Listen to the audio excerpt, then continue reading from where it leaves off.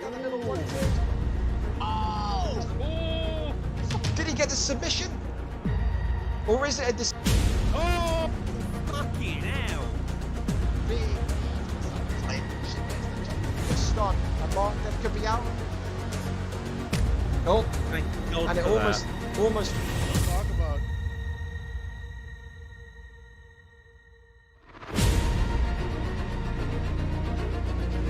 This could be good. Oh! And it rocks the drop champion does.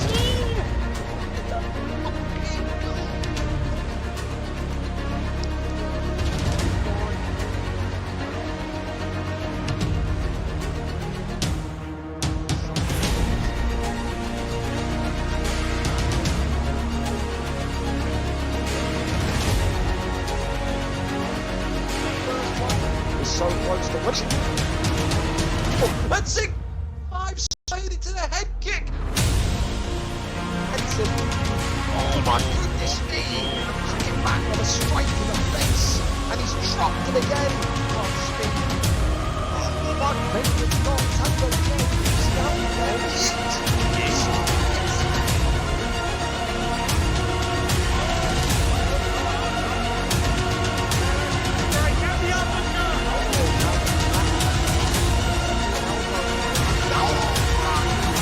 Strikes though, big ones in the ground and pound, and he's done some damage in that 90 down.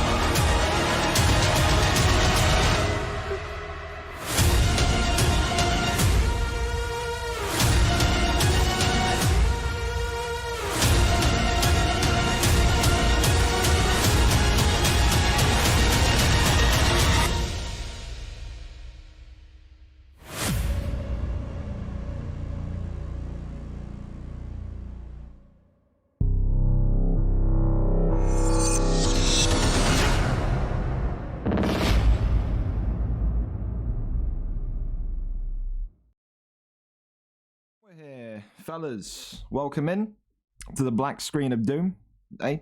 Still don't know how to make it so it just appears, but oh well, there you go. We're here, we're there, we're everywhere. All right, welcome. VFL 105. We are now today, Thursday, and next Thursday away from the end of UFC 4. VFL 107 is that kind of super card, that mega card where every champion will face every champion. For example, the winner of Webbo and EASYWORK tonight. Next Thursday would main event against the winner of, I believe it's Crimmy and Ginger Ninja. So, yeah, all the belts will be on the line. An undisputed matchmaking card next week. Today and of course on Thursday, all the belts are up for grabs to see who gets to go into next Thursday's supercard, the final bonanza of UFC 4, and compete for that undisputed gold. Of course, tonight only 2 non-title fights on this card. Webbo, EASYWORK, the main event for the Flyweight Championship. Dirty Dave makes his return against Rep in an A to Z BMF off, if you could call it that. Saliba takes on McLovin. Seek and Destroy takes on Yardy Tricks. Blaze takes on Rossetti for that vacant PlayStation Championship, of course, after Kiss George has retired. Same with the Flyweight Championship. Jakey saying after last week he got his 100th career win that he was done for UFC 4. Now he'll be sitting and spectating to see what happens. Of course, tonight his belt now on the line between Webbo and EASYWORK. The 2 non-title fights are bangers as well. Theo James against Dex Primacy and Mark Jeff against Gear Up Slink. Mark Jeff may have some harsh words for Slink. Of course, Slink was in the corner of who was it? The corner, was it EASYWORK? I can't remember who he was in the corner of. He was in the corner of EASYWORK, I'm pretty sure, when EASYWORK was double, just, you know, the fake takedown bailing pretty much into strike. So again, how will he be coping tonight against Gear Up Slink? Will Gear Up Slink have the same kind of strategy? All things to kind of ponder on. Rapids takes on Chub Nardinha for the middleweight. Gazito takes on Zinc 95 for the light heavyweight. Displaced takes on IGC Shark, the American, wanting to add his name to the list of American champions for that heavyweight strap. And kicking off the card tonight, Harry, at 10 o'clock, the main card, Harry against Myth. That one a little bit earlier than we'd liked because we know Myth has to be up early, so we respect that and put him on early on the card. Easy peasy, lemony squeezy. Some good fights indeed. Of course, Skilled, you'll be having a keen eye on this matchup. Of course, you know, you will be defending your belt on Thursday. Should you win on Thursday, then next Thursday you'll have the opportunity to fight for both lightweight belts. You would take on the winner of Harry and Myth here, so maybe one for you to keep an eye on. A lot of people want to go into UFC 5 as an undisputed champion, a double champion, and said all the champions are going to have their chance to do so next week. I tell you that much for a fact. And I tell you what, the prelim fights are by no means weak whatsoever. Emperor Shaq takes on Beckham. That one could be a fight of the night contender, have no doubt about it. Rickson, the former champion, takes on Luton. Noble takes on George. A grappling sensationalist is George, and you could say the same for Noble. Noble, legendary for his Japanese neckties, legendary for his chokes in general. George will want to be on the ground with Noble. Noble will want to be on the ground with George. It's all about who's got the better jiu-jitsu out of these two featherweights. Haz takes on Jamie. Smiley takes on Maikinho. D1 Smumlinger takes on Zhao Hu. RNG Mellon takes on Garlisp. Odran takes on Beatdown. OK Cheers then takes on Bobby Short. Right Him takes on Lawbors. Chopper takes on Jacob. Kai Sunex takes on Ollie. Wee Deadly takes on Prima Ruho. Holdy takes on Terminator. Ash H98 takes on TP Feng. Rockchalk, the PlayStation Irishman, takes on Jay Shermer. Reese 170 takes on Karmas. And of course, opening up the card tonight, Sipka takes on ZH78X. Of course, the special thing about this one is this is the final one card of UFC 4. There is no more Tuesday cards after this week. Of course, after this week, there's only that one mega card, as I've alluded to, left, and then after that, it's just the 1 or 2 week wait between now and UFC 5. So it's kind of one of those, man. But again, some great cards, some great fights we've had this week, last week, next week. I got some great fights in mind for a lot of the good stuff that we've got going on here. And I tell you, like I said, especially when you think about the fact that we're in the kind of final month of UFC 4, to still have the cards this strong, even on the prelims, is very, very impressive. So I want to thank everyone, of course, fighting tonight, supporting the card, everything to, you know, continue to make it something big. I've got a complete plan in my head about how I'm planning for UFC 5. That'll all start to make a little bit more sense after next Thursday. So next Thursday evening, next Friday, at the latest, you'll see exactly what my plans are going into UFC 5. Of course, we are continuing into UFC 5. We're not going anywhere, but we also have to make amendments and adjustments. We have to kind of understand that maybe not everyone is going to get the game immediately. We had a big rise, didn't we, because of the joy of Games Pass with UFC 4. Hopefully, we've converted some of those Games Pass people into full-time UFC people when they get the game, but we'll find out. And then, of course, I think as of 107 ending, so the day after 107, that's when weight changes and stuff will gradually start to happen, because I'm going to go to every single person in the league, every single person on One, every single person on UFC, and I'm going to ask them directly, are you getting the game? And from there, I'm going to know exactly how many we have. I'm going to know exactly if we have enough for 2 shows, if we're going back to 1 show a week. And then from there, I can kind of draft the weight classes ahead of the game coming out. So yeah, it's going to be a really, really exciting one, no doubt about it. So listen, with that in mind, I mean, listen, make sure you've also done your predictor card. We had one predictor card winner a couple weeks back. Of course, it was Viper. Viper won it. And of course, won that cash prize. You can join him, of course, tonight. Easy as to play the predictor card. It's just in the prediction card channel. Go in here, completely free to play. All you've got to do is tell me who you think wins all of these main card fights tonight, and just write your answers down. You can see here already that the predictions are coming in. And no doubt people are going to be fancying their chance to kind of snatch at that cash prize. A lot of people thinking that it's going to be a red-dominated corner. Look at that from Kieran Crow. Kieran Crow saying that the only blue corner winners tonight will be Rossetti, Gear Up Slink, and Chub Nardino. So that's something. That's something. But yeah, get involved. Said free to play. And why wouldn't you want to play for free cash? Eh? Why wouldn't you want to play for free cash? Let me go see what this Moy guy wants quickly. I mean, ask your manager. I'm busy. Again, don't. Let me quickly go into this guy and fuck it. Give me a second, because it's all FIFA stuff. All FIFA stuff is just being launched at me again as soon as I start the UFC card. Of course, tonight, is it Osasuna? I don't think Osasuna is even a club. I don't even know. I don't know why you're linking me in Osasuna Discord. Do we even have Osasuna in the league? We don't. I don't know what he's linking me. I have no idea what he's linking me. What a weird guy, eh? let me quickly just make sure it's not this guy. This guy is... You need to get some players signed, man. You can't have some kid with a banned account crying about it to me.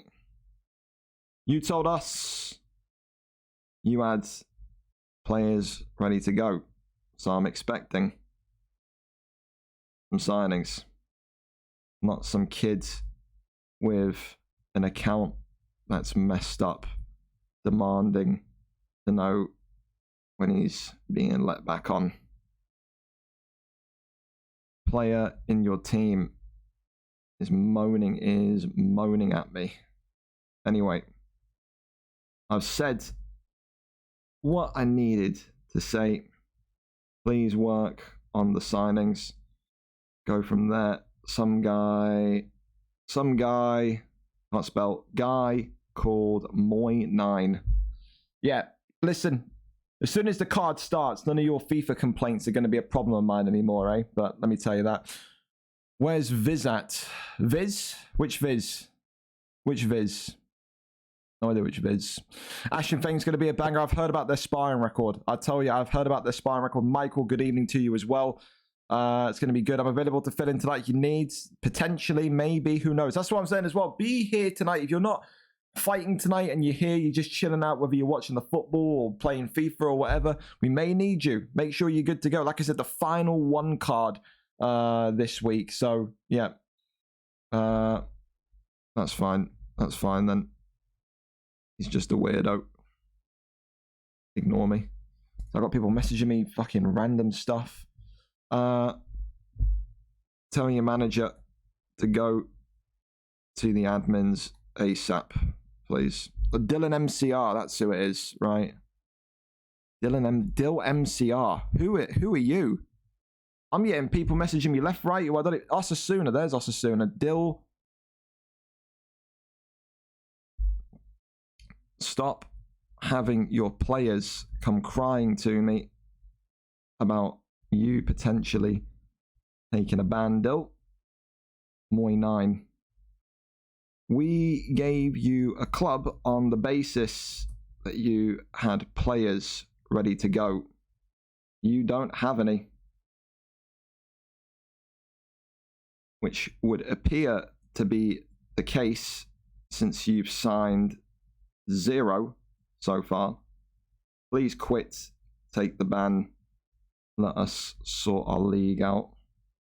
I don't like people who lie. There you go. You get to see. I want to. Tell me I'm playing for somebody. Okay, cool. Okay. You're a tough cookie, Josh. You'll brush it off. Oh, someone on the internet told me to die. Jesus. Yep. Because you've signed nobody so far. I can tell you, all managers who haven't signed a player yet but have had their clubs for 1 to 2 weeks are under evaluation. You need to get players signed.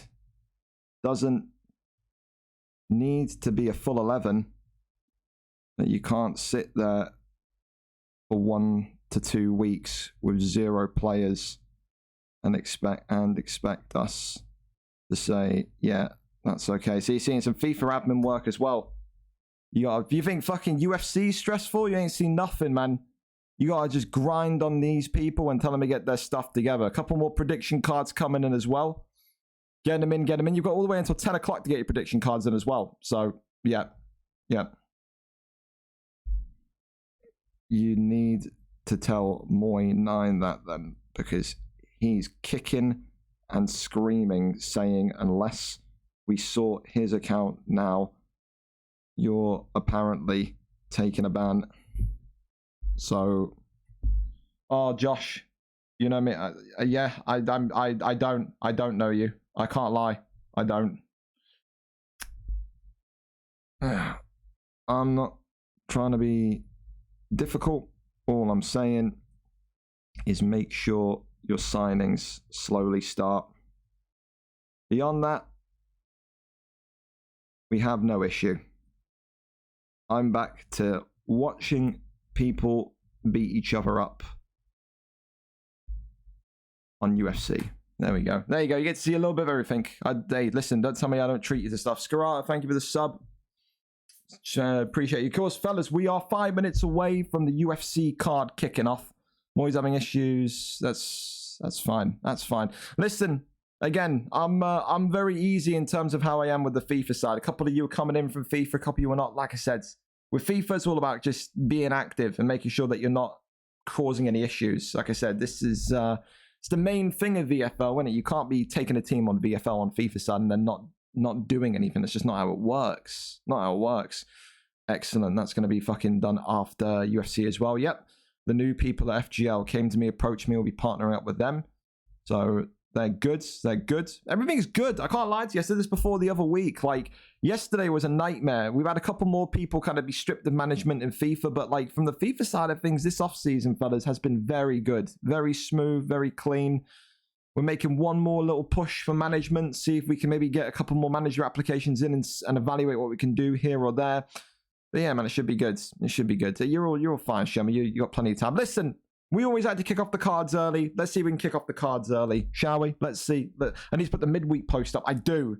Michael, that's your task. When I get off stream, you've got to remind me to do that. That's what I forgot. I was sat there in my room before I started this stream thinking I've forgotten to do something. That's what it was. Midweek. God damn it, I keep forgetting. Remind me after I get off stream. Don't remind me now because I'll be checking my DMs for UFC stuff, but remind me after stream. That's your job. Write it down somewhere. Write it down somewhere. Fellas, listen, let's kick this off and let's get going in early. Like I said, I know some of you got places to be, tournaments to be playing, so let's get you off and going. First off tonight then, Sipka against ZH78, the final time that we will see these two on Tuesday nights for UFC 4. Sipka 1-4 coming into this division, but do not let his record lull you into a false sense of security. This guy's a very, very talented wrestler. Only one win in his last 4 fights, but he has been very, very dangerous when that fight hits the canvas. Of course, his stand-up maybe not quite there yet. He's working on it. ZH78, of course, an old-timer in the UFC league, competed back in the summer, in the winter, last summer. This guy has got decent striking, goes into the division as an 0-1 fighter, losing his return fight, but no quite time like today than to get that 0 gone and get your first win in this division. A kickboxer against a wrestler, number 20 against number 22 in, of course, this stacked middleweight division. But who gets the job done? Will it be Sipka or will it be ZH78? We go over and we find out together right here, right now together. Of course, tonight is a standard card. By that, it means 4-star fighter picks for the prelims. And then, of course, on the main card, 5-star picks. The only time where that 4-star rule doesn't apply is if you're in featherweight or flyweight. Then you get to fight higher than 4 stars on the prelims. But that's pretty much the basis here for the middleweight division. 4-star picks here to get us off and underway. On my screen, thank you. You've saved me from a disaster there. I've completely forgot to flip it over to the correct screen. My fault. I had it on the Discord screen still. There you go. What would I do about you, sir? There we go. We're here. We're there. We're everywhere. Here we go. Here we go. We're there and we're set. Make sure you let me know if the game volume is a little bit too loud. You know what it's always like. People's Twitches are different for their volume, but the opening fight of tonight's card here, ready and set. Bo Nickel in the blue, which you would think is for Sipka, would make sense since his wrestling background is there. But we've seen Luton 20 pick Bo Nickel and get some highlight reel level knockouts, haven't we? For, of course, ZH78, he goes with that old reliable pick, Drickus. Whether it's Drickus or Kevin Holland, those are the 2 most picked 4-star middleweights now of the last 3 months. Drickus, would you believe it or not, has actually had more picks than Kevin Holland since June. That is a stat for you. People love that balanced nature of Drickus. But of course, it's not really going to do too much having that balanced nature when you go up against Sipka and he's got this ground game so tight. What Sipka needs to be careful of, though, is that he doesn't gas out, but also needs to make sure that he can turn this fight boring. He needs to keep the Bo Nickel pick on the ground. He needs to keep himself on the ground and needs to keep on top of ZH78's Drickus. If he keeps getting back up to his feet, it's only going to take one flurry from someone like ZH78 and he could end up with his arm raised and his first win of his middleweight career. Sipka, of course, a kid that is very low on confidence. That 1-4 record would say that that's the case. He asked me about a move back to light heavyweight. It was shot down immediately. I have no doubts out whatsoever that this guy can make it in the middleweight division. His boxing, like I said, he's honest. He knows his boxing isn't all the way there, but when he gets that wrestling nailed on and he's just got that control on you, he's very much someone that could dominate this middleweight division on the ground. Of course, though, as you keep fighting up this middleweight division, you will need to have that striking game added to your arsenal. You can't win the middleweight strap by just being a pure out-and-out wrestler. You've got to have something on the feet here. Good news, though, for Sipka is that he's got that reach of Bo Nickel. Like I said, we go back to guys like Luton, who's had a lot of success with Bo Nickel in this division with knockouts on the feet. Another shot for the legs there. Good takedown defense, though, by ZH78. Drickus in the black shorts now, getting his groove, his mojo here. You see as well, the one thing that ZH is doing when he walks towards him, Sipka, is that ZH is shooting an uppercut. You'll see that occasionally. He's trying to maybe time that uppercut so when he goes low, he can then get that flash knockout and maybe starch him in the first round. But again, good takedown defense once more. Sipka's got to find a way to hide that takedown now. Pull uppercut there, a pull elbow, should I say, and he's dropped him on the way down. And this could be all she wrote here. ZH78 caught by a big one, and he's still survived it. He's one strike away. Ground game now coming back into play. That's exactly what Sipka needed. And he now has that dominance on the floor. Needs to be careful though. 23 seconds on the clock. Does he want to be aggressive and go all the way and try and finish this one? He's not going to have the chance to anyway. He gets back to his feet. Does ZH78. 9 seconds left of round number 1. Elbows flying as well as the 1-2s. Good pulls. And that's the thing. So I kept on saying that's what Sipka has. He may not be the sharpest in the division with his boxing, but that extra reach. When you've got that reach of Bo Nickel, that reach of Kevin Holland, you very much can just throw wild pop shots from distance and connect. So far, clear as day. Round 1, Sipka there with Bo Nickel in the blue trunks takes that one 10-9. The big knockdown and nearly the finish in the ground and pound in round number 1. ZH78 is going to need to respond and react accordingly. Shoots the takedown, gets the takedown. Here we go again. Tries to get that get up, but nothing there. Crosses over, goes for a guillotine. That one just popped out of. Bottom side, Kimura trying to be worked on there. And then gets into sprawl. A good recovery from ZH, but he needs to be careful. He's just rushing a little bit here, and his stamina could be in a deep way of concern as we now get the first choke of the evening up and underway. Takedown after takedown, and now submission after submission. Seemingly the game plan by Sipka. Needs to just be a little bit more careful. Does ZH? Maybe amateur in his experience, but he does have the ability to keep popping up. This is the thing though, when you're in that middleweight division and you're facing wrestlers like Sipka, you can lose your head so fast, so easy, as he stunned him on the ground here. That little flash there means that he was nearly done for. Sipka has got to just keep this going. ZH has got to take a breath, take a moment, and find a way to get back up because he is stuck now in this position. Good movement again on the bottom from ZH. Tries to go to half guard, and he gets that. And you got to say, from this position, when you see how Sipka fights, it would be a disaster if he let this one go. Goes into side saddle now.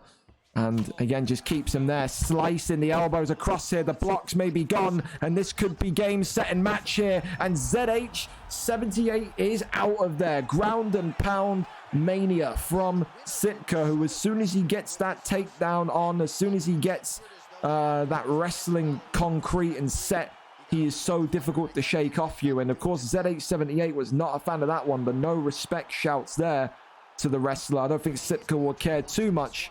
He gets a big victory tonight. His record now goes to 2-4. And as I always kept saying, this guy's wrestling is dangerous in this division, man. It is. If he can keep doing that and he can just improve the stand-up just ever so slightly, he's going to be a real danger. For ZH78 tonight, good moments in the first round. But in the end, that takedown defense has slowly evaporated. And then once he got that dominant position, the half guard, full guard, top mount position, Sipka was not going to lose it from there. A big display, a big win. And one hell of a way for him to end his streak on Tuesday nights. Sipka with a round 2 ground and pound victory to set off the card. Congratulations to him. Commiserations, of course, to ZH78. UFC 5 round the corner. Hopefully we get to see him again, whether it be in the future or in the late future. Maybe when it goes to Games Pass, who knows. Up next, though, we keep this going, we keep this rolling, and we're going to go over to Reese 170 against Karmas. Reese 170 coming in tonight with a 1-2 record. Karmas coming in with an 0-2 record.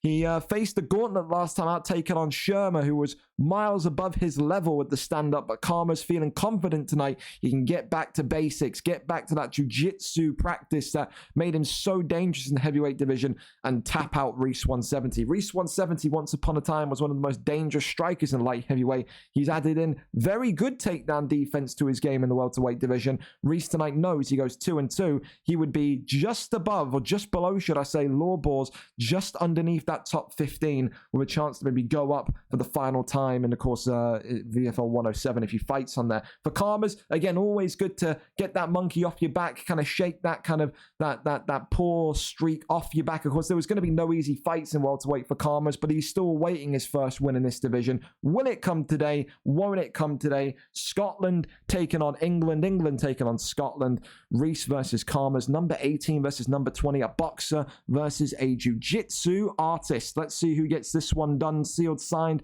and delivered. While I check my DMs quickly, Sipka saying, that's me done for now. Not getting UFC 5 until Christmas. Sipka bows out. No appearance at VFL 107 for him.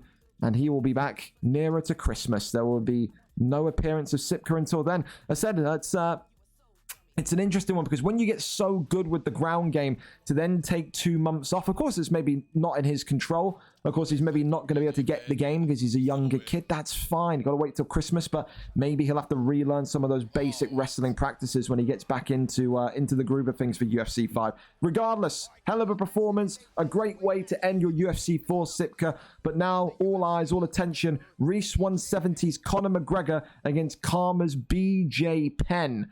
And this, of course, is a tale of two worlds, realistically. You talk about one of the nastiest amateur strikers in the welterweight division. Look no further than Reese. When you talk about one of the nastiest submission artists that maybe don't have a record to match, then, of course, you're going to be talking about BJ Penn and Karmas. The thing that Karmas, of course, has to be wary of is that, as always with BJ Penn, he's got that shorter reach, and he's also got all defensive perks. He's not going to be able to sit there and outbox McGregor. As soon as this fight hits the ground, the better for BJ Penn in the white, because the longer this stays on the feet, the more chance Reese 170 has of putting this one into the ground, into the casket very, very quickly. Attempted takedown there, knees and uppercuts being planned here as well. Looks like obviously he wants to just make sure that he doesn't take too many takedown attempts at him. And of course, the best way to maybe kind of fend off those takedowns are to kind of show your opponent that you're ready to kind of get those uppercuts going. Because of course, it only takes Karmas to go for one takedown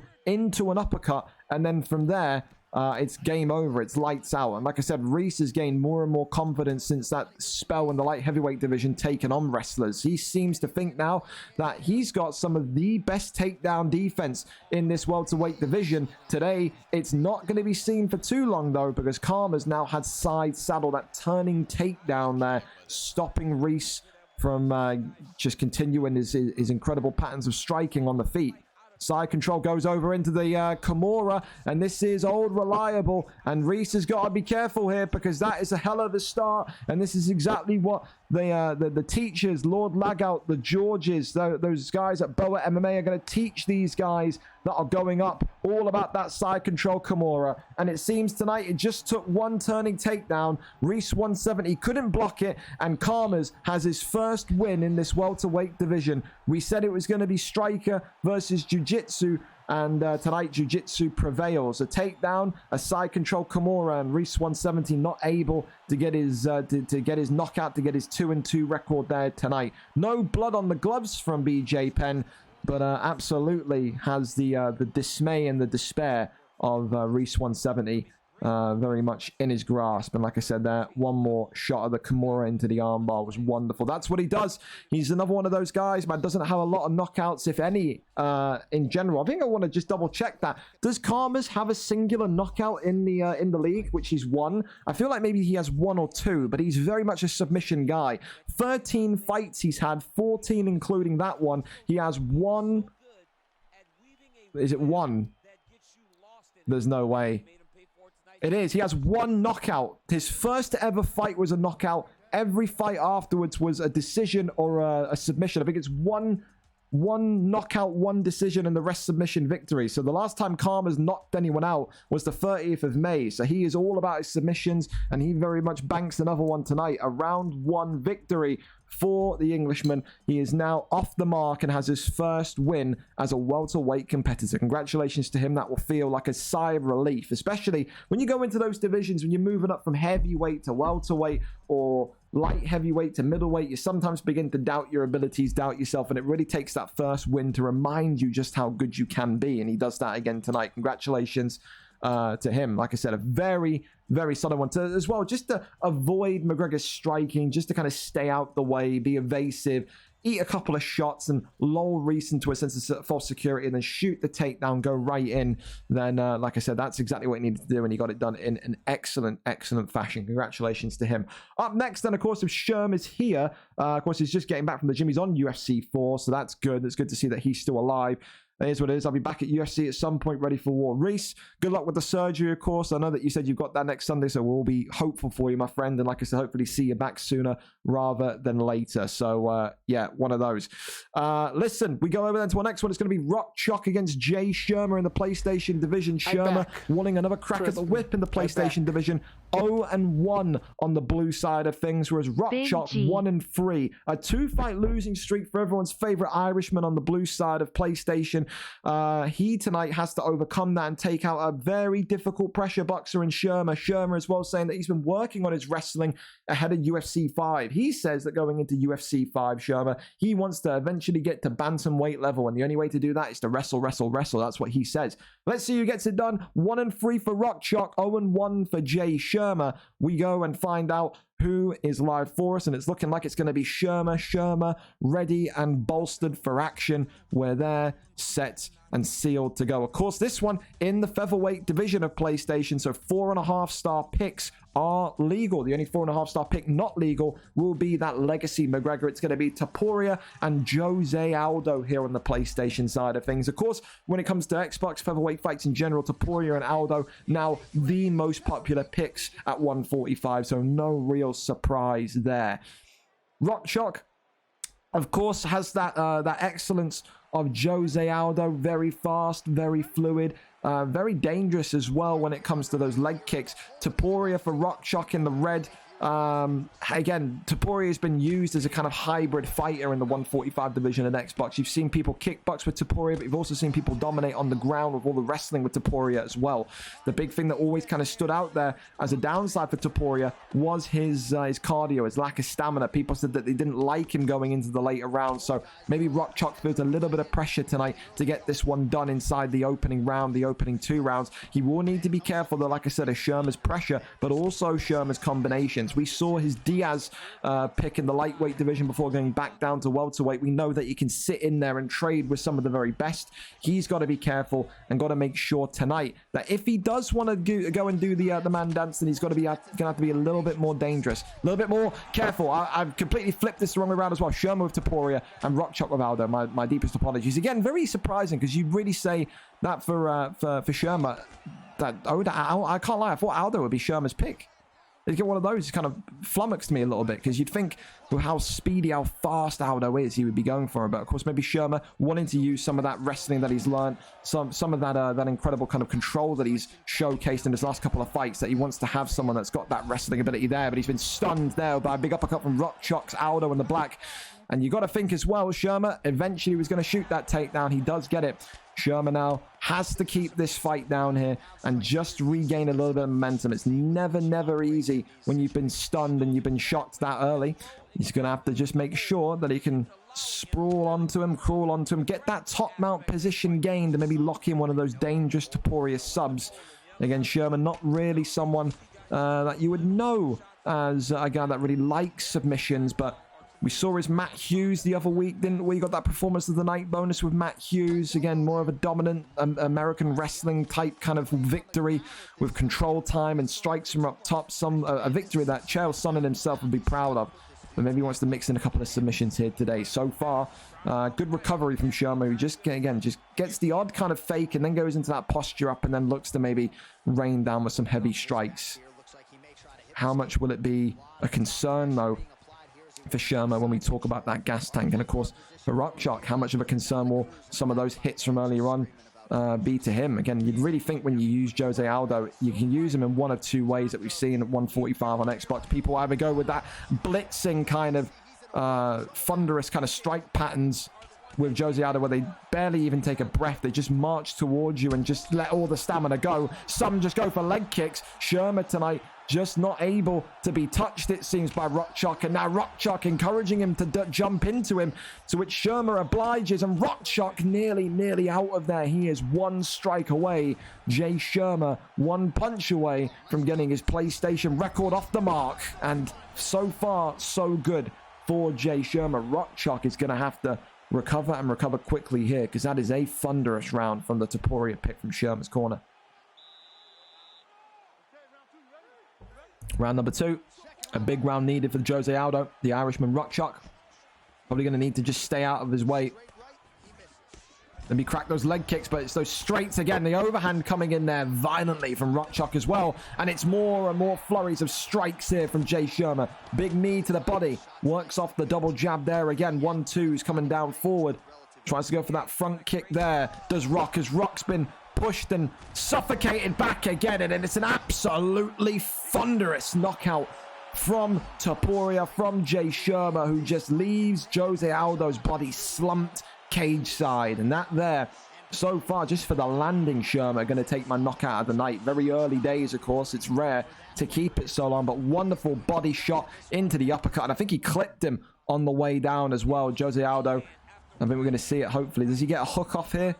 No, I think he nearly did. He whiffed that one, but that could have been even more devastating. Jay Sherman off the mark in the PlayStation division, and we'll say that his improvement is showing every single time he gets in there and fights. Be hard to disagree. We never had any doubts about this man striking. Again, today you got to see a little bit of the wrestling, but his hands still very much so his primary weapon. A victory for Jay Sherman on PlayStation. Commiseration, of course, to Rockchalk. He will be back, no doubt, whether it be in 4 or 5. We'll have to wait and see, but always a pleasure to host him. But for tonight, Jay Sherman just too hot to handle. Can't be stopped. Congratulations to him. Up next, I'm going to go to Ash H98 and TP Feng. Of course, these two, I'm told, have got some of the most disgusting sparring records that you will find. So I'm intrigued and hopefully ready to see some big numbers. Ash H98 tonight coming in with a 2-fight losing streak for the former #1 contender. He is, of course, 6-5. Only 2 wins in his last 5. And it's a really, really interesting one, because tonight TP Feng has the chance to not only take someone out in the top 10, but also take out one of his friends, one of his training partners, and really assert himself in this division. He wants tonight to go 2 wins in a row and get his record positive. 4-3 will not put him into the top 10 just yet, but will put him on the cusp of doing it, and also set him up for one of those dangerous streaks. 2 wins in a row. Maybe he'll be getting one of the big boys next week at VFL 107 if he signs up for it. Who knows? Both of these two very similar in styles. Boxer versus kickboxer. TP Feng can be one or the other. We see him throw leg kicks, we see him throw head kicks, but he does usually like to go for that pressuring kind of boxing style as well. What kind of style does he show today? That's the big one, of course. It's always more interesting when you're going against 2 friends, 2 people that know each other so well. They know, it's like you face a guy 200 times in spars in private. You know what he's good at. He knows what you're good at. You know what he's terrible at, and vice versa. So it's always a very intriguing one when you take on someone that you know so well. But in a competitive standpoint, these two have never faced in VFL. 6-5 for the #8 Ash H98. 3-3 for the #14 ranked TP Feng. 2 boxers collide, 2 friends collide, but who gets the victory? Look at that sparring record. We expected big numbers, and we get big numbers. 670 wins for Ash H98, 257 wins for TP Feng. Quick maths there, fellas. That there is 927 fights between these two. That there is repulsive. Does anyone have a sparring record or a sparring buddy that they can say have got an equally big record like that? Thank you as well to Gaz for the resub. Also Kezi and Dilsey for the follows as well earlier on. That is vicious. Vicious and violent. Where's my sub of the... Technically, you do have a sub of the night. You do. For now, you do. For now, you do. Put that there for Toop.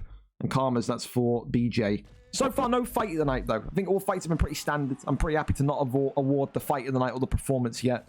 But knockout and sub, that's more than fair. A typical matchup in the welterweight division, though. Jorge Gamebred Masvidal against the notorious Conor McGregor. We've already seen a Conor McGregor pick once tonight from Reese 170. Is it going to go the same way? You'd probably say not, because Jorge Masvidal is not the guy that you would think was going to take Conor McGregor down to the floor and put him in a submission. But we've been wrong before. We've seen Rumble Johnson get victories by sub. We've seen Sergey Pavlovich tap people out by an armbar. Never say never anymore is what I'd say. But listen, here we go then.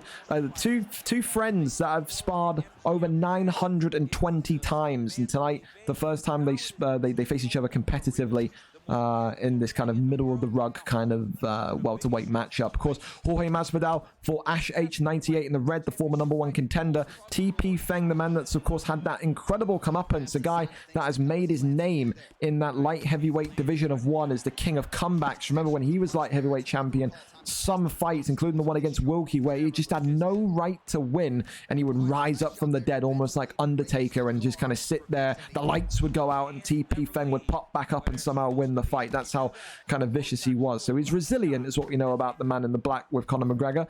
But we know Ash, of course, has been there, seen it, and nearly done it all, nearly won that welterweight strap. Wasn't to be tonight, though. He wants to get back to winning ways, end that 2-fight losing streak, and show people that he's very much still game for UFC 5. And like I said, it would be a fitting way to do it, winning with Gamebred, wouldn't it? Head kick there, beautiful connection by TP Feng. Another head kick there as well. TP Feng seeing that he's not blocking that head kick on the third strike and really making use of that. Again, we're seeing kickboxer TP Feng today. He gets those kicks going. Sometimes you see Feng and he just usually works those 1-2s and those hook combinations that are just so dangerous as well. Good to see tonight he's mixing up and really trying to maybe stump his longtime friend and training partner there. Goes for a body shot. Ash H98 just eating a lot of strikes here so far. Just can't seem to get his pressure going. Can't seem to find his rhythm in this early section of round #1. TP Feng looking a lot more fluid. How much of that is down to confidence? When you're coming off of a 2-fight losing streak like Ash is, maybe you feel a little bit kind of pressure. Maybe you feel a little bit kind of disengaged with how well or how badly you're fighting. But it's going to have to shake that off. Like I said, for a lot of you guys that didn't take or didn't have the opportunity to experience that UFC 5 beta, I think a lot of you guys out there that are kickboxers, that are strikers, probably going to really like the game going into UFC 5. So it's a really exciting time. Like I said, I think as a player, from my perspective, although of course VFL is FIFA based, as a player playing a game, I'm super excited for 5, and I am.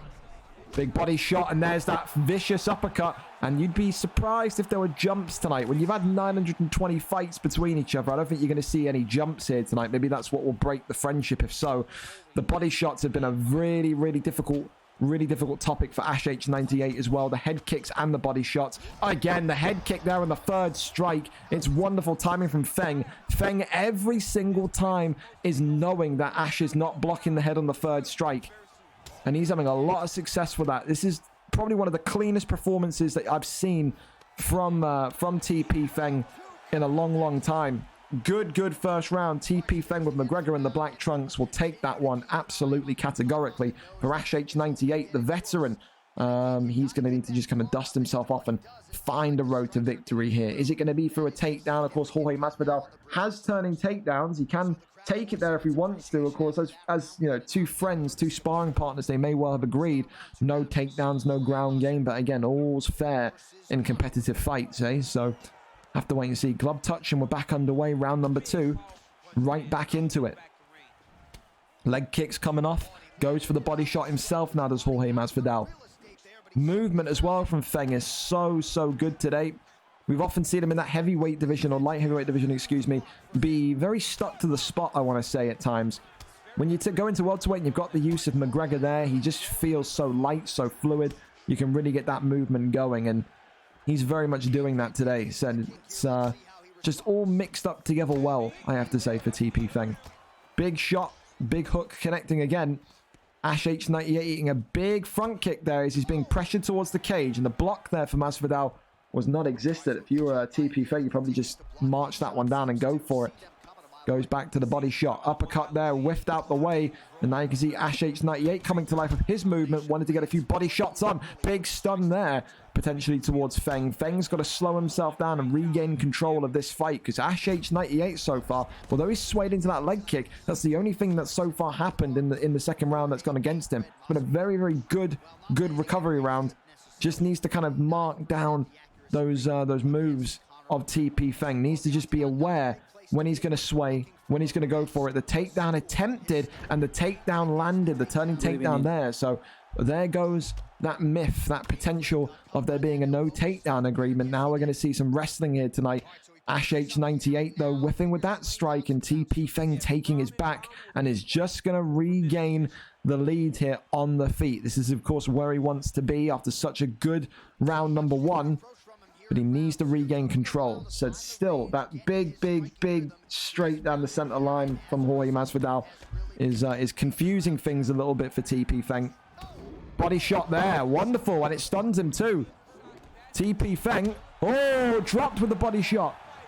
Oh, and another one. The switch kicks, and TP Feng not defending his body here. This could be one hell of a comeback here from Ash H98, who's now throwing absolute bombs in terms of overhands. TP Feng and Ash H98, both of them gassed out of their asses here. Oh, ducks underneath it. Body shots there. Goes back upstairs. And now another body shot there attempted. TP Feng completely has let go of this lead of that incredible, impressive round number one. And Ash H98 is in the ascendancy here. Body shots onto McGregor now with that body bar flashing would be imperative. He needs to get that one combination going with Masvidal onto the body, and it could be lights out. But these two are whiffing now. They can't get more than a couple strikes.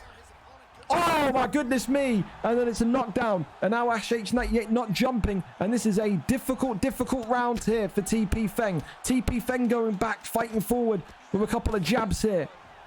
Tries to fend him off, and we're going to see round number three. What a round two. What a war from these two friends.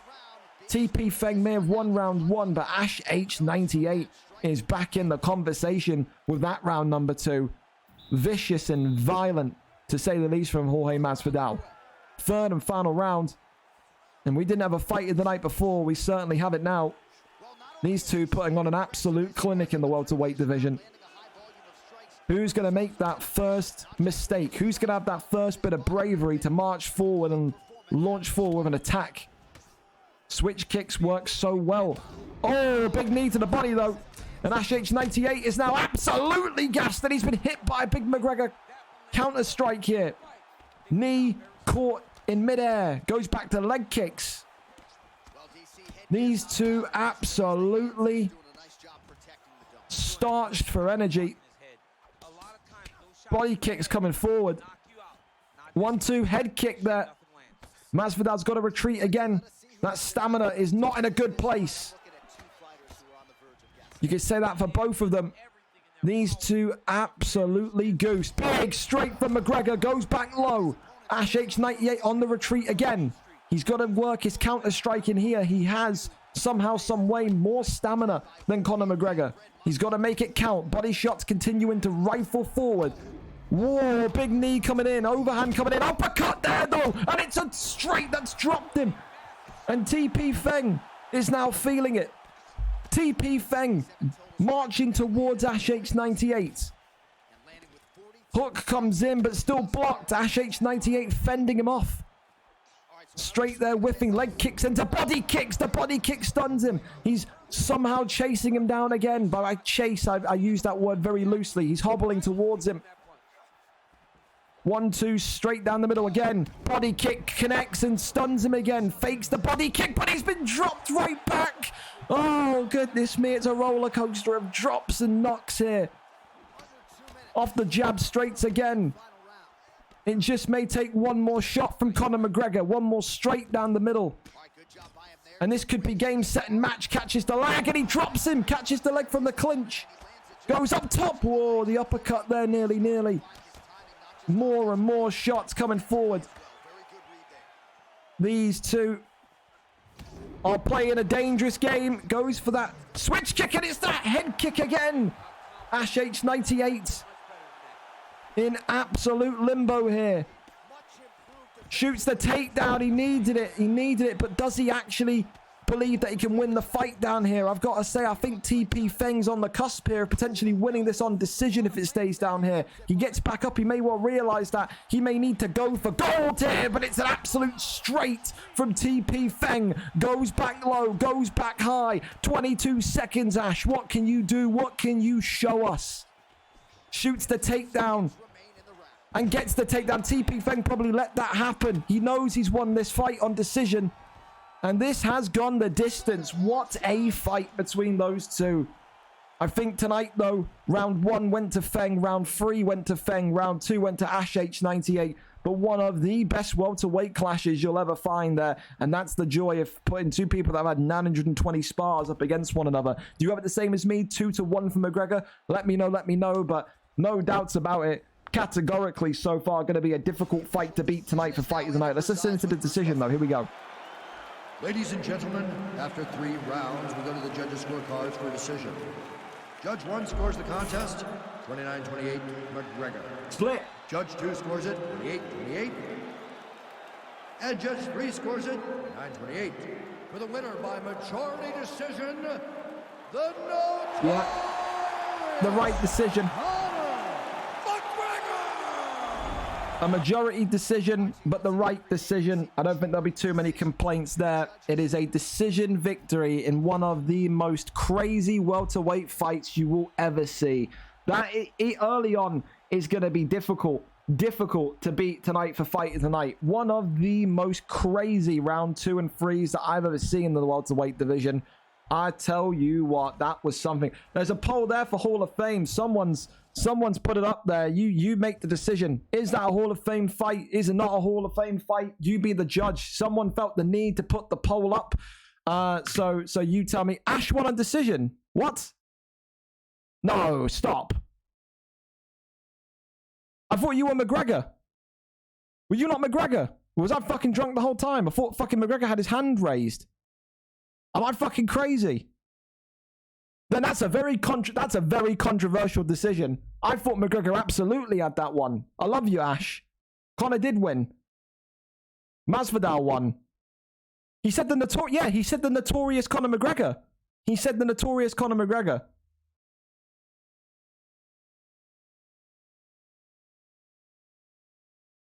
He raised. It was Conor. Yeah. Conor was. Feng was Conor. Exactly. Feng was Conor.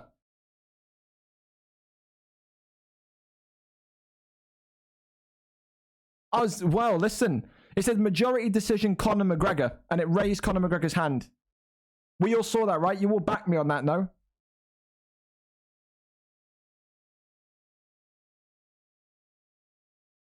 Yeah.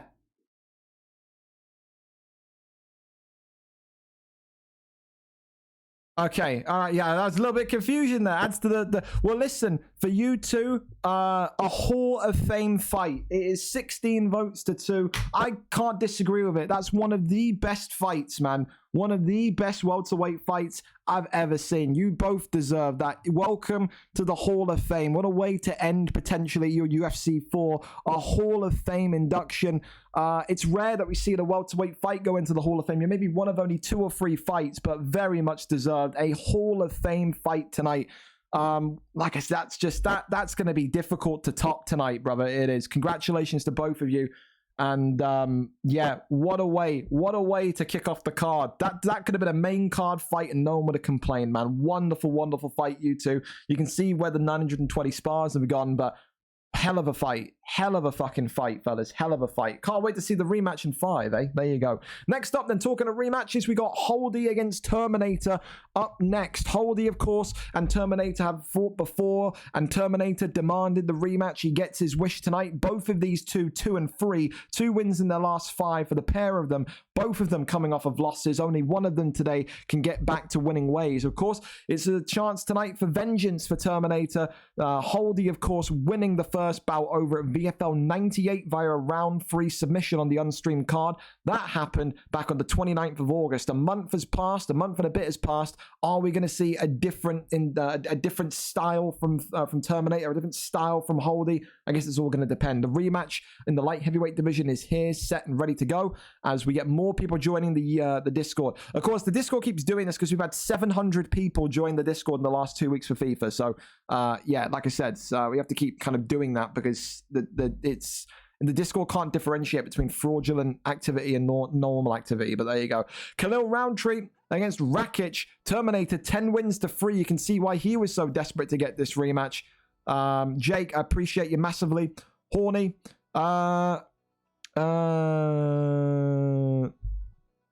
Ask me after tonight / tomorrow. There you go. What teams are actually available to manage me? Apply for management, or I can advise you to do. Here we go, though. We're here, we're set, and we're ready. Roundtree against Rakic. Again, sorry for the kind of dip in and out of the DMs. Of course, you know what it's like with FIFA and stuff, man. I got questions after questions. I've had before yesterday I slept for 12 hours. You know how nice that was? Before yesterday, I'd slept for 7 hours in 3 days because I've been so busy. So yeah, the beginning of FIFA is nuts, dude. It is. Here we go. The Khalil Roundtree in the blue for Terminator. He is the man chasing revenge tonight. Holdy in the black with Rakic is looking to make it 2-0 on his opponent and double down on the fact that he is one of the best in this division. Of course, a spar record of 10-3, but spars mean nothing competitively. The nerves can get to you. Everything that you've learned can be used against you in spars. It's one of those. And tonight, Holdy wants to not only take Terminator down to the mat again as he's doing, but also tap him out again. Maybe he wants to prove a point that, you know, he can tap him out at any point that he wishes to. Good ground defense there as well by Holdy. Goes back into sprawl position. The get up there is gained and now goes against the cage here. Terminator with his Khalil Roundtree pick in blue is going to need to just work this one slowly. Rakic, of course, used to be the guy at light heavyweight, didn't it? So much power and so much reach as well. It's like a better version of Gustafsson, people said. And of course, we've seen people go all the way to the light heavyweight title with Rakic. Never used in light heavyweight title fights for obvious reasons. You've got so many good picks in there, but I think there's been 1 or 2 rare Rakic champions. But so far, you can see what the thought process from each fighter is. You can see Terminator in the blue wanted to keep this one standing and work his boxing, work that distance management. You can very much see that Holdy is wanting to kind of get close and shoot that takedown effective immediately. The left leg of Holdy, keep in mind as well, is already showing a little bit of wear and tear due to those leg kicks that are being checked. Needs to be a little bit more careful with when he's throwing that one. Good distance again from Terminator. Terminator is avoiding the strikes, but he's also got to get back in there and land those big counter shots. He maybe needs to go and start thinking about maybe a clinch, maybe a takedown, because it's all well and good avoiding strikes, but you're not going to win a round by just avoiding your opponent. You have to be aggressive, forthcoming in terms of what you want to do. Off the jab straights again. Now backing away once more. 1-2's down the middle again. And Terminator. Left leg continuing to be tapped. He's got a target now. Does Terminator. Shoots that takedown, does Holdy, and avoids it. 1-2 down the middle. Leg kick coming forward again. Double elbows flying through there. Goes to the body. Knee to the midsection. Elbows coming in. Backs away once more. It's always one of these fights and a rematch as well where you start to feel that maybe there's a little bit of uneasiness from one, if not both fighters. I feel like right now Terminator has done well in terms of getting those leg kicks off, but he just seems a little bit scared to get in the pocket with Holdy. I think he's not ready for that reach of Rakic. Round 1 in the books. You got to say probably from those leg strikes that Terminator does take the round. 8 significant strikes to 6. He's got that damage. He's got that target to watch out for now on Holdy. Holdy's got to be careful and got to find a way to get this one back to the ground quickly. No doubts about it so far. Holdy's best work in that round came on the mat. He needs to go back down there.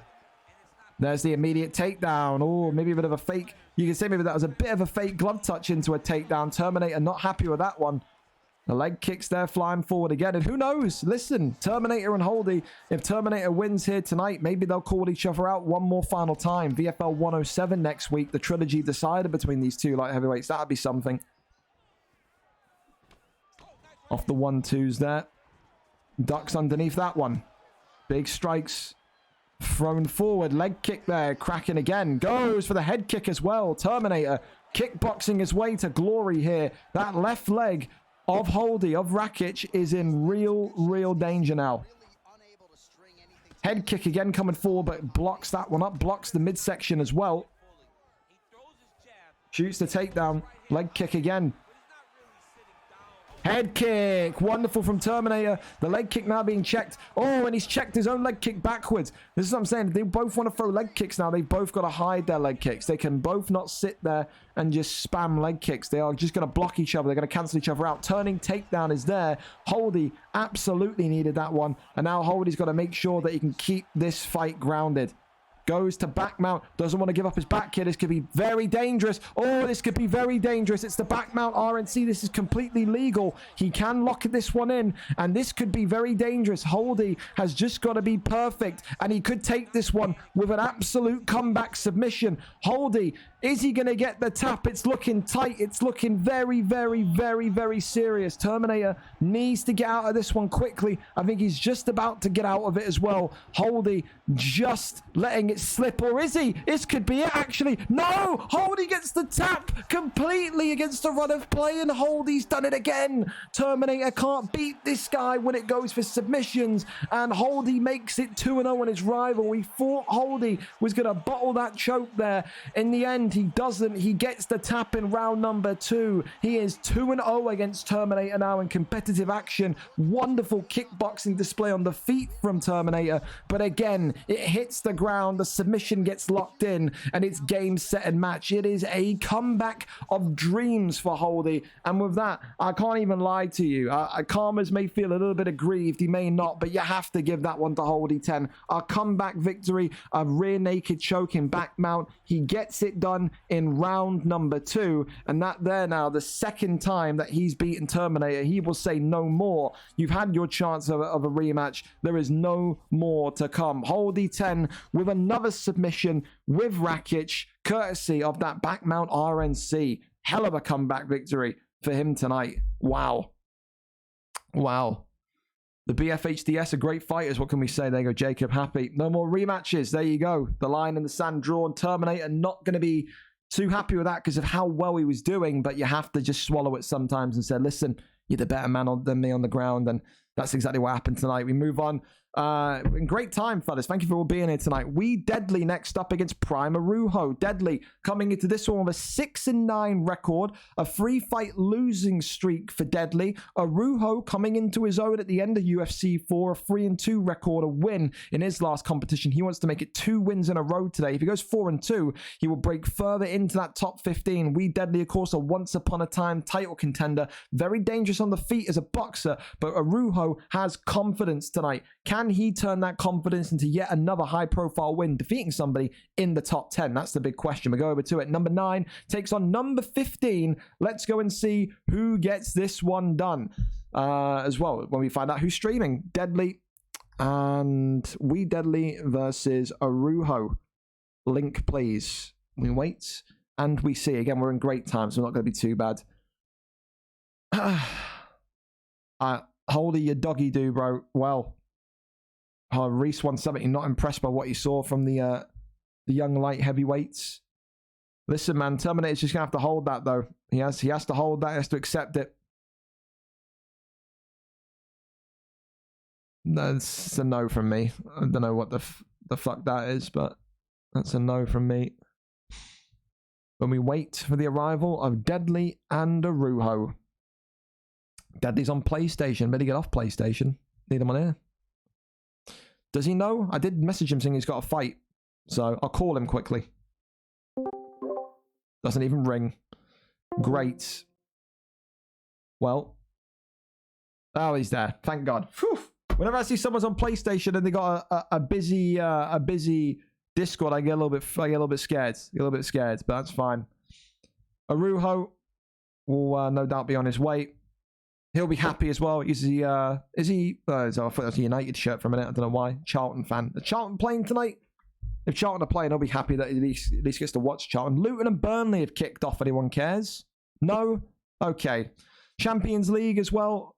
3-2 to Braga. Union Berlin choked it. That is a deep shame. Braga winning there. Not to be for Union. Not to be. I remember submission. No offense, Hardy. You didn't win that Terminator. Lost that by a slight panic in the start. Why have we got two welterweights trying to bash a light heavyweight, man? Let the guy enjoy his win. Let the guy enjoy his win. Axe, happening, brother. How are you? You missed a great fight, Axe. You missed a Hall of Fame fight. Feng versus Ash. Need to go back on replay and watch it. Hey, listen, man. You were 1-0 up, you're right. You can't. It was a choke. It was a choke, but it's allowed. Like you said, Union Berlin. They're not a team we should have any expectation for. We just enjoy the ride. That's what we do. We're Union Berlin. That's what we do. All right. Can't wait for the 27th. It's going to be good, man. It's going to be good. It's going to be good. Of course, the 27th opening release day of UFC 5. Not only a cash prize BMF, but also a long charity stream. We'll be doing a charity stream again for the great people at Games for Love, which is the charity which gets gaming consoles into hospital for terminally ill kids. So it's going to be a really good day, an exciting day. Like I said, the opening global release day of UFC 5, but also a great charity that we did work with last year. Should be super fun to do. Super fun to do. Good fight. I was better standing, but his ground is too good for me. I reflect, get better ground game, and come back. That's the right attitude, Terminator. Congratulations. Said it was a good performance on the feet, but said just had a little bit too much for you on the ground there, didn't he? Just a little bit too much. But listen, we're here, we're ready, and we're waiting. Of course, this one's set for kickoff at 7:50 p.m. between Deadly and Prime Arujo, and I think the link is on its way coming now, and we should be pretty much up, ready, and set to go. But you never know. You never know what can happen in the octagon. You never know. Deadly is typing. If this is him to tell me that Prime Arujo is nowhere to be seen, I will cry. Cry, scream, whatever. Okay, he's there. There we go. Thank you very much. We're up, set and ready. Okay, that doesn't work. There it is. There it is. Here we go. We're here and we're ready. Again, a recap for you. Deadly and Arujo. Deadly coming off of a 3-fight losing streak. For Arujo coming off of a one-time win. Of course, 50-50 form. Win. If all things have to be kind of weighed into perspective, then you'd be saying on the basis of form, it should be a loss here tonight. Deadly, of course. Who will he pick? Will it be Pavlovich or will it be someone else? That's the big question. Gustafsson looking like the pick to come forward. Gustafsson there for we Deadly. All right, listen. It's a big one for both of these two. Again, you've got a guy wanting to end his losing streak. You've got a guy wanting to extend his winning potential. There's everything to play for here. Everything to play for. Make sure the volume's good as well. I will go full screen as soon as I get sure that the volume's good. Seems some Sheffield Wednesday fans have been caught. Yeah, I saw that they got arrested the other day. Public order offense, innit? So, good. Freaks, mate, honestly. Weird freaks. There we go. We're here and ready. So you've got almost what looks like to be like a B-Tech version of WWE's Umaga for Prime Arujo in the black Hawaiian skirt there. Against We Deadly, like I said, former #1 contender once upon a time. Gustafsson in the black and silver, the untatted up man, but he's been clipped and stunned pretty early on here. We Deadly, of course, will be no stranger to saying that he's maybe kind of lost an inch or two because of the release of FIFA. Maybe he hasn't been practicing sparring as much as he could be because of the excitement and joy around the new FIFA coming out. But of course, you're always going to have to be wary. Prime Arujo, also a guy that is a FIFA fanatic, you could say, but has really come to his own at the end of UFC 4 and has really started to unlock his potential. The big thing we always talk about with Araujo is his movement. The guy works his movement, his sways really well. He becomes difficult to nail down, and sometimes you're going to have that little bit of precaution when going against him. You're going to have to assess and judge the way that he sways, the way that he moves, and then try and catch him on a big counter strike. You see there, he swayed to the left. What Deadly needs to do is throw that right hook so he sways into the punch, and that could flash him there and then. So far, you can just see though that the front kick is the weapon of choice from Deadly with Gustafsson for the danger man that is Prime Araujo. Though he's just again teeing away, gets that sway and then going with his hook combination and just backing away and doing it again. It is a method which you wouldn't attribute to someone that's going for a round 1 knockout, but maybe a method that is being used to, again, just muster up counter shots and maybe go for a win in the later rounds. Because you can see there, he's not even looking to kind of jump and go towards Deadly, who gets a big counter strike himself. And that there is just going to be maybe a reminder to Prime Araujo to keep it simple. Went for those one of those spinning kicks there and nearly got his lights turned off. Takedown is there, and no doubt Deadly will be saying, you can't sit there and get your movement going if I take you to the floor. He says, easy peasy, I'll just get right back up. And it's another big counter shot here by Prime Araujo. 2 more big ones. It's another fight in this division where you just look at Prime Araujo's opponent and say that they just can't get that movement, those sways read to a perfect angle, because that's what's winning him the fight right now, is just that ability to duck and move consistently. Spinning back fist though gets him, and maybe he swayed into that one. This could be a really big moment in the fight here. Gets back up and continues to swing for the fences though. Still maneuvering forward. 1-2s. More hooks coming in from Prime Araujo.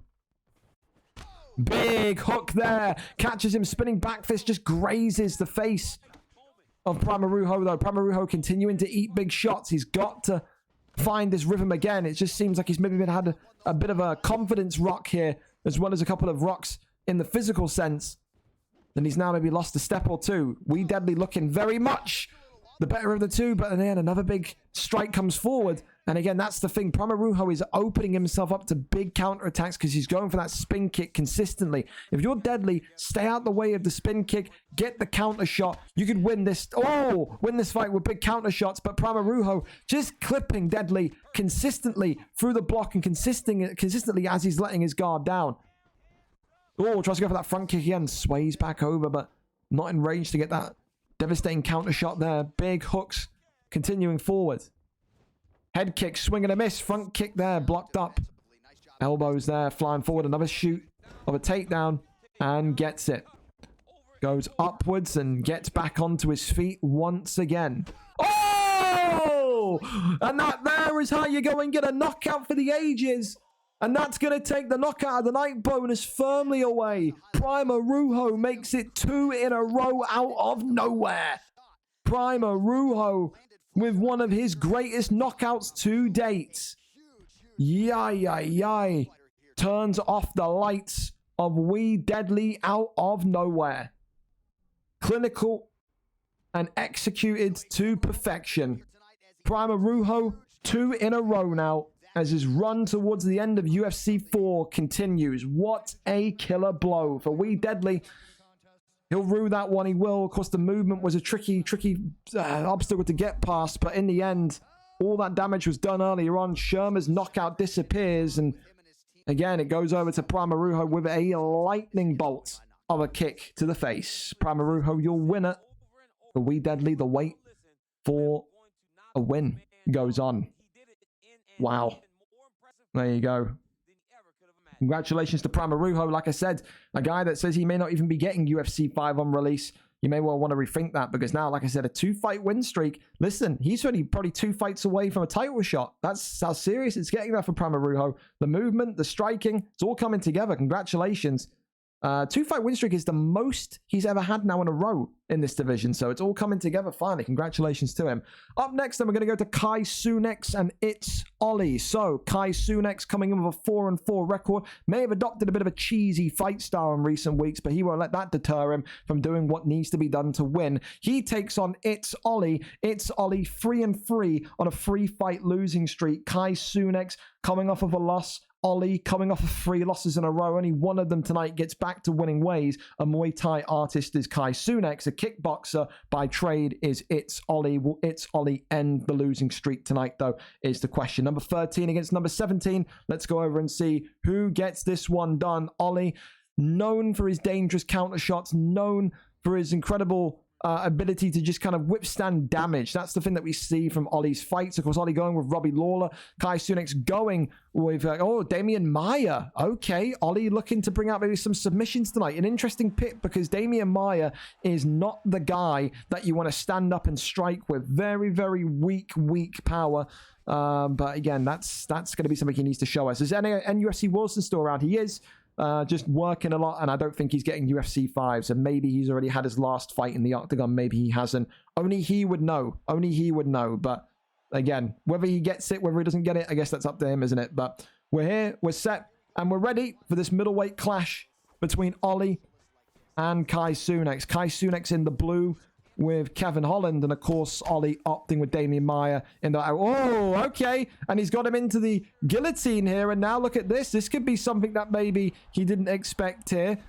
Gets out of that one, pops right out of that one, and now goes over into half guard. Clearly Ollie tonight has been working on some of his submission attacks, some of his submission offense to maybe kind of lull Kai Cenat into coming into the ground with him. Kai Cenat is not bad at all on the floor either, so it's going to be a real battle here to see who can gain that kind of dominance in their positional sense in terms of getting the flip. Look at Ollie go. Look at Ollie discovering the beauty of the kind of flips and whatnot on the ground. That's okay. We've not seen that from him before, but Kai Cenat equally again, just ready to go, ready to kind of throw in that kind of that deny himself. And now you can see Kai Cenat locking in an arm triangle. He says, all right, if we're doing the ground game into submission stuff today, let's see what you've got. He lets that one go. Wasn't too happy with that one. Kai Cenat sweeps the arm back down, postures back up, and now some big strikes coming forward, but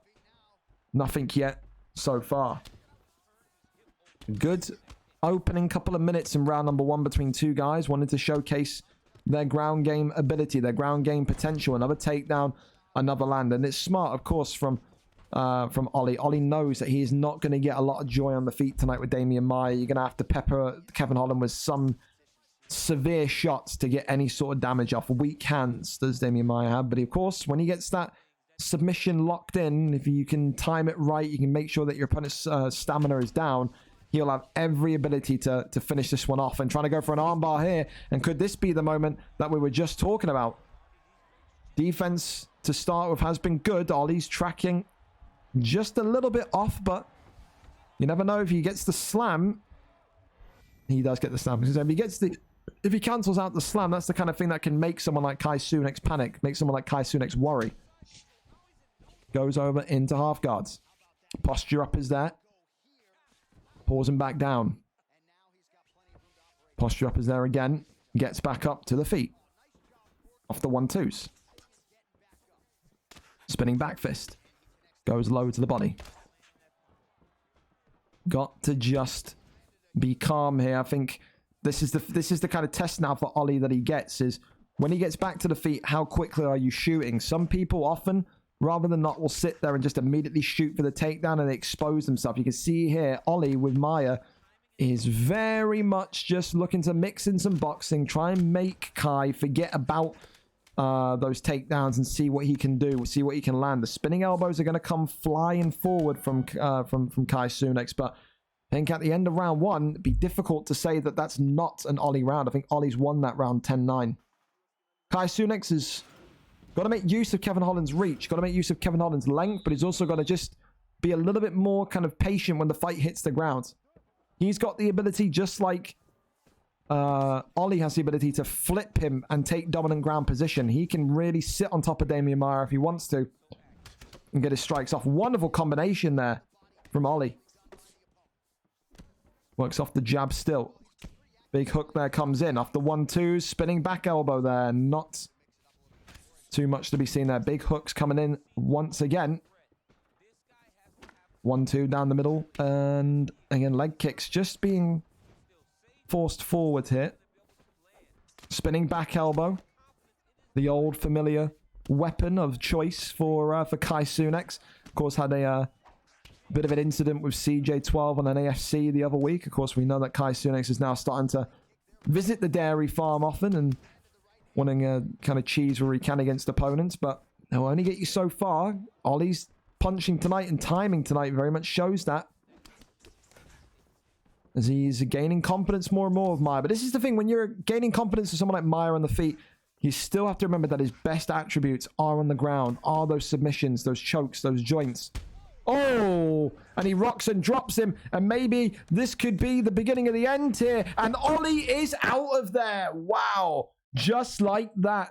And that's where we talked just then about it. You know, you have to be aware, even if you think you're doing well on the feet, you always have to go back to what your pick is best at. And Damian Maya is best when he's on the ground going for those submissions. I can't blame Ollie whatsoever because he looked very clean tonight on the feet, very clean tonight with the striking. But in the end, it's Kai Cenat who just makes the use of Kevin Holland's reach, of Kevin Holland's power, and gets the fight done in round number 2. Ollie will feel very hard done by. I think that was probably Ollie's best striking performance that I've seen in some time. But again, just wasn't meant to be tonight. And Kai Cenat, again, a little bit less so than other fights tonight, but a comeback victory. I think Kai Cenat did not look great tonight, but that's the testament to him. When you cannot look good, but then you can go out and win anyway, that is something special, and he does that in great fashion tonight. Congratulations to him. For Kai Cenat now, again, the sky's the limit, 5-4. That may well break him in to the top 10 going into the final week of UFC 4. We go over to our next fight, which is ready. No need to rest on this one. And it's another fantastic rematch between two of the most incredible up-and-comers in the middleweight division. You talk about Chopper and Jacob, both previous light heavyweight champions that have adapted so well in their life in the middleweight division. Chopper, of course, a former light heavyweight champion, new for that balanced ground game of boxing, but also being able to wrestle and tap his opponent out. Jacob had some fucking wars in light heavyweight where he was regarded almost as the boogeyman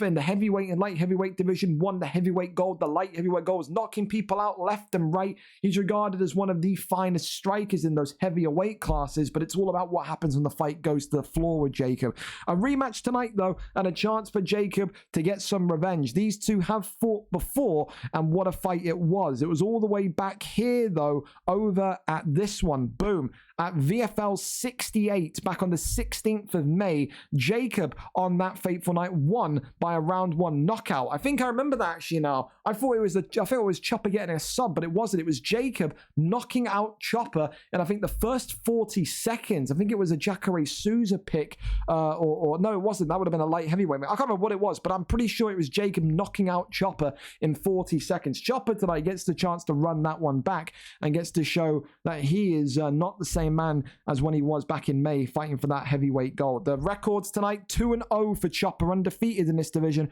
Jacob 1-1. They are next to each other in the rankings. Number 18 versus number 19. Will Chopper get revenge, or will Jacob make it 2-0 against his arch rival? Let's go and see here. Thank you very much as well, Zhao, for the tier 1. Appreciate you massively. And listen, this is going to be a big one in terms of what we see here. The calf, of course, for Chopper, not too much of a surprise, because as we know, the XPG guys, they don't like those 4-star fighters. Again, each to their own. Some people like Kevin Holland, some people like Drickus, other people hate those picks, boys. And sometimes, again, the XPG camp have been very, very honest in saying the calf is the way to go in terms of the pick in the welterweight, or sorry, the middleweight division. I don't think we have volume, but if we don't listen, you're in the silence of the apex here. No volume. That's fine. Listen, we're in the silence, the darkness of the apex. Of course, the man in the unicorn trunks here, XPG Chopper. Jacob, of course, opting for Kevin Holland, and he eats a big death kick there immediately. That's going to be flashbacks to almost how their first fight went, and this could be almost a carbon copy, but the other direction. Jacob's got to find his bearings quickly. He did this exact same method to XPG Chopper when they met for heavyweight gold back in May. Jacob blitzed him at the start. Now it's Chopper blitzing him at the start today. Goes for the body kick. Uppercut comes forward. That confidence, that pressure. Of course, we talk about confidence as well. Chopper 2-0 in this division. And for Jacob, of course, this is something that he's maybe going to need to kind of be ready for. That wrestling. And it's that ground and pound here. Chopper nearly able to take the victory inside round number 1. Goes over into sprawl. Tries to shimmy out that one. Not happening there. And of course, you see the message on his back. Stay hard is the message. He stays hard and he stays ready. Make of that what you will. Posture up there. Raining down the strikes, of course. We had to see Chopper on the FIFA pitch on November 3rd. VFL Coventry, his team. Be a difficult season in the Premier League, but those guys, Coventry fans, they'll be more than up for it. They will. Side control, now the elbows, slicing and dicing across the face here. Posture up is not there, pausing back down. A little bit of lag there, but now we've entered this patience. This is the thing that Chopper has really worked well on in the past couple of months and past couple of weight classes, is that he doesn't look to rush for the kill anymore. He can just take his time, bide his time. And that's, I think, a big lesson that they've taught over there at XPG is, you know, when you remember these guys coming in for their first fights, their first month of fighting, they would always used to kind of get the knockdown and immediately chase. And they've had so much experience now and, you know, losing fights in terrible ways and winning fights in such extravagant ways as well. They just know that they don't have to have that killer instinct constantly. They can just kind of take a pause, a breath, and maybe just avoid the ground if they want to, or avoid the kind of the sprawl or the brawl if they want to. And XPG Chopper with an absolute wonderful axe kick to break that block through. And you can just see now the spinning elbows here. And XPG Chopper with dominant position on the ground. But then Jacob there just slipping and getting back up onto his feet here. He's going to need to be a little bit careful. He needs to ride into round 2 and just get that recovery. Oh, the axe kick again is looking like a weapon that XPG Chopper wants to use. But it's that front kick that knocks, drops, and stops Jacob in round number 1, and those two are now set for a trilogy at some point down the line. Back in May, a round 1 TKO for Jacob. Back today, a round 1 KO for Chopper. The trilogy. Will it happen on 4? Will it happen on 5? Who knows? All we do know is that XPG Chopper still undefeated in that middleweight division, 3-0 now for the former light heavyweight champion, who I said was going to be a splash in this division. He is learning, and he is learning fantastically. His stand-up in these first couple of weeks in middleweight has shown leaps and bounds. No doubt he's enjoying the use of maybe lighter fighters, speedier fighters. And again, he shows that tonight. What a way to win it. What a way to secure it. And what a way to win that back after no doubt a difficult title fight against Jakey back in May. And like I said, a very impressive victory tonight. There's Morgs again. Thank you very much, Morgs. Listen, going over to our next one, of course, of Right Him and Lawballs already. We are 13 minutes early. All depends if they are good or not. Of course, I don't mind if they need a couple of minutes because we are so early. Again, thank you to everyone here today for being on time, on point. This has been great. The quicker we can get this kind of through, then the less delays we've got for our big mega bonanza later on. All the titles on the line for the main card, don't forget. But people will say this one now could have been on the main card. I would have agreed with you. It's the people's main event. It's Right Him versus Lawballs, two of Scotland's favourite sons, two fan favourites, no doubt. Right Him and Lawballs finally gracing the octagon against one another. Right Him comes into this one as the number 15 ranked welterweight, 3-7, but 3-2, I think, or 3-1 since his reintroduction into this division. He is at number 15. Lawballs underneath him, 2 fights, 2 wins in a row. A jiu-jitsu artist who looks tonight to want to go 3-2 and take over Right Him's position in the top 15, no doubts. Will he go 3 in a row? Will he not? Right Him, Lawbors, both of them very different fighters. Right Him will absolutely have the advantage on the feet. Lawbors will absolutely have the advantage on the ground. Who knows though? There's a rumor that they may just be flipping each other off and they go the distance via a decision. I couldn't even be angry at it if I tried to be. Right Him versus Lawbors, Lawbors versus Right Him. If they're ready to go, we're set to go. Let's go over and see who is streaming. I imagine it would be Laws. It is. We're there, we're here, and we're ready. Is it going to be Big Innes?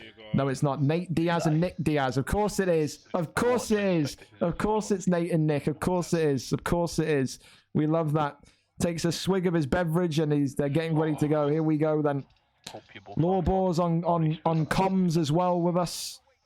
No doubt you'll be able to hear the bellowing tones there. But it's a Diaz v Diaz matchup. Lawbors sad and distraught over his beloved Union Berlin earlier on.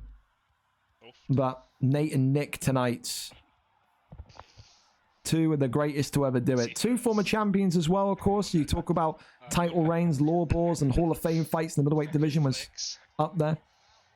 Here we go. The arms folded. The glove touch. And what are we going to see here? Stockton slaps. It's a Stockton slap off. And we're there. It's a Stockton slap off for the ages. He points at him. And he says, you go on, you hit like a bitch. Come on. Slap me. I'm strong. I slap you back, right back at it. And you couldn't. This is incredible. Could we see knockout of the year coming from a stock? This is Dana White's slap league. He says, you slap like a woman. As they continue to slap one another, arms up in the sky. And they're not impressed by one another. It's back and forth action. It's you hit me, I hit you action. In a Stockton slap off for the ages. And these two are taking shades and shades of health off of one another. I don't know how much more either of these two could take. Some of the most thunderous strikes you've ever seen. Eve Levine in the background there, not knowing where the fuck he is. Doesn't know if this is a simulation or if this is just one big prank. He doesn't know, does Eve Levine in the back. The cameraman in the top left of your corner as well. Can't believe the action he's capturing here on film. They'll be talking about this for generations, this Stockton slap off. More and more coming forward. And it could well be. Do these count as significant strikes? You'd have to ask the question and wonder, wouldn't you? The arms go up again. Of course, for those of you that are fully indoctrinated into who's maybe got the strongest slaps here, Right Him tonight opting with Nate Diaz in the white. Lawbors opting for Nick Diaz in the black. Of course, it makes sense that Lawbors goes for Nick Diaz, the older brother. You can see there's also a busted lip from Nick Diaz in the black. He has got some blood coming off of his face. There's no sign of blood yet for Right Him in the white.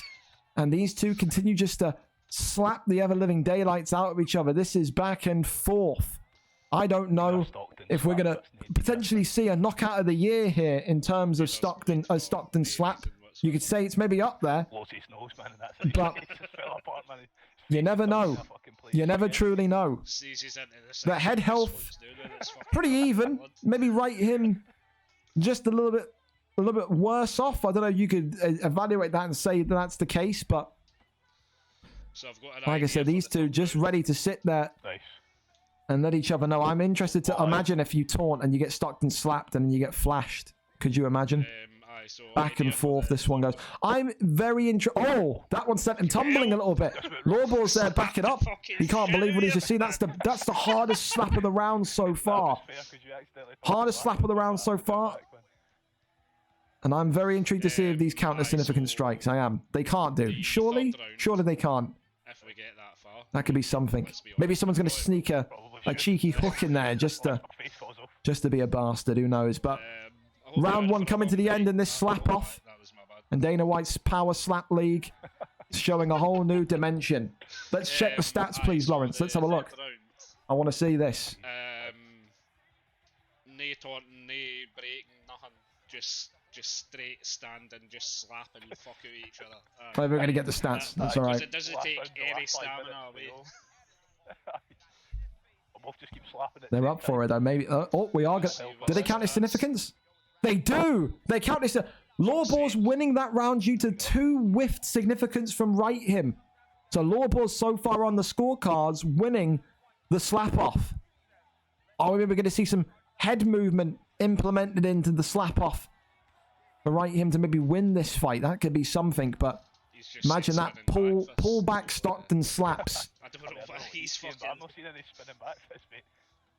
Continuing to just leather Oh, shit. each other Death kick. with violence and sheer aggression. My Of finger. course, you saw that one slap in round one that made him tumble backwards a little bit. That had Lawbors, the bottom right of your screen. I don't know if you can see him or not. I don't know if my camera's over there or not. Tumble back and almost in shock. Think of the children, you monsters. Okay, cheers, then agrees. For the, It's a violent act here You absolutely between know. these two. The Stockton slaps continuing to rain down, but imagine if we see a knockout from one of them. It's said 44 significant strikes out of 44 significant strikes. For Lawbors, 41 significant strikes out of The violence 43 is significant strikes absolutely for right sickening, him. to be honest. You talk about, Shame there's no Dr. Stock. again, two friends agreeing to go the whole distance with Stockton slaps. Doctor would be Lawbors right now, he wins this one. 3-fight win streak. So, Wouldn't be too far away. can't be doing that. And potentially a welterweight title shot when it goes to UFC 5. The DQ, mate. Who would have thought that would be the case? Continuing to slap one another. I back. Thank you very much for the I resub. back. Slap. Welcome to the Stockton Slap Off, Dana White Slap League. Think of the power Very slap much league showing right now, eh? Like, just fucking sit the potential here. watching this, like, Dana is somewhere watching this on a burner, loving what he's seeing. Nick Diaz and Nate Diaz. Nick Diaz for Lawbors in the white, Nate Diaz for right him in the black. Two good friends agreeing tonight that they will only be Stockton slapping one another in what will more than likely maybe be their final fight of UFC 4. They'll both be with us on UFC 5. Will be fun, of course. Right him known as the master of the teep kick. Lawbors known usually as the master of jiu-jitsu, but tonight it's all about the slaps. Be interesting to see who's winning the significant strike off going into round 2. Be interested to see if maybe in round 3 they just say, forget taking turns. We're just going to slap religiously. We're just going to do slap after slap with no break.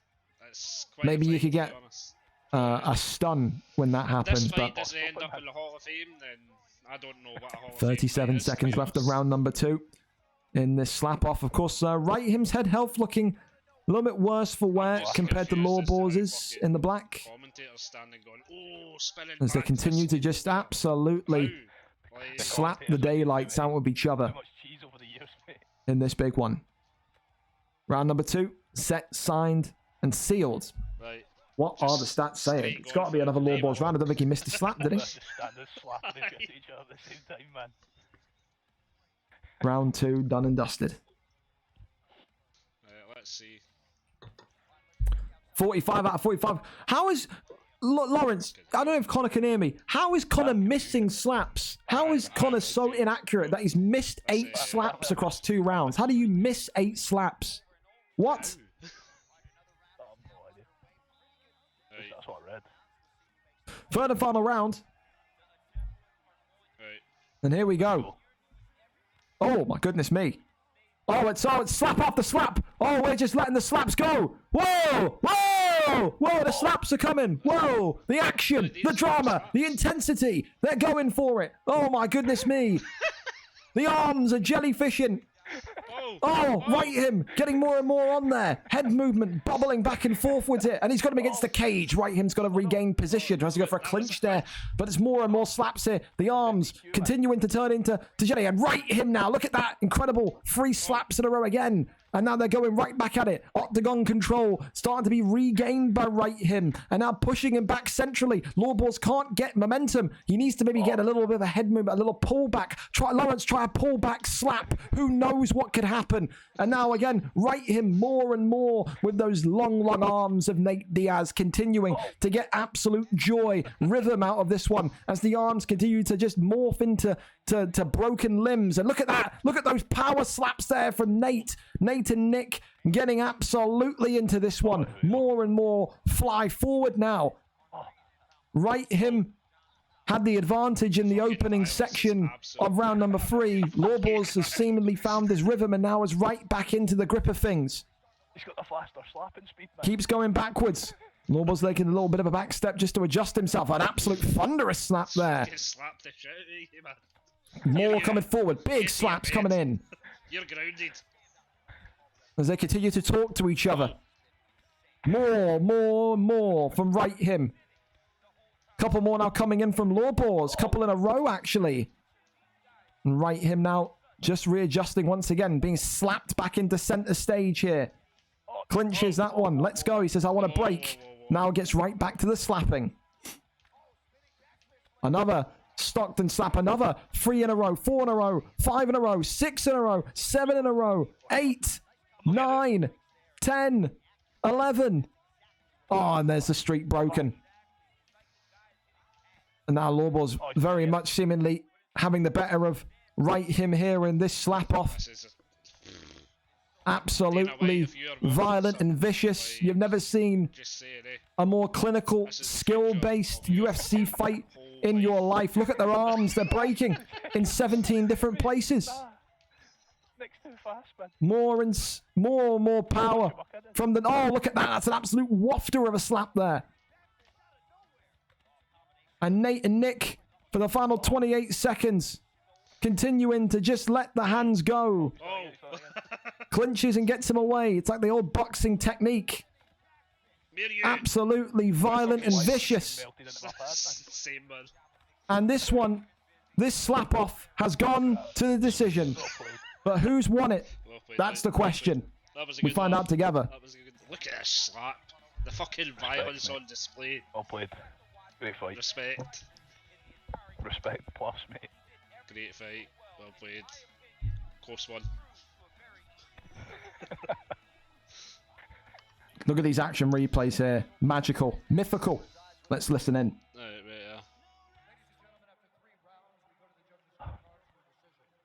See what they're saying. Split. Nick Diaz gets it. Lawbo's wins the Stockton slap-off and goes to 3-0 in this division. Boss is 1-0 in the slap. Congratulations. One of the greatest fights of all time, you could argue. Round 3 was a Hall of Fame round, if I do say so myself. He gets it done on decision against his good mate Rim Heights. Hell of a fight there, gentlemen. A Stockton slap for the ages. It was 29-28 for 2 judges and a 30-27 by 1 judge. Fight of the year, says Toasty. Listen, there you go. Goes down in VFL history. It does. The only slap-off we've ever had. There you go. Hell of a fight. Good work. A fun one from 2 friends. And we go over to our next fight. Okay, cheers then up next against Bob is Short. So, okay, cheers then coming back into action in a big way. 8-6 this light heavyweight bruiser. He calls himself the gatekeeper of this light heavyweight division. A 2-time #1 contender. Wants to get back to winning ways today and make that move towards 10 victories. He'll get 1 off tonight if he wins with 9-6. His opponent though, Bob is Short. Former champion in this division, won the belt then lost it, back into winning ways last time out. He today gets to face OK Cheers then, the #2 ranked fighter for the first time. OK Cheers then known for his incredible boxing. Bob is Short, known of course for his balanced style, can box, can tap you out, can do a little bit of everything. But tonight I feel like these two are going to be standing up and just banging for the ages. So let's see who gets it done. #2 against #7. Who gets the victory in this highly, highly tense light heavyweight bout? Let's go over and find out together. Synergy giving us the link there for OK Cheers. Then we're set, sealed, and ready to go. Fancy picking my fighter. Wow. Okay, an honor. Oh, you know you're going to go? You're going to go...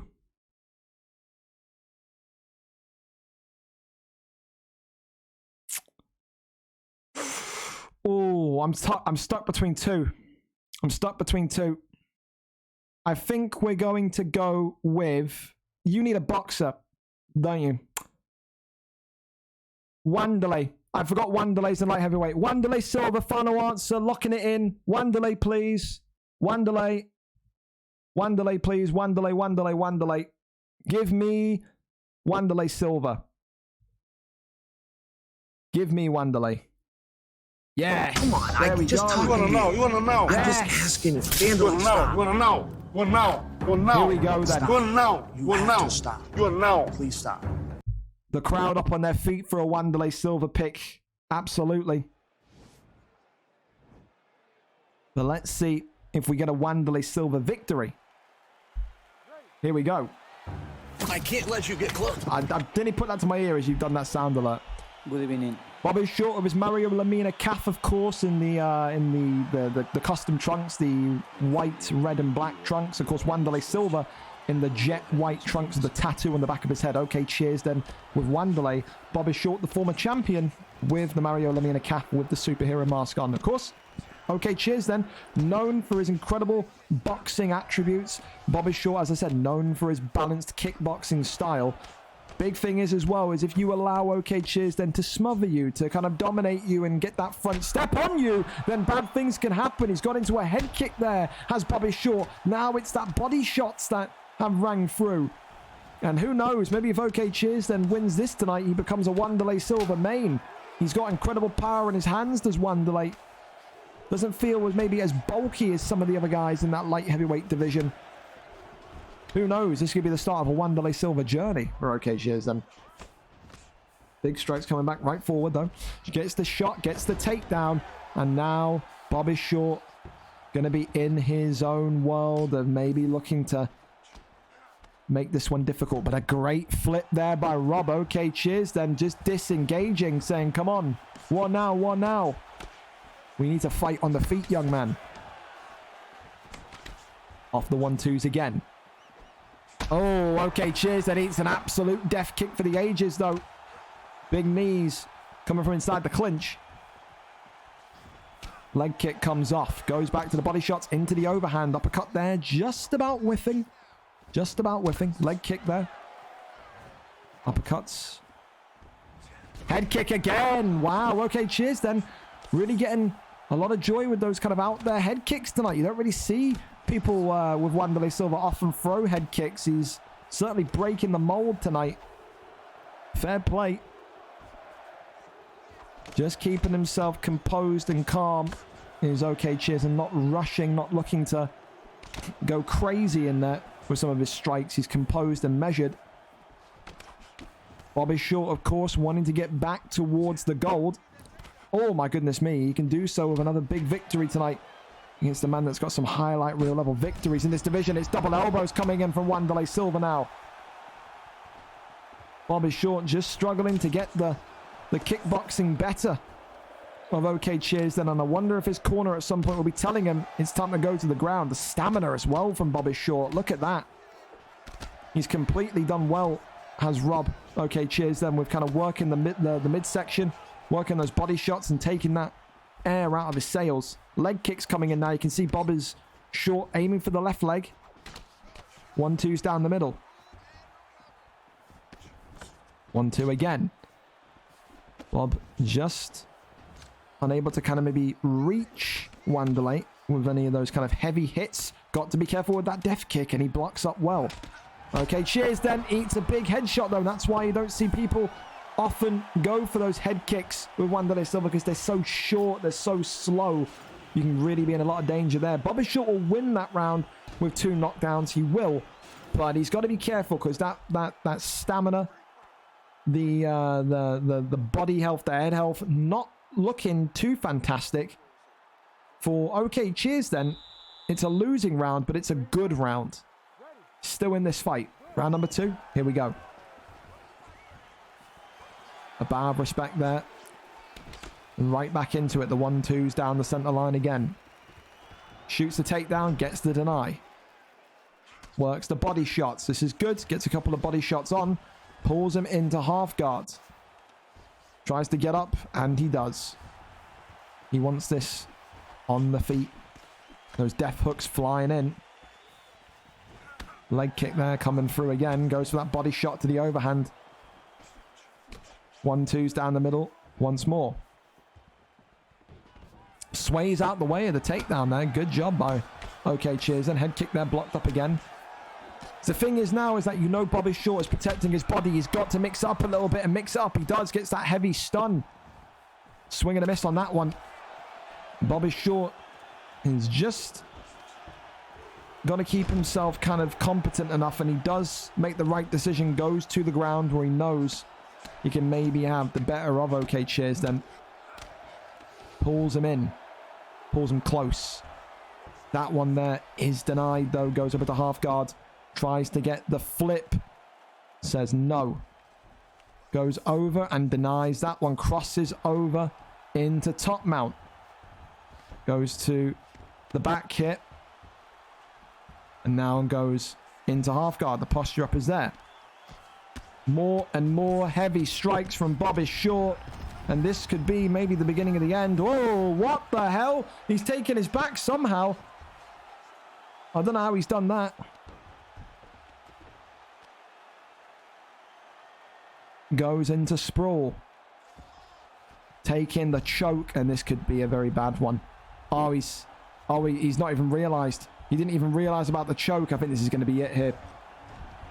It was so good from OK Cheers then. And I think he's not realised that the choke was in. And now he's trying to get out of it. He's just left it too late. That slow start on the reaction of the sub has meant that Bob is short has taken it. A good kickboxing display. But almost, you could almost say OK Cheers then getting reaction by the submission tonight. And losing it in round number 2. A round 2 submission from from Bob is short, sorry. On the former number 1 contender, the former champion tonight, winning again. Question marks still around Bob is short's stand-up, but again, when it comes to that ground game, he's truly one of those light heavyweights that has that wrestler's advantage, that has that domination factor on the ground. Congratulations to him again.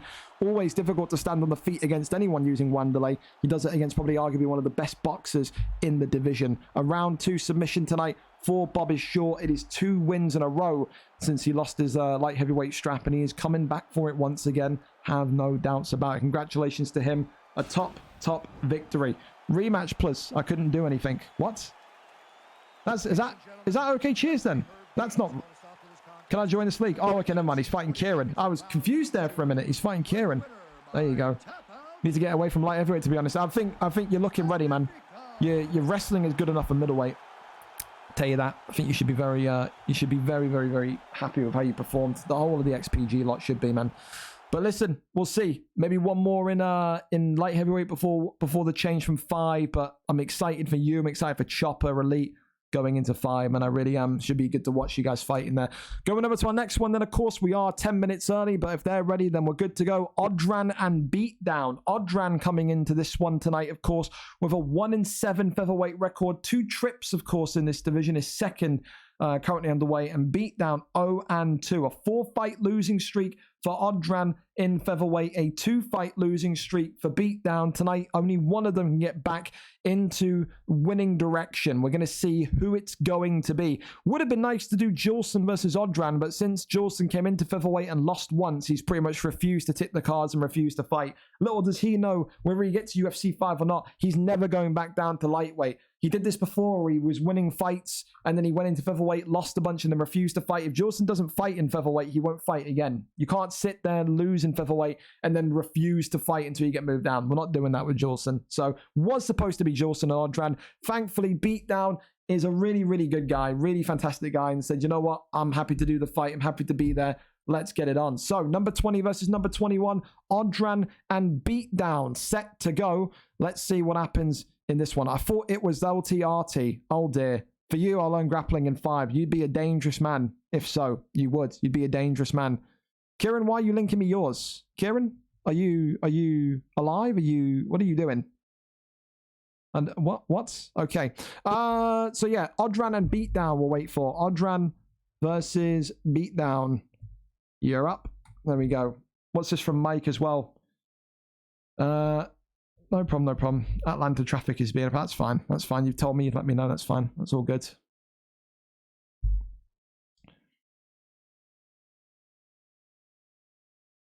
Here we go.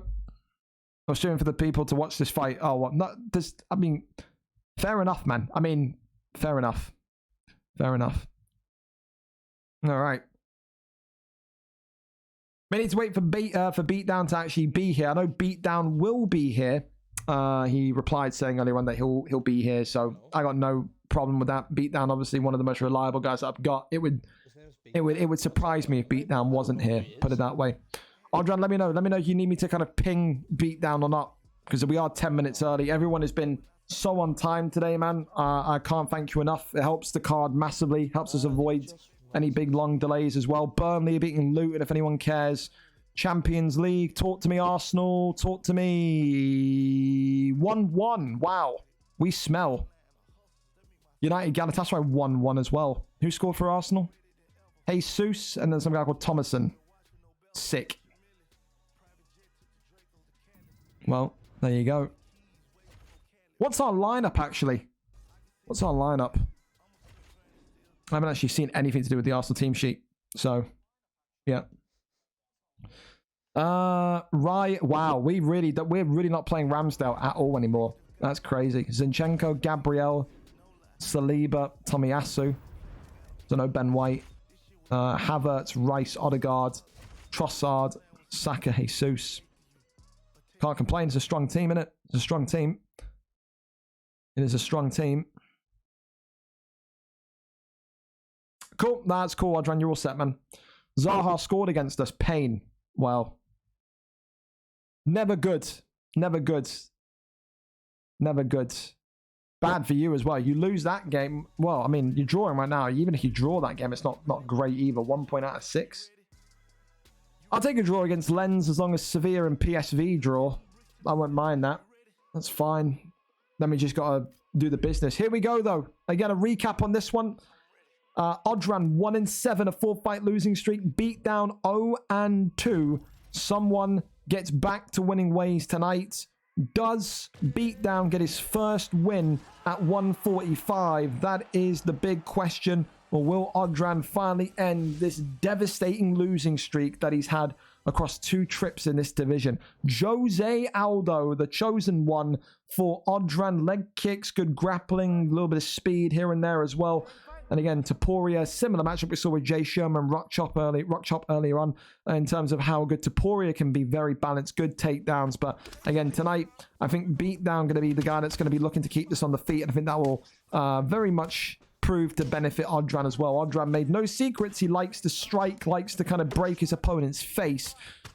Of course, he learned that ground game that he kind of showcased in lightweight as well. So it's there tucked away in the back pocket. But Odran, known as a pressure fighter, known for a guy that likes to end fights quickly, still has one of the fastest finishes in the league's history from when he was in lightweight, and again wants to kind of build on that. Wants to build on that positive momentum he had when he was champion at 155 and 145. But of course, the jump from lightweight to featherweight is fierce. There is a jump, and people say they do recognize that there is a jump, and sometimes you're going to have to be ready for that. And Odran is not someone that's going to let his losses define him. He's someone that only gets better with each positive performance. A guy that thrives off confidence, said that when he won the lightweight belt, he wanted to get to featherweight instantly and immediately to rewrite history at 145. And he's looking like he could be on his way here tonight so far, as the spinning elbow connects again. Cheesy it may be, but it needs to be done to go and break that losing streak. Odran gets it done in round number 1. He takes a visit to the dairy farm, courtesy of the spinning elbows and elbows. But tonight, he gets the job done. It is the end of the losing streak. But for Beatdown, if he continues with us in UFC 5, maybe a trip to lightweight is on the cards. Odran tonight looking good, looking unstoppable with his pressure and his forward momentum and his forward movement. He gets it done in round number 1, and he'll say that's exactly what he needed. A good bit of positive energy going into the last week of UFC 4, going into VFL 107. He looks like he's finally cracked it. Maybe he needs to be a little bit cheesy in this division to gain results here and there. Maybe he'll come out of that. I don't know. But tonight, all that matters was he was going to get the win. And very much he got the win. He gets it done in round number 1. Congratulations to him. A performance that he will say was good enough to be a winning performance. Congratulations. Going over to our next one then. Again, 13 minutes early, but we take it where we can. And then I feel, listen, you can't play like that and then apologize afterwards. You're apologizing because you were seen playing like that. You wouldn't be apologizing for anything if that was unstreamed. Keep consistent. You want to be the bad guy, be the bad guy. We need characters in the league, don't we? So there you go. Over to our next one then. As I said, PSV have scored against Sevilla and then it's been offsided. That's good. Madrid are winning. Fantastic. So next one then, RNG Melon against Got a Lisp. So RNG Melon, again, he's picked up the mantle from Reese 170 in this division as being the Scottish knockout artist. Comes in tonight with 4-2 as his record. Michael 2-0, his undefeated 0, looking like the prize for RNG Melon. Melon wins today. He'll go to 5-2. He'll break further into that top 10 with a 2-fight win streak and also put his name in the hat closer towards a light heavyweight title shot in UFC 5 should he get it. Got a Lisp, of course, 2-0. Wins tonight will go 3-0. His undefeated streak would be enough to maybe garner some eyes for a potential #1 contender shot. Again, you look at this division, the biggest win streak so far is Zinc95, who has the title shot. Either him or Gazito tonight will lose. And then, of course, if Michael wins 3-0, like I said, outside of the champion potentially would be the biggest win streak. He'll be saying he wins tonight. He wants a #1 contender title, a #1 contender shot, and who could disagree with him? So, who wins it? A 4-2 boxer in RNG Melon or a 2-0 kickboxer in Got a Lisp? We wait and see. A big one for the landscape of this light heavyweight title, though. I tell you that much for free. So let's go over and see what the picks are going to be. 4-star picks, as always. Could have been a main card fight. Probably would have if we didn't have to have all the titles defended tonight. So props to those two. They've made the light heavyweight division interesting, to say the very least. They very much have. But let's see. Bakayo Sakharov injured. Not a surprise. We played him for about 65,000 games. So it was always going to happen. Fabio Vieira coming on. That's not good ahead of Man City.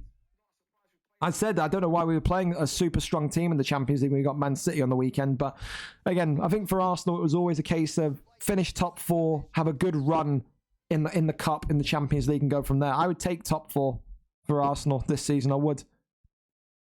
We do not have the squad yet to compete in every competition and be good. Or maybe we do, but Arteta doesn't trust them enough. So here we go, though. Jared Cannonier and Rakic. Jared Cannonier in the white for Melon, which is not a surprise. He likes the heavy hitters in this light heavyweight division, and he's already launched forward a thunderous straight to remind Got a Lisp exactly who he is in this division. One of the best boxers, one of the hardest hitters is RNG Melon, fighting out of Scotland. Takes on the Brummie tonight, the villain in terms of Got a Lisp, and Lisp here shooting for the takedown early, wanting to just kind of take away all of that positive energy, all of that positive momentum from RNG Melon. RNG Melon, of course, had that title fight a couple weeks back and was actually very, very gracious in defeat. He said he wanted to experience what he experienced. I think it was VFL 100. Said he wanted to fight against better people. It's the only way he gets better. Since that title loss, I think he's ended up kind of being on a bit of a winning patch of form. So it's what he needs to do. He needs to keep kind of going forward and really working his strikes well there. Gets the body shots off. He's one of the best combination artists in this division, absolutely for sure. As Jared Cannonier is disgusting. That's why you've seen people go up against RNG Melon and just shoot takedowns. They feel like they can't hang on the feet with this young man. And when he gets his momentum going, once he gets his mojo going, so difficult to kind of match up with him. Shoots the takedown, gets the trip, gets the land. And now Got a Lisp here. Just going over into top mount. Trying to take the arm here, and RNG Melon.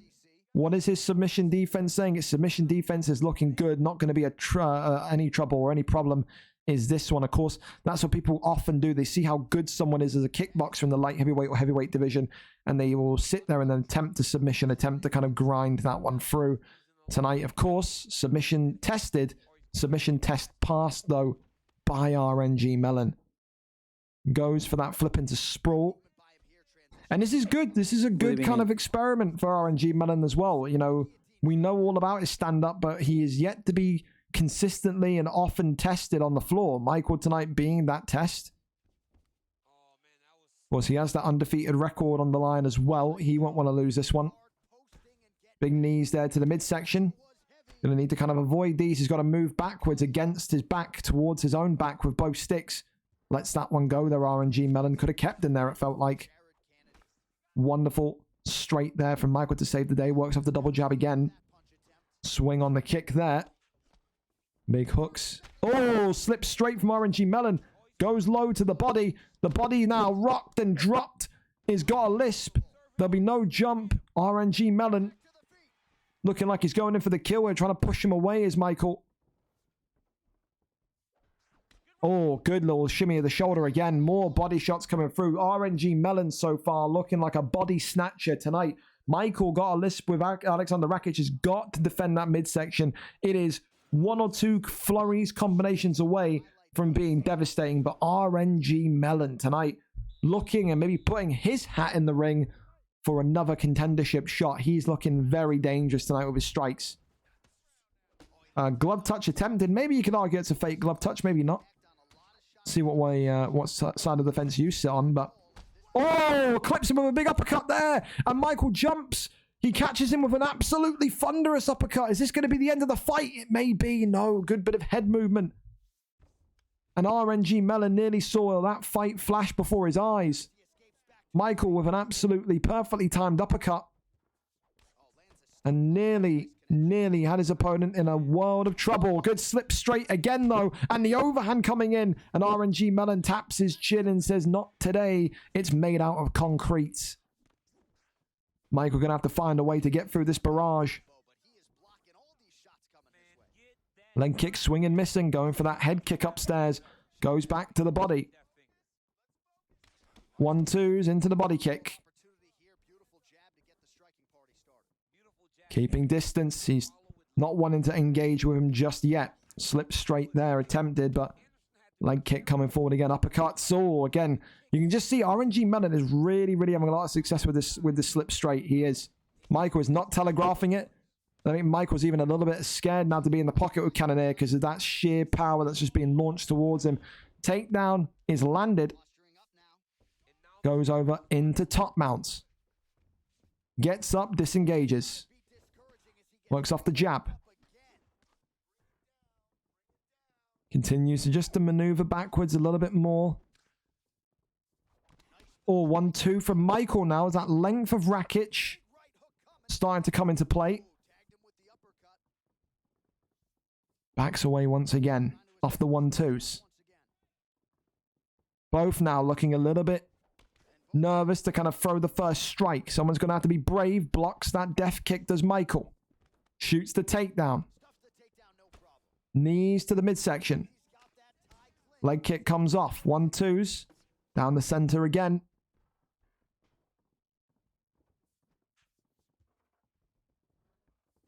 Off the 1-2. The little jabs again. Goes to that body kick there. 1-2 again. Goes to the body. Still nothing. 1-2 again. Look at that. Wonderful strikes coming in. Body kick there, connecting once more. High and low.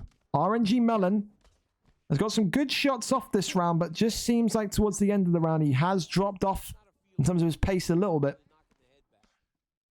Not eagerly hunting for it. I think that uppercut in the start of the second round maybe would have concerned him, scared him. Taps the chin again. The arms outstretched from Michael. They're talking to each other in there, no doubt. Round 2 in the books. And I think that's a good recovery round from Scary Times. Got a lisp. It is. Maybe, though, you could argue the RNG Melon won the round. I don't know. I'm going to go for the sake of things, say 1-1.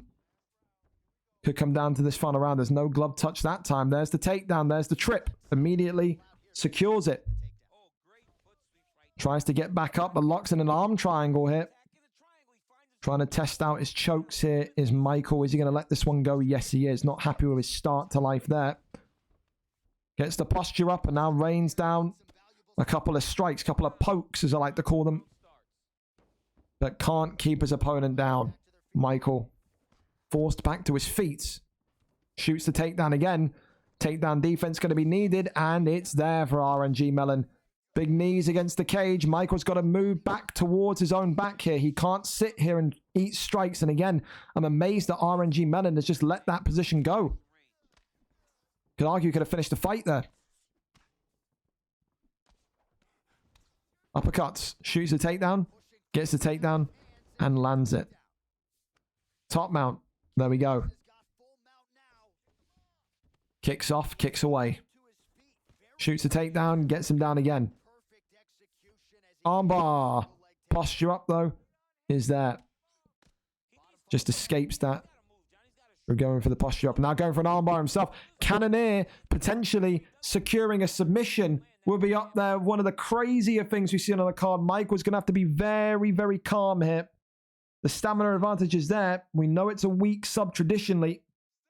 Michael looking like his defense is going to be good enough here to get out of this one.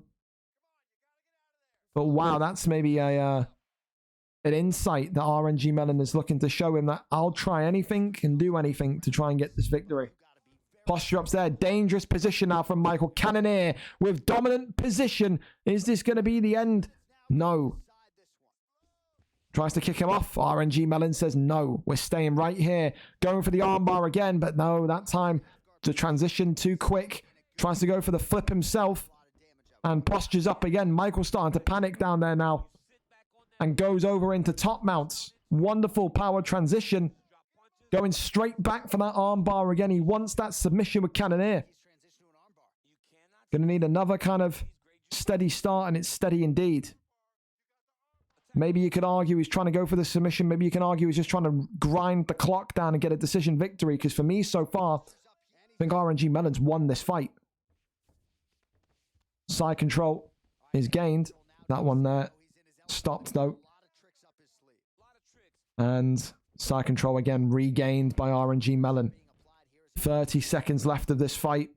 The guillotine now locked in. And there's going to be no time for a submission. This is going to go to decision. And on my scorecards, rounds 1 and 3 for me. For Cannonier, round 2 for Michael. I think tonight Michael has lost his undefeated streak. I think RNG Melon has won again, but let's see if I'm correct or not. Let's listen in and find out together. Good fight. Bit of everything. We got to see the ground game of RNG Melon as well, which is always nice. And his striking really did separate him from the competition. He fought so well in the stand-up game that he should get a very easy decision. Did we have no vote? Oh, we did. Official decision is in. Yes, here's Bruce Buff. Ladies and gentlemen, after 3 rounds, we go to the judges' scorecards for decision. All 3 judges score the contest 30-27. 30-27. Yeah. There's no real complaint there. RNG Melon tonight would say 29-28, but 30-27, he'll feel like that was a dominant display, a dominant victory. And who could argue with that? The guy who lost his title fight said, I wanted to be in there against the better people. It's the only way I'll learn. Has gotten a big, big victory tonight. RNG Melon, winner by decision against the undefeated, now 2-1, got a lisp. Congratulations to him. If anyone knows anything about the Saka injury, by the way, if it's hard or not hard, terrible or not, then so there you go. The Rakic felt awful. We deserved it. There you go. Give him his title shot. He needs to hold a belt before 5. Impossible. Zhao, I don't think he's turning up. If Smumlinger isn't here because he's pussied out of it, then luckily enough, we've got people here ready to go. So not going to be too much of an issue. We'll just flip the fights if needs be. Then again, we're 10 minutes in time. We don't even need to flip the fights. This is why it's great to have a lot of people here ready to go. So a middleweight is what we need. A middleweight is what we need. Smumlinger not here, so he can be taken off of that one. Bryn not here either because he's working. Maybe we have to go to the rankings and see what there is here for us. See, Wilkie, I think had a fight already off stream this week, didn't he? He did. Never mind then. That's Wilkie off the cards. Suave and Zhao fought last week, if I'm not mistaken.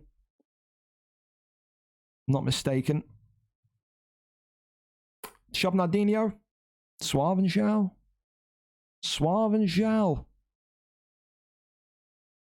I think Suave actually had a fight already, actually, didn't he? Yeah, he did. Fuck, never mind. That's that one zipped out the window. All Jokes has got a quote-unquote work meeting. No one believes him. Harry Walker could be an option. Kiko could be an option, if Kiko's here. See if Harry Walker's here. See if Harry Walker's down for it. See if he's down for it. Really wanted a sub. I know, man. I know. Looks like hamstring for Saka. That's what, like 2 or 3 weeks. We shouldn't have played him. going into City on the weekend. Wait, Walker. I've gone. Oh. Of course, we'll get you a fight, man. Whether it be someone coming out over from UFC or not, or if it's not a one middleweighter, then yeah. First sub of the VFL would kill it. Hey, could have been, not to be. See if Kiko's here for it. Oh.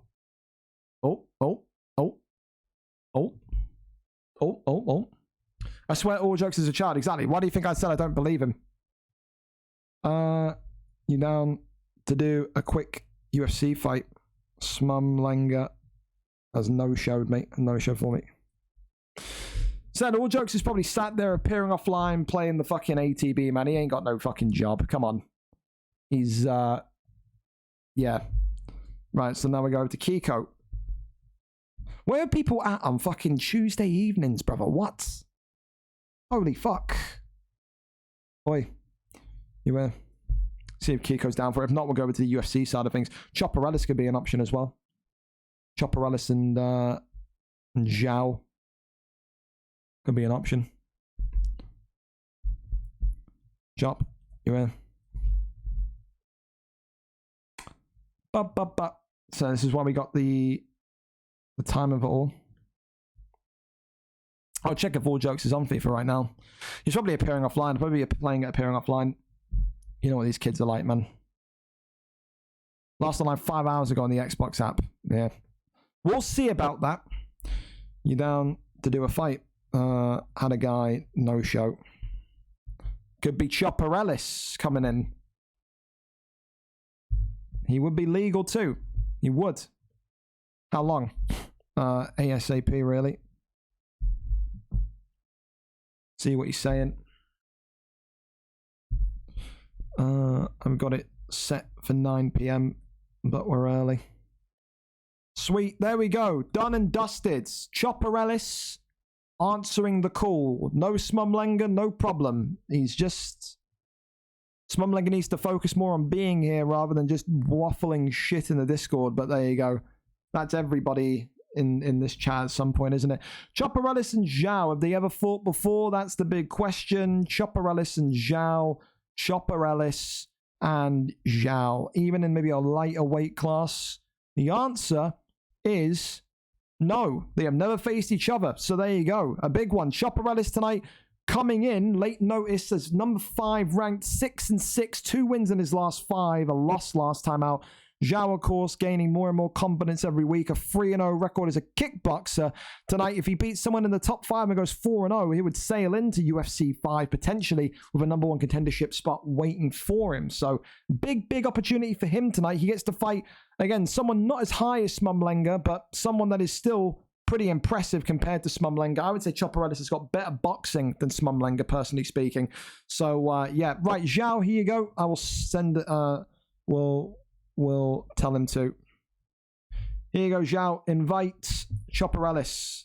And then let me know when we're good to go. So, look at that. We've even got HC, Mr. Cruz. Whoever you are, if you're in this you're in the chat, I wouldn't be able to get you in for tomorrow because you don't do a card on Wednesday. Thursday is the next card. We've already got it planned out and sorted. But yes. As soon as we get the link, we'll be up and going. See, we've had a pull out and we're still 4 minutes in time, bro. So I'm pretty happy with this one. I'm pretty happy. Everyone's been on time and sorted tonight. It's good. It's good. Man United are drawing as well still. A lot of yellow cards tonight. 4 yellow cards in the United Galatasaray game. Jesus. Right. Well, fellas, as we wait for those two to get in, like I said, a big main card tonight. All the titles, all the gold, including the silver gold that you could say is the BMF title on the line. But still some great fights left here tonight. And again, thank you to everyone here for being here on time again. TP Feng and Ash H98, what a way for them to kind of potentially have their last fight of UFC 4. A Hall of Fame level fight in the welterweight division. If you missed it earlier on, it was one of the best that you'll ever see. Yes. Yes, it is. 4-star is the picks. Zhao, talk to me. Who's streaming? Is it you? Is it not you? Who's streaming? Let me know. And of course, if you're all in here and you are wanting to get your predictor card in, play along. All you need to do, tell me who you think wins on these main card fights. Free to play. If you win, you get a cash prize. I'm streaming up. I'm streaming up 1 minute. Not a problem. Not a problem. Just toss me in the DMs if it's easy as y'all whenever you get a chance. But yeah, get in your predictor cards. Are you going to be the man that walks away with some free cash? Can you get all the results correctly? Can you get all the results correctly? In, logged, placed. Middlesbrough beating Cardiff. Aye, aye, aye. Cardiff. Shocking. Matt DJ somewhere slowly crying himself to sleep. Zhao is live for us, and we're still there, still in time. Thank you very much to Chopper Ellis for taking the fight. Didn't need to, but he has. And let's see who wins in this one. Can he be the man to take away Zhao Hugh, the Portuguese Magnifico's undefeated streak? He won the last 4 in a row. Well, there you go. You got into it late, Melon. You got into it late. But that's why. UFC 5, man. UFC 5. You're going to be a killer in there, I'm telling you. Do I get a cash prize if I win the PS belt for the second time? You can get a pat on the back. You can get a pat on the back. Kevin Holland and Drickus. The picks here, then. Here we go. Another Holland v Drickus playoff, you could say. The stakes could not be higher for Zhao Hugh from Portugal. This guy, of course, tonight opting with Kevin Holland is going to be saying to himself, I'm 1 away from a contendership shot. But think about Chopper Ellis in the green with Drickus. Is he's been up at the very, very top of the division for some time, and he's got some of the best striking that some of the middleweights have ever seen. He is lightning fast, he is rapid, he is fluid. He is someone that can very much take your head off with one flurry of combinations. Of course, how much has he been playing? Oh, there's that slip straight overhand. Oh my God, ducks the head kick and stuns him right back. And you can already see that this fight is hotting up and spicing up. The ball, spinning elbow coming in there now. Zhao Hugh eating some big damage. He wanted to fight some of the very best. He's getting the option to. Like I said, a 3-0 record. He could only expect the fights to get more and more difficult as he creeps up that division. Switch kick to the body, slips that one. Does Chopper Ellis, goes back to the midsection. Back to the body he goes. It's a slip straight there again. That slip straight overhand that he's got to very much be aware of. Leg kicks there. Elbows coming in. Leg kicks come off again. Uppercut. Wonderful, wonderful combination from Zhao. Continues to march forward, though. Not afraid of that pressure is Zhao as they both let off their elbow into spinning elbows. They're both letting each other know. Oh, it's that slip straight overhand again. It's with absolute pace and fury that it keeps coming in from Chopper Ellis. That is his signature move. That is his bread and butter. And he is looking very dangerous with that tonight. He is. Trying to see if that death kick. Not in range, though. Zhao Hugh continuing to just pepper the midsection. And this is the kind of different. This is a different fight from what he maybe would have expected from Smumlanger. Smumlanger, of course, would have been that guy that would have been sat there on the ground and looked to wrestle you. Zhao Hugh tonight getting very much a carbon copy of himself. A guy that loves to kickbox. A guy that likes to strike. Likes to have these aggressive brawls in the first round. Zhao is going to have to adjust himself and adapt a little bit to make sure that he can avoid some of these heavy strikes that Drickus is coming in. There's that knee elbow, goes back to the body. Chopper Ellis withdrawing again, shoots the takedown, gets the takedown, and there you have it. The Drickus pick now getting his first bit of action on the canvas. Working the strikes to the midsection. You can see that he's going to be a little bit patient, I think, is Chopper Ellis. He's clearly eating some of the shots up top, and that's causing him to shoot takedowns, but is he going to make it out of this first round? Zhao Hugh continuing to just walk towards him and pepper him. He's chasing a first round knockout here, and this could be it. Is it going to go to 4-0 for the Portuguese? No, not quite. Chopper Ellis will see round number 2, but he was a fraction away from going to sleep there. Zhao Hugh continuing to feel that confidence in that middleweight division.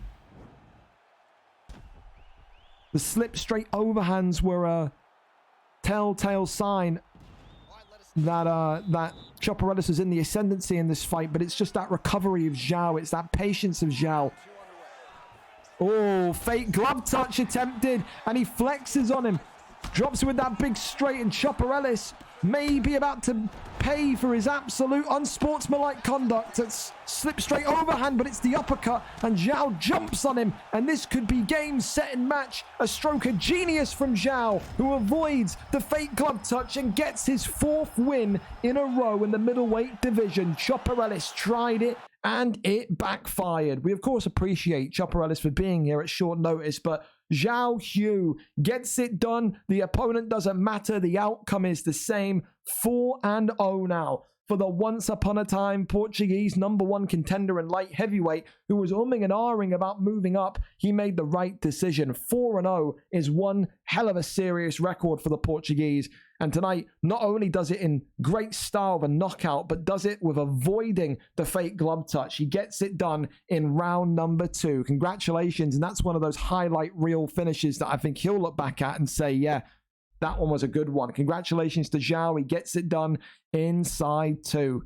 Hell of a performance, hell of a kickboxing brawl. Avoided those slip straight overhands as they kept coming in. And in the end, said cashes out with a W again. So congratulations to him. The way he tried to catch him out, got flat, and Black Pandas enjoyed it. It's Tom LFC fighting tonight. He is not frisky. I think he's done until 5 now. We'll wrap it over to our next one, though. Smiley AUFC, Aberdeen's finest, against Maikinho. So, Smiley and Maikinho, 2 people that have had very kind of back and forth histories in the featherweight division. Maikinho 7-7, Smiley 8-11.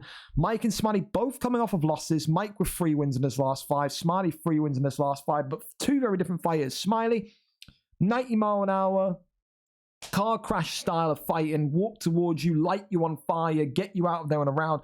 Maikinho, a folk style wrestler that likes to kind of take his time, go to a decision, go to the later rounds, and really make you regret going in there with him. It's one of those yin-yang matchups. The fight stays on the feet, you got to give it to Smiley. The fight hits the ground, you got to say Maikinho's going to have the advantage. But again, who knows? This is the 145 division, the featherweight division.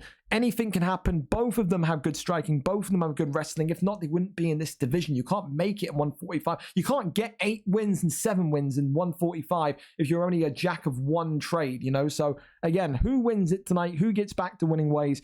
Is it going to be the Scotsman Smiley, the number 4 ranked fighter, or will it be the American Maikinho, a 7-7 wrestler? Let's go over and see here. Of course, we may be a little bit in Glasgow for box office brunch tomorrow. There you go. We may be about 5 or so minutes away, because we do know that Maikinho is going to be maybe a little bit late.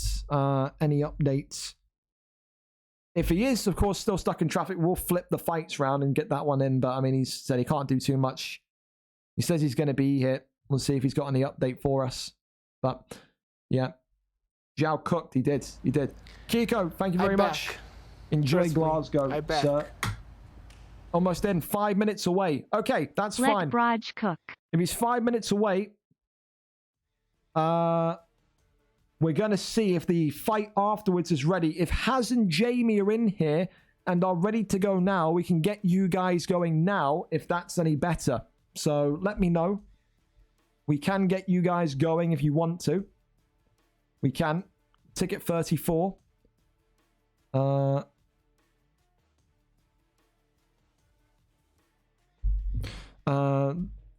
If you go onto your 4G on your phone, the form will work. There you go. But yeah, let me know, Jamie and Haz. If you 2 are down to go early, we can go down. Found it easy, and Webbo are laying money down on their fight. Yeah, well, I take no responsibility for that, okay? I take no responsibility for that. Real Madrid 2-1 up. Did we make any subs at halftime? No subs. No subs. I'll put this ping in here. Jamie and Haz. If you 2 want to go early, you can. I'll put we can. And of course, Smiley, I know you'll be listening, lurking in here as well. Maikinho is here. He's just stuck in traffic, so he will be back within 5 minutes or so. So don't go anywhere. I know you've got to be out of this, Smiley. Usually before 10. So 100% you'll be out of it before 10. I promise you on my life. So Jamie 27, we wait for him. We wait for him and we see. I think he knows he's got a fight tonight. I hope he knows. I did remind everyone. He's ticked, so he does know. But yeah, we'll see. I'm here. Okay, he's here. If you want to go, fellas, if you can go early, then you can. HGO has him live. Excellent. Smiley, sit tight. We will be back. We will be back. Don't worry. We will be back. Frenchie's live as well. Perfect, fellas. Thank you so much for being on time. So a little bit of a recap on this one then. Has and Jamie. HGO has coming in tonight. One of the oldest men in the division. 11-11. His 23rd fight tonight. Jamie saying after his last fight, I'm 3-0. I want a top contender. Give me someone difficult. That was his request, and he gets that. A former #1 contender as HGO has. His Conor McGregor is stuff of dreams, but he has not held that welterweight gold yet. It's eluded him. It's evaded him constantly. Tonight, he wants the ability to not only take away Jamie's undefeated record, but also make another forward step towards the gold. Jamie, 3-0 jiu-jitsu artist, is one of the most dangerous men you can face on the floor. HGO has is going to need to make sure tonight that his takedown defense with McGregor is up there. On the feet, HGO has got every possibility of winning this fight. It's when the fight hits the ground and Jamie sinks in that maybe those submissions become a little bit too much to handle. The welterweight division here and live. 11-11 is the record for HGO has, a veteran of 170. Of course, Jamie 27 in the black with Anthony Showtime Pettis wants to make it 4-0 tonight. He wants to claim that welterweight strap. Absolutely, he does. Teep kick there. Immediately to start off. What we know about Has is that he can get clipped on the feet, but it doesn't let him, it doesn't deter him. He still will walk forward, still with all of that pressure. A very dangerous striker, a very, very dangerous man on the feet. And of course, no doubt he'll be cornering Displaced for his title shot, a friend of his. He's achieved title goal. HGO has wants to be able to kind of say tonight, I've beaten an undefeated quantity. I want to go for the gold again. I want to go for the contendership again. For Jamie, he asked for these very big, very kind of dangerous fights that put his record on the line, but also tests him, and he gets probably one of the best strikers in the division tonight. We talk about his title shortcomings. It's because of indecisiveness from HGO has. He's had 2 title shots. I think one time he used Leon Edwards, the other time he used Colby Covington. He never ever has used his McGregor pick in a title fight. If he has, maybe it was once, and then again he lost that one as well. But again, 2 title fights which he says he should have won if he picked McGregor. McGregor is certainly his pick in this welterweight division. Just feels like he's got that speed, he's got that pressure, got that left hand, that cannon, of course, as well, that can really make things difficult. Jamie, of course, is a guy that, although he's been getting submissions and has been working on his jiu-jitsu, constantly wants to remind people that he's not just a submission merchant. He says that in the middleweight division. When in middleweight, people were saying he's going to take you down, he's going to submit you, he'd make a point to stand up, box with you, and then ask you after the fight if his boxing was adequate enough. He is a guy that wants to show every facet of his game. And now we've seen the boxing in the first part of this round. We're now seeing this ground game. This is what HGO has did not want to happen. This is the worst case scenario for him. Of course, a reminder as well for Smiley and Mike Enya, we will be with you after this fight. So make sure that you're all set. By that time, Mike should be home. But again, 4-0 record. You talk about that, then again, beating the #1 guy with the most wins in the division, then be a heavy argument for someone like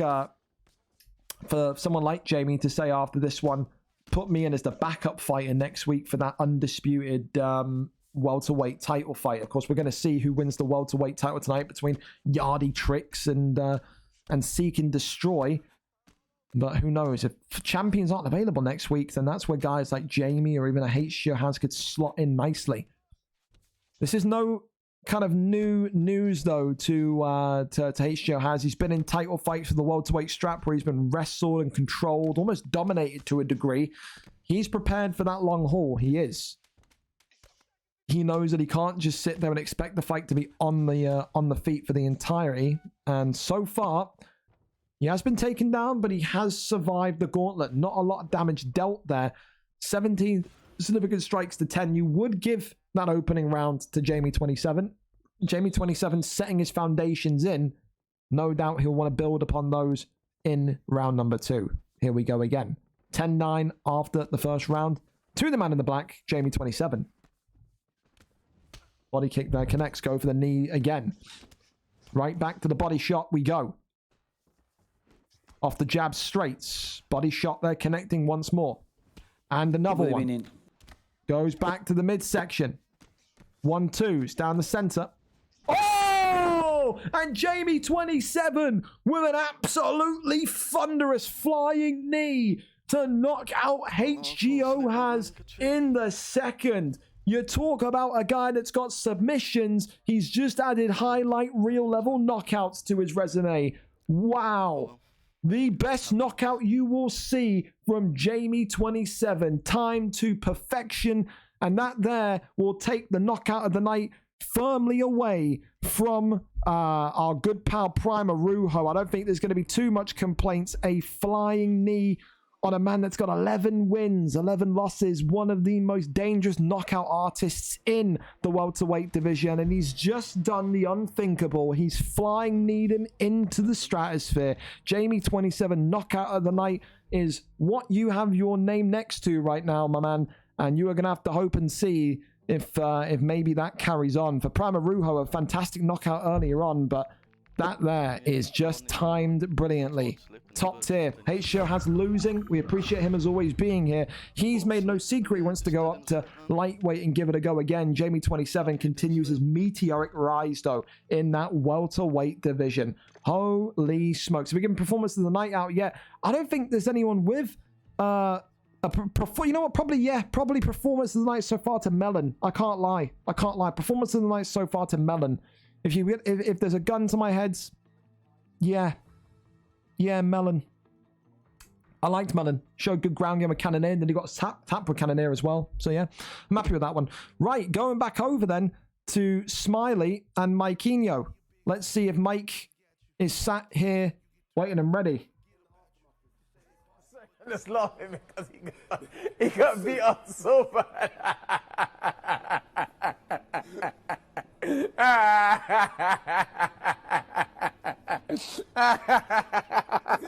Well, there you go. That's what Jamie 27's thoughts and opinions are. Listen, we'll see if Mike is good yet. You back? Let's see if he's here or not.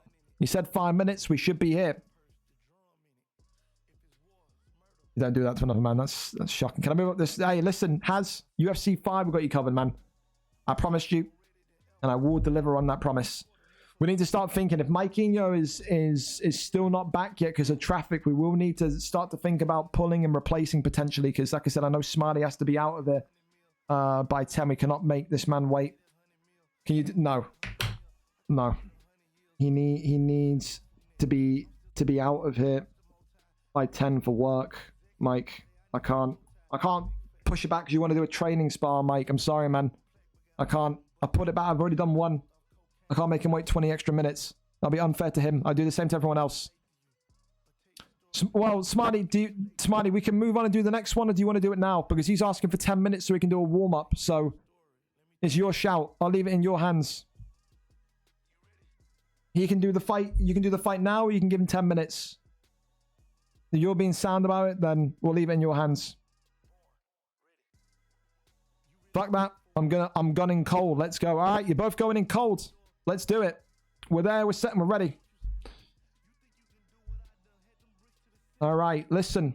So we wait for these two to arrive, Smiley and Mikeinho. Again, two people that have had very kind of fluctuating histories in that featherweight division, both of which have fought near enough for gold at points. Like I said, a 7-7 folk style wrestler against an 8-11 kickboxer. Smiley tonight wants to make it 9-11, would be his 20th fight in this featherweight division. That is a lot of fights to sit there in the second highest division, what we call the commoners bantamweight for people that are not superhumans quite yet. That is a hell of a streak to stay in there, to stay consistent and have 20 fights in there is a big moment for Mikeinho. His 15th fight tonight, landmark fights for both of them. Both of them coming off of losses. Both of them want to get back to winning ways. Only one of them can do it, though. Smiley, the number 4, 8-11 Scotsman. Maikinho, the 7-7, number 7 American wrestler. We're here, we're set, and we're ready. 4.5 star is the allowance when they're both opting for 4-star picks here tonight. Maikinho looking like he's opting for Conor McGregor. This is different from Maikinho. Maikinho, the kickboxer, we could be saying here. That is something, hey? Maikinho tonight saying, I won't be wrestling. If he does, he's going to be wrestling with Conor McGregor against Smiley, who is probably more of a Maikinho pick with Anthony Showtime Pettis. He has that rubber guard. He has that ability to hold you and control you on the ground. Tonight, Smiley saying, maybe I'll give that a go. I don't think he will want to go down there with Maikinho, but who knows? Maybe I'm wrong, maybe I'm not. Glove touch, and we're off. Conor McGregor in the black and silver with the bold shaved head for Maikinho. Smiley opting for Pettis in the black, silver, and red on the right of your screen. Basically, the man with the arm tats is Smiley. Conor McGregor, of course, everyone knows what McGregor looks like, is Maikinho. America taking on Scotland in this cross-Atlantic derby, you could almost say. Maikinho wanting to show everyone maybe tonight that he's not just a wrestler, not just a folk style wrestler, that he can actually kickbox with some of the best of them as well. These two, of course, have never fought before, and they've had very similar paths as well. Maikinho and Smiley, both of these guys back about a year ago were nowhere near their current level. These are two examples of success stories going up into that featherweight division and finding their feet. Two incredible competitors who want to go into UFC 5 and want to maybe talk about holding that featherweight gold, because I tell you what, it is a difficult job to do it against some of the killers that exist in that division.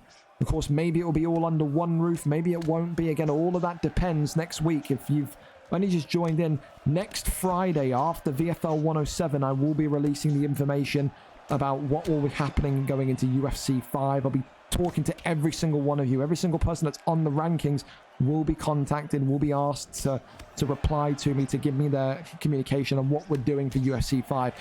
Best case scenario, we still do 2 shows a week. Worst case scenario, we go back to 1 show a week until the game's on Games Pass. But there's nothing really in me so far that from talking to you guys so far that indicate we're going to lose a lot of people. We're going to have a lot of people come launch is what I'm hearing. So whether it's 1 show, 2 shows, we'll see. But no chance we're going anywhere. We will be here for UFC 5.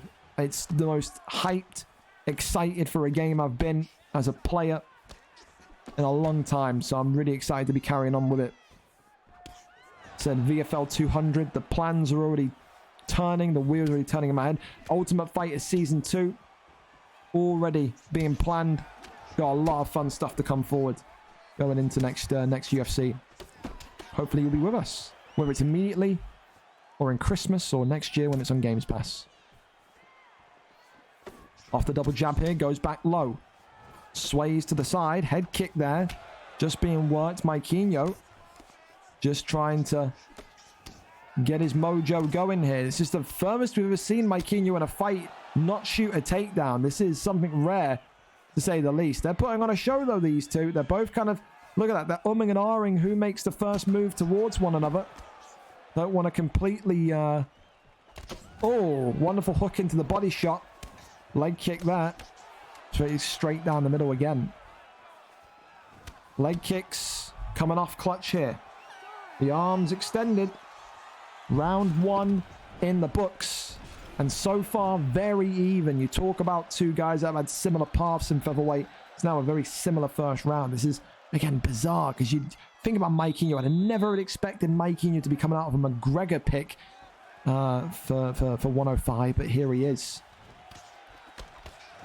I've got to probably have a gun to my head and say who do I think's won round 1. I'd probably say Maikinho is probably the more active of the 2. Smiley saying he's coming cold as well.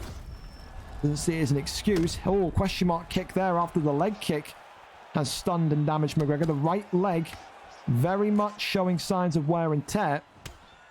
Smiley not going for that traditional model of working the body shots and trying to gas out McGregor, instead trying to take the legs from underneath him.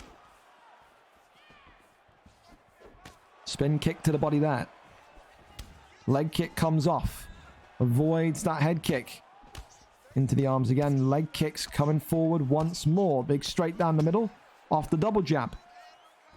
Shimmies there. Goes off the 1-2 again. But there's that cartwheel kick into the body strikes. You can see Mikeyno just looking to stay tight. Stick to his opponent here. Oh, leg kick tapped again. Goes up top. And Smiley is now coming to life here. Look at him go. Side kick to the ribs. Mikeyno's just got to be a little bit more careful with his overall management of the leg health, of the body health as well. Smiley, when he gets into a rhythm, is so dangerous. Rolls through that one, does Mikeyno. Uppercut there. 1-2 down the center. Smiley's head health starting to show signs of a bit of issue as well. It was always going to happen though with McGregor. You can't sit there and dance the dance against McGregor for too long. You will feel the implications of it. Leg kicks continuing forward. Uppercuts and hooks now coming in. Smiley looking more and more dangerous with every flurry that he's engaged in. And Mike says, come on, bring it on. Wow. These two putting on one hell of a kickboxing clinic so far. Uppercuts. Oi. More and more bellowing shots coming through. Leg kick coming off again. Oof. Mikeyno still using that pressure to come towards him. Leg kick now just being worked on. Goes high and low.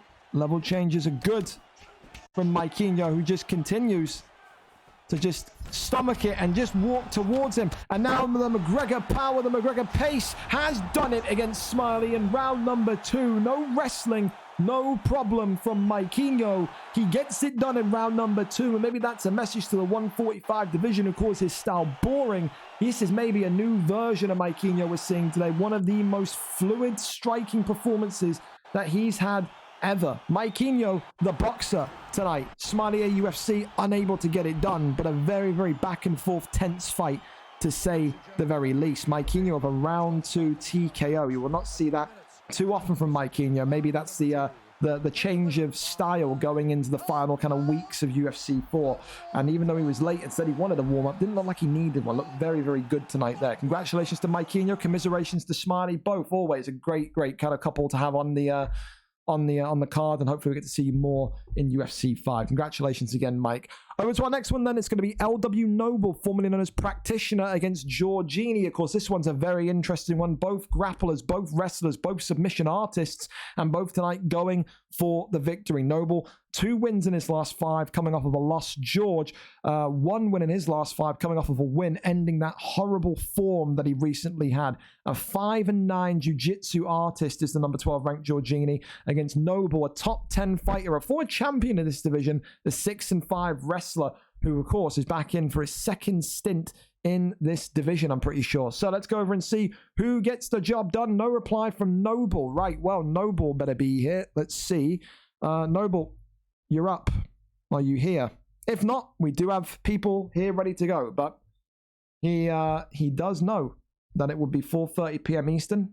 He is. Okay, for you. There we go. See? No problem. No problem, no problem. Yeah, we're 5 minutes early anyway. There you go. He's here and he's ready to bang. So let's go and see. George, with whatever this is, okay? He's so old he doesn't know how to load up links, but that's fine. You grandfather, you. Score updates. United are winning. Congratulations to them. Napoli 2-2 against Madrid. Who scored for Manchester United? Hoyland twice. There you go. The Hoyland effect. Any subs for us? No subs still.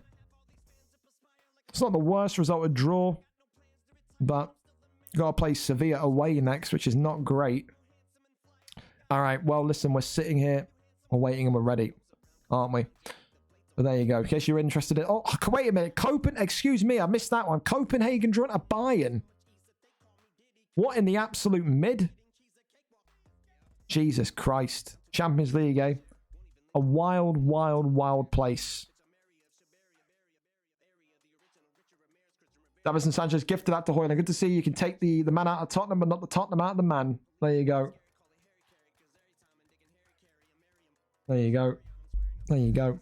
Well, we're here and we're ready. Of course, Noble loading up as we get ready to go into this one. And of course, like I said, only 3 fights left before we go into the absolute stacked main card tonight. Like I said, all belts on the line on one's promotion going into next week's mega card. Should be good, but we've even got 2 great non-title fights on the main card tonight as well. Theo versus Dex and Mark Jeff versus Slink. So some great ones. And Lens have scored against us. So we are in trouble, man. We are in trouble. Uh-oh. Looks like I made the right choice to do the card tonight. Mikel Arteta is not a European manager, to be fair. I'll tell you that much. I know that much from seeing him get knocked out by Olympiacos in the Europa League. So maybe it will be like that kind of Antonio Conte effect. Good in the league, terrible in Europe. We'll see. But there you go. Here we are then. Listen, the featherweight matchup set and ready to go. Korean Zombie against Brian Ortega. You knew this was going to be the matchup. Both of these two not known for knockout ability, not known for knockout power, but known for their technical brilliance on the ground. So the big thing tonight here is to see which one of them has the dominance to keep the other pinned to the mat. We know that they can both win by submission.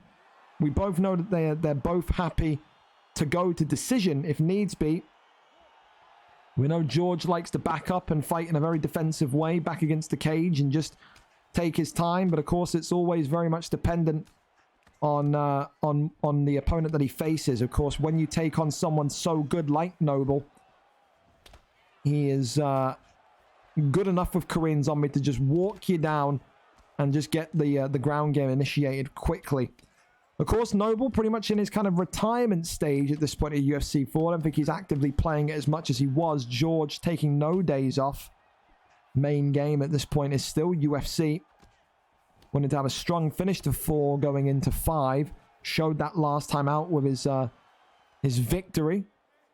Now wants to make it another victory tonight against a former champion. And George getting the first takedown there. Going into side control. The elbows. They're just being worked. Goes up into half guards. Little taps here from George to build the GA. He will be happy to sit here for the remainder of the first round. Have no doubts about it. Goes over, but Practitioner Noble. Got to get into the use of calling him his new name again. Just avoiding that one there. Crosses over. That one there is denied by Noble. And he said it again by Noble. George getting a good deny there. Crossing over into side control. Knee against the body, but now goes back into sprawl. Works the midsection. That one there is denied wonderfully by Noble. Noble grabbing the leg now, getting him back into half guards. Little taps there. Minute and 54 left of round number 1. Still so far all of the smothering being done by George. Not in a rush to get to top mount. Not in a rush to get to side control. Biding his time. George, again, it's unapologetic with his style. People have almost taken that same attitude they had with Toasty back when Toasty was champion in the bantamweight division. When they were calling Toasty boring and unexciting. And the way that he fights is slow and sleepy. George has been given those same compliments, you could say. After each fight, he tells the opponent to simply, one word, cry. Does not care. He only cares about winning. He's not here to be exciting. He's here to win. Rains down the strikes. Goes for the flip, but that one there denied and swept again by George. 20 seconds left, of course. We're not going to see a submission at this point, but good enough to maybe see the patterns, see the movement. See if he's confident enough to go and get the sub in round number 2. Round 1 in the books. Clear as day so far. George, 10-9 up. A dominant display so far. What can the Korean Zombie, Noble, do to get back into this one? See that he tried to kickbox at the beginning of round one. I think it's maybe that length of Ortega that made that one a little bit difficult. Goes for that head kick. Straight down the center. Goes for the body stun there, but no knock or anything. Big straight down the middle there. 1-2s flying forwards. Big hook comes on in and drops him. There you go. The striking of Practitioner through the guard there. And Practitioner Noble not wanting to jump down into the guard. That's the biggest compliment I think George can be paid. And now gets the takedown, gets back into a dominant ground position. But Noble tonight with Korean Zombie showing that maybe he is slept on with his striking. A big stun there. And that's just the way he wanted to start round two. And now elbows coming from underneath here and gets the flip and rotation. Now we get to see the patience of Noble. Of course, we know that his preferred position is that sprawl. He's had so many victories, has Noble, in the 145 division. From his Japanese necktie, from those chokes in sprawl. He's a choke artist in a good way, not in the bad way. George will need to be ready for that should the fight get into that position. Little taps coming in there. Crosses over into top mount. Goes over to the right hand side. That one there is denied. More and more taps here to the face. Posture up is there. Settles right back down into it. Goes to the right hand side. That one is stopped in its tracks. Posture up again. More and more ground and pounds. Half guard. Goes over into side saddle. Now side control again. Elbows raining in. Again, a dominant kind of display here from the former featherweight champion. Just happy to bide his time and posture up. Get it? This is the thing that you just see these guys that are so talented do. They posture up. They got 1 strike, 2 strikes to go right back down, not to lose that position. I think Noble as well knows that he's won this round because of that knockdown at the early start of round 2. And a good deny / reversal from George there with Ortega. 20 seconds left of round number 2. And we've certainly got a fight on our hands now. 1-1 after 2 rounds going into the third. Who is going to be the winner? Hell of a comeback round, a hell of a recovery round from Noble. Respect given and paid from both men. Again, it was that clinch work there from that simplistic striking from Noble in round number 2. Got him that knockdown, but here we go. Third and final round. Noble happy to just sit and plant. Oh, and then he goes into a violent spin kick there. There's a little bow of respect from both as well. And now they re-engage. Big straight there. George just eating shots onto the block, though. Needs to be careful. Oh, it's a big uppercut there, though. George shoots for the takedown. Noble launches a big uppercut. And now George knows he's got to have to find his way back into this fight with his own big uppercut, with his own big stun, his own big knockdown. George is going for those death kicks now. And he knows he's probably got to chase the fight. Noble is just stood there. He knows that George has got to come to him. He's not chasing him down. That's that IQ, the elbow coming in there. Wonderful elbow by George. And Noble. Good head movement. Knee there to the midsection. Uppercut, continuing to fly forward. Oh, my goodness me. Could have been the moment there. George is gassed out of stamina here. And George knocks. Don't know if that counts as a knockdown. I don't know if it does. Gets him back, though, with a stun. And now looking to take his back again. And Noble says no. Not today, but this is a fiery third round that we're seeing here. As he's just looking for those counter shots to appear. But he's eating a lot of damage as well. Is Noble with just standing there, planting there, not looking to move back, just working the head movement. Tries to go for that death kick through the block, and he's absolutely rocked and dropped George. And this could be the moment here. Is Noble going to get it? Is he going to get back to winning ways? Not quite yet. But this is a dangerous, dangerous round for both men. Both of them showing their kickboxing. Rubber guard there is denied. Rubber guard denied again. Is Noble going to be happy enough to keep this one wrapped up here?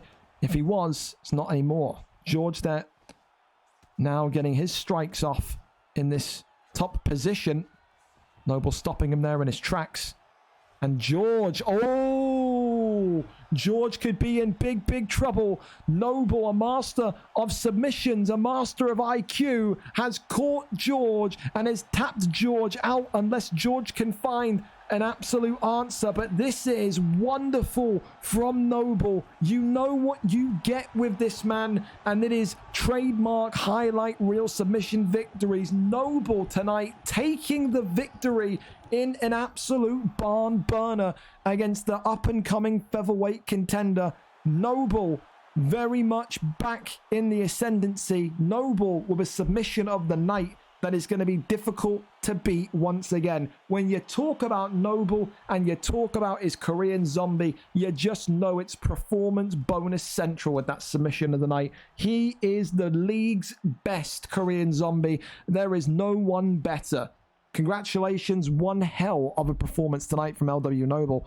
A round 3 submission there. George maybe will look back at that and feel maybe he was a little bit too hasty. Maybe he needed to be a little bit hasty because of the stun and the drop. But again, nothing can be taken away there. An incredible submission. Did we got to take that away from Holdy? Holdy loses his submission of the night award, and Noble will gain that one. Congratulations to him. Hell of a performance there. Going over to our next one then, and it's going to be Rickson against Luton, and we're right back on time. Rickson coming into this one a 9-9 middleweight. Luton a 6-6 kickboxer. The former champion stunned last time out, losing his belt after a win in the defense. Luton tonight on the prowl, on the ascendancy. A 6-6 man coming back into the division for a second time. He wins today, 7-6, will put him at number 3 in these middleweight rankings on a 2-fight win streak as well. Rickson needs to find his form again, get back to winning ways. Who wins it? The number 1 ranked former champion or the number 4 ranked Luton 20? Kickboxers are going to collide here this evening. We're here, we're set, and we're ready. I'll explain after next Thursday. Yeah. Again, all the news and information about UFC 5 in the league will come out next Friday, so be aware of that. Galatasaray 3-2, United with a red card. Wow. Casemiro red carded. And then, of course, Icardi scoring as well. Wow. Man United fans are going to be screaming. Screaming. And Blaze has left the chat. There you go. Practitioner, hell of a fight again, though, brother. Well done. Could put you on the submission of the night leaderboard in this league now again. Never know, have to wait and see. Congratulations, a hell of a sub. Always dangerous with the zombie.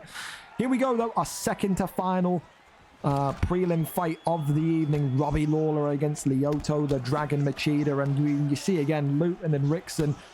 Pick these guys, pick these picks. You just know it's going to be all-out war. I'm surprised tonight that Luton strayed away from his Bo Nickel. He's gotten so many knockout victories with Bo.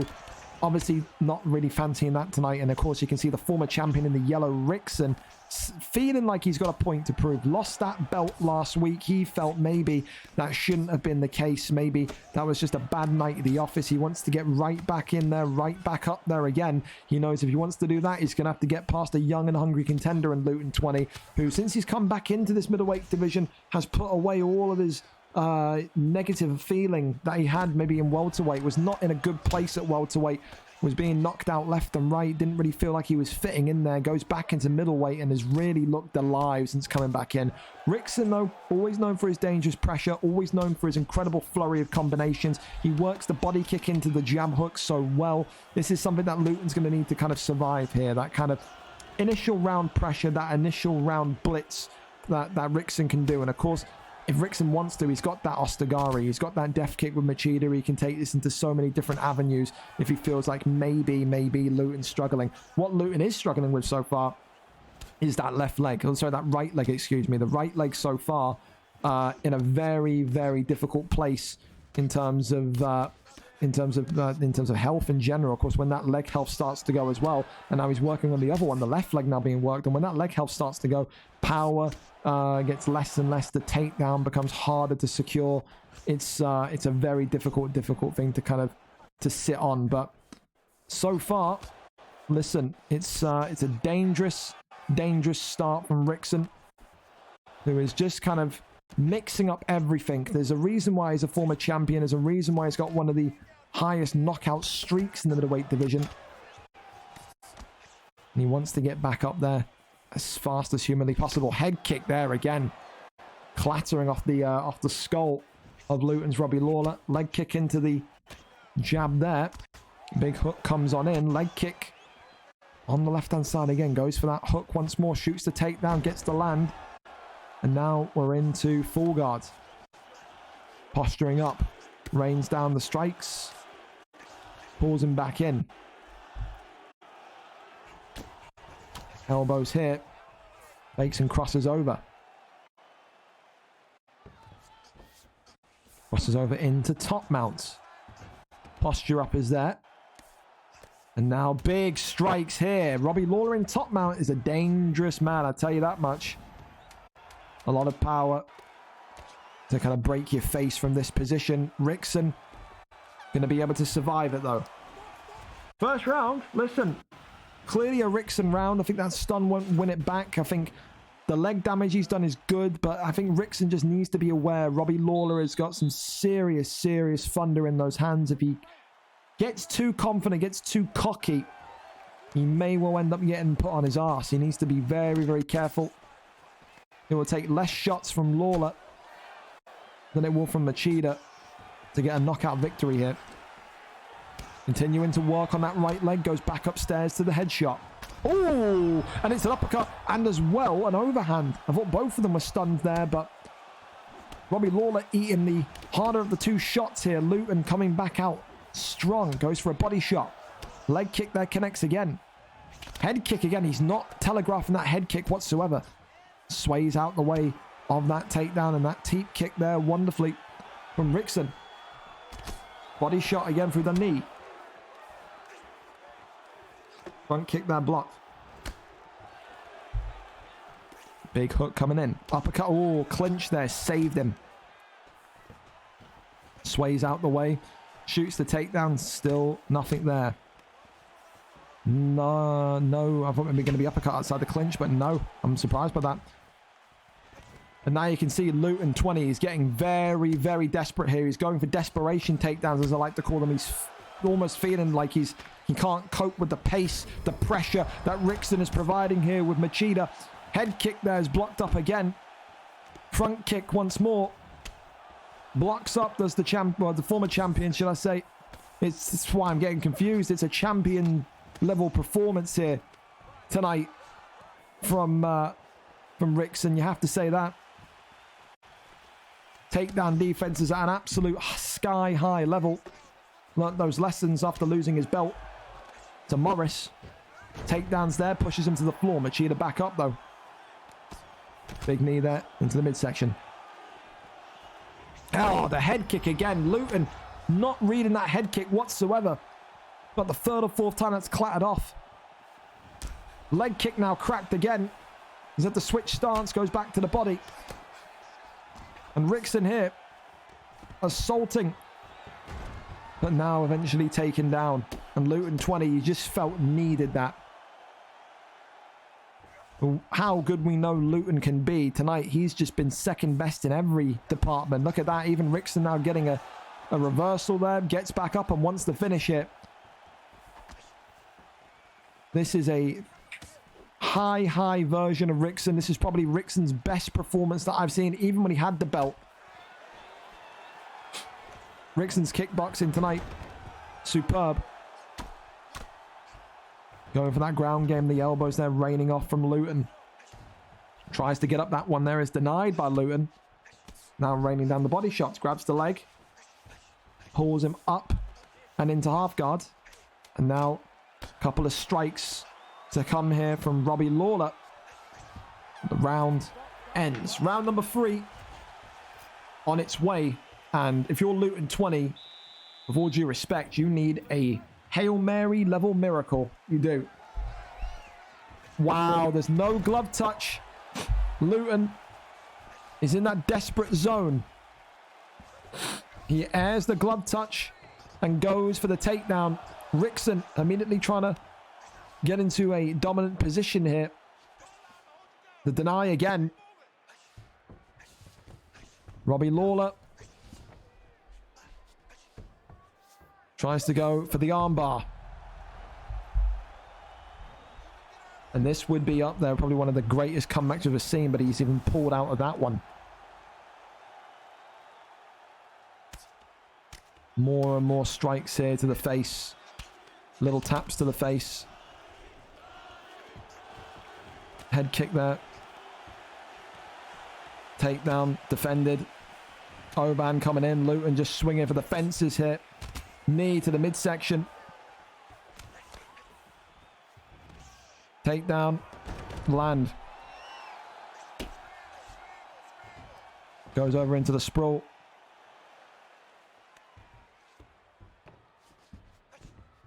Goes over into half guard.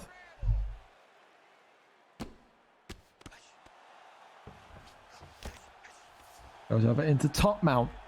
Posture up now.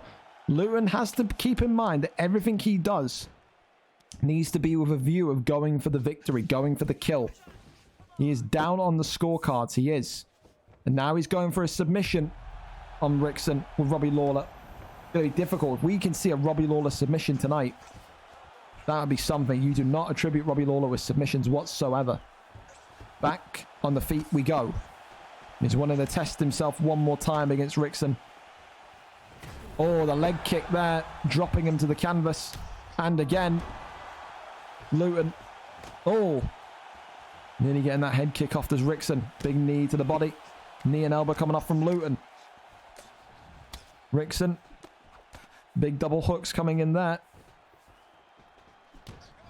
Oh, the overhand goes back to the body. Oh, front kick.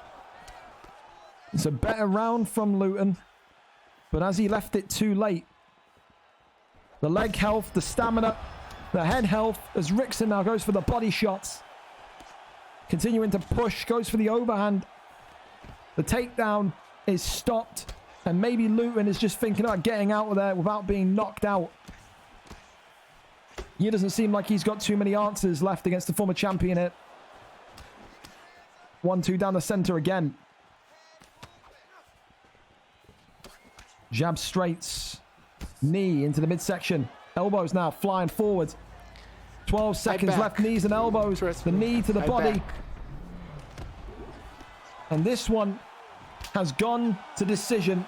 Luton doesn't get knocked out, but no doubt will be feeling a little bit annoyed tonight because for all of that positive momentum we saw with those Bo Nickel picks, they were left out to dry tonight. Robbie Lawler was the pick. He wanted to see if he could kickbox with the former champion. He maybe got told tonight that it's not to be just yet. Luton, definitely one of the up-and-comers in the middleweight division. But Rickson tonight, I think, just too strong for him. For me, 30-27. We'll see. Ladies and gentlemen, after 3 rounds, we go to the judges' scorecards for a decision. All 3 judges scored this contest 30-26. 30-26. Unanimous decision, Leo, the Dragon. 30-26, a 10-8 round in there somewhere. And listen, that's going to be one that Luton will have to kind of reflect back on and eventually watch tape on to see where he went wrong. But Rickson tonight, a 30-26 is the score. And the former champion is back to winning ways. Congratulations to him for Luton. Just wasn't meant to be tonight. We go over, though, to our final non-main card fight this evening. Let's see, first of all, about these predictor cards. UFC ×1 final prelim fight is now live. Here we go then. So, fellas, tonight, the final prelim fight, Emperor Shaq against DB Beckham. Emperor Shaq coming back into the featherweight division with a 1-0 ranking.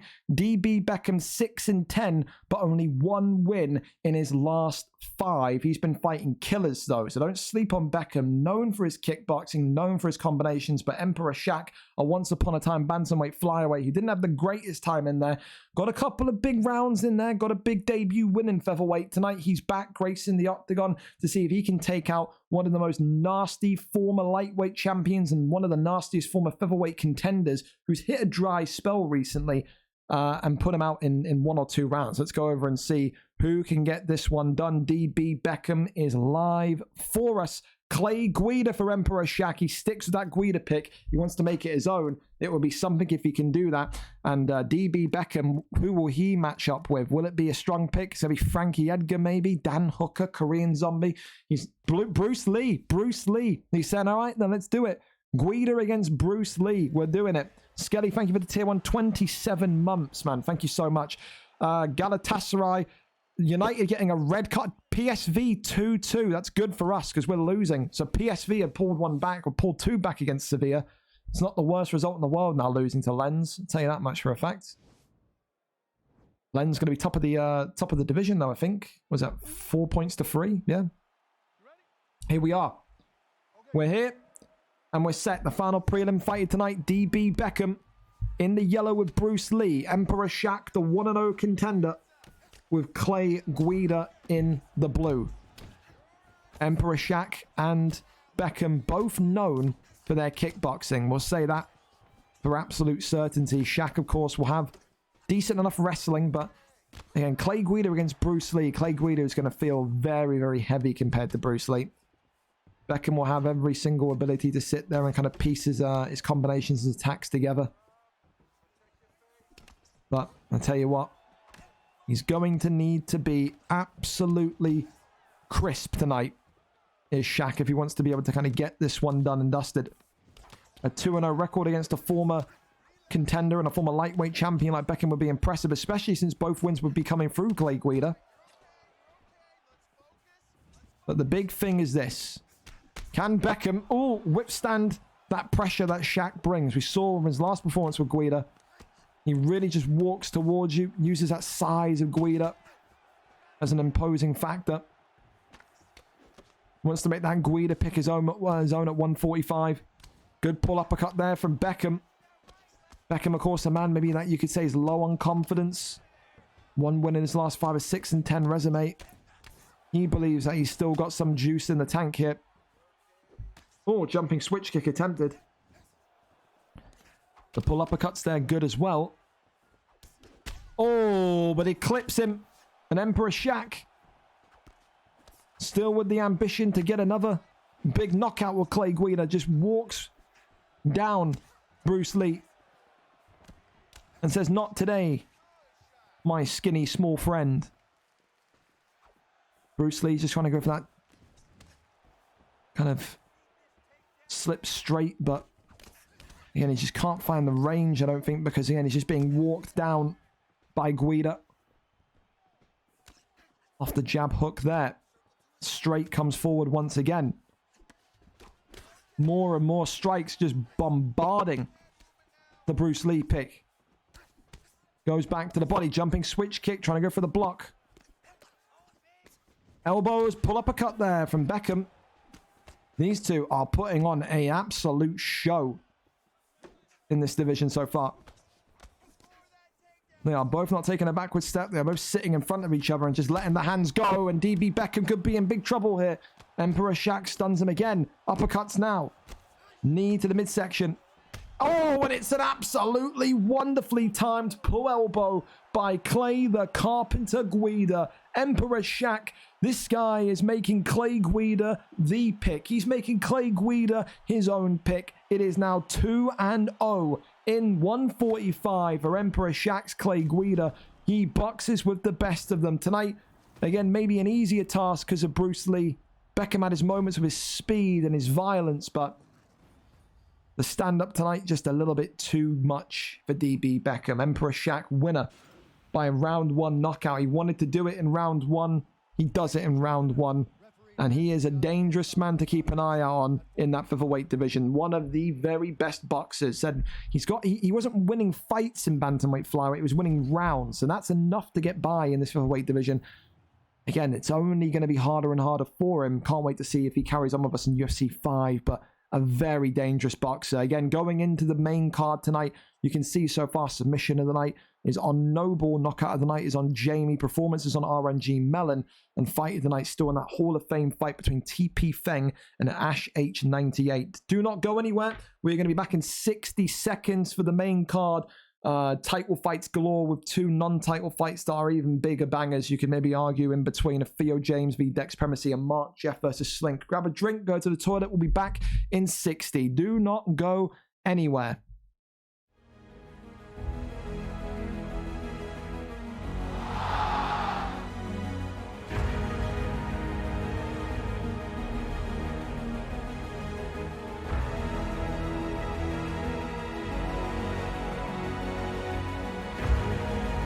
Is over.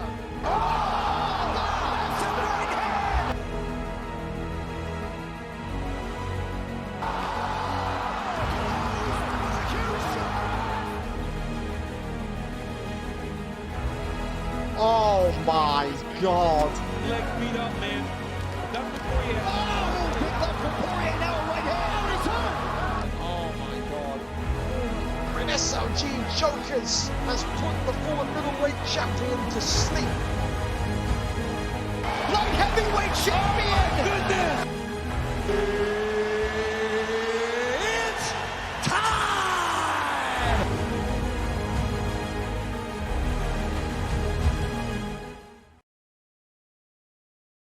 And we are here, fellas. Welcome in. Another main card here, ready to go. Of course, you've not got your predictor card in yet. Now is the chance to go and do it. Like I said, free to play, win free cash. You can get all the results correctly. Tonight, of course, the final Tuesday show, or Tuesday card, if you will, of UFC 4. After this Tuesday, it will only be the mega card next Thursday, and then UFC 5 is when we'll be back. Tonight, though, all the belts are on the line on Tuesday night's one promotion. Of course, some big ones there, including the BMF belt up for grabs. Dirty Day back in against the newly found number 6 pound-for-pound rep. So should be some big ones. And, of course, 2 non-title fights of epic proportion in there, sprinkled in between. But listen, we have no time to waste. We're on time perfectly. And with so many title fights, we don't know how many are going to go to those full 5 rounds. Can I remind all people involved in title fights tonight, 5 rounds, accelerated clock. Please don't make the mistake of putting on 3. 5 rounds, accelerated clock. Here we go, though. Going in first, it's Harry against Myth tonight. The lightweight championship of the world at 1 up for grabs. Harry, of course, a dangerous submission artist, 7-2 jiu-jitsu record. Myth, 8-4 wrestler. Myth, of course, a former PlayStation champion. Harry, though, with one of the most impressive resumes in lightweight history, up there and pushing to be at 145 for UFC 5. He's dangerous on the ground with his submissions, dangerous when it comes to any sort of takedown offense, takedown defense.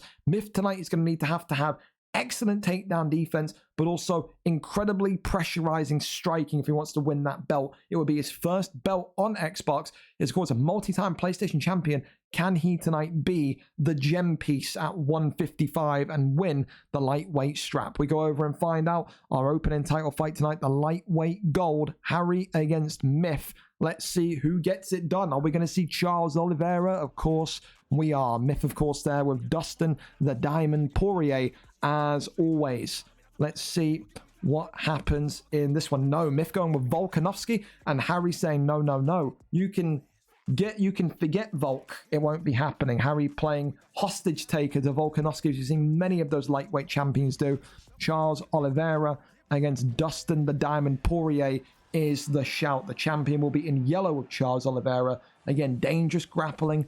Not the greatest striking Harry as a player, but Charles Oliveira not bad striking. Myth, of course, Dustin Poirier incredibly balanced, can tap you out, but is more known for his velocity and his ferocity on the feet in terms of strikes as well. We've seen people previously pick Poirier and win the belt. The challenger in the blue, the champion in the yellow. Myth tonight going to need to be very much prepared for some of those submissions that are going to be firing his way, because they will be coming. They will. Of course, winner of this fight will then meet up with UFC's lightweight champion next Thursday in a battle for the undisputed gold. A chance to end UFC 4 as a double champion. It could be for one of these two. Again, Harry, of course, a 7-2 record, is 10th fight tonight. Only he knows if it will be a winning 10 or a losing 10, but his confidence has never been higher. And when you talk about Myth as well, a guy that, breeds off of confidence. He's got a big uppercut there already on Harry. No doubt tonight people will be looking at Harry and saying he'll be the favorite due to his grappling ability. They never ever want to forget that Myth has had some wars on PlayStation with the likes of Lister, with the likes of Blaze, the likes of Wavy Pappy. He's been in there against some killers himself. He walks around with a confidence, a cockiness, but he backs it up. Getting him against the cage there, just holding him and then swinging around. For Harry, it's always a case of how quickly does that takedown come? How quickly does that first bit of wrestling initiate? Because you just never know. If the fight stays on its feet for the entirety of the round, then I tell you what, Myth is going to be loving life. You can already see, look at that head health difference between the two. A large chunk lost already by Harry. Works off the jab, shoots the takedown, gets the turning takedown. Myth there with excellent takedown defense. Nice to go for that straight. Big hook there. 1-2s down the forward line again. Myth so far comfortable, but Harry often, rather than not, fights like Charles Oliveira. He almost kind of role plays as him. He lulls every opponent that he's had so far when fighting for the belt into that kind of false sense of security. Then it just takes one takedown and they enter his universe, his dimension. So far tonight, Myth knows or knew he had to have that takedown defense nice and high. And he's showing that he's very much been drilling that, getting that ready. Big uppercuts there from inside the clinch position in the dirty clinch. Knees against the body here. Harry trying to find a way to get out of here. This would be one hell of a way to start off the cards with a new lightweight champion. There is so much pressure on Harry going into this fight. So many people predicted him as the favorite in this fight. But this lightweight... Oh! And Myth wins it with one strike! Myth, with a Dustin Poirier Classic, has just won the lightweight title and has just absolutely ripped up a whole heap of predictor cards. Myth 27, finally with Xbox Gold, the Poirier power, and he'll now be in next week fighting for that undisputed gold against UFC's lightweight champion. Myth 27, upsetting all the odds to kick off the card with a round 1 triumph. No one had that one on their bingo cards. 4 minutes, 35 seconds of the very first round. Declaring the winner by And Harry, winner here. Not tonight. Last week he was. I'm completely stunned. I can't believe that. Myth, around 1:4:35, has got it done. Wow. That just goes to show you, man, this lightweight division is anything but predictable. And he has done it. Undisputed champion Myth, potentially loading. Congratulations to him. And one hell of a way to do it. Unbelievable. Unbelievable. We go over to the next one. And we go to the heavyweight championship of the world. Displaced versus IGC Shark. Displaced and Shark. A big one here. IGC Shark has the potential to add his name to that long list of Americans that have won gold. Displaced tonight, coming in as a 7-5 boxer. 4 wins in his last 5, 3 wins in a row. Of course, IGC Shark, as you can see in the rankings at number 11, here he is, with a 3-fight win streak. Arguably the joint most with Osler. Osler not ticking the card this week. Can't lie to you, it would have been Osler if he ticked the card. He didn't. IGC Shark was here, is present, and with the identical form to Osler was the correct choice. So IGC Shark, 3-fight win streak, 5-4 resume, takes on Displaced.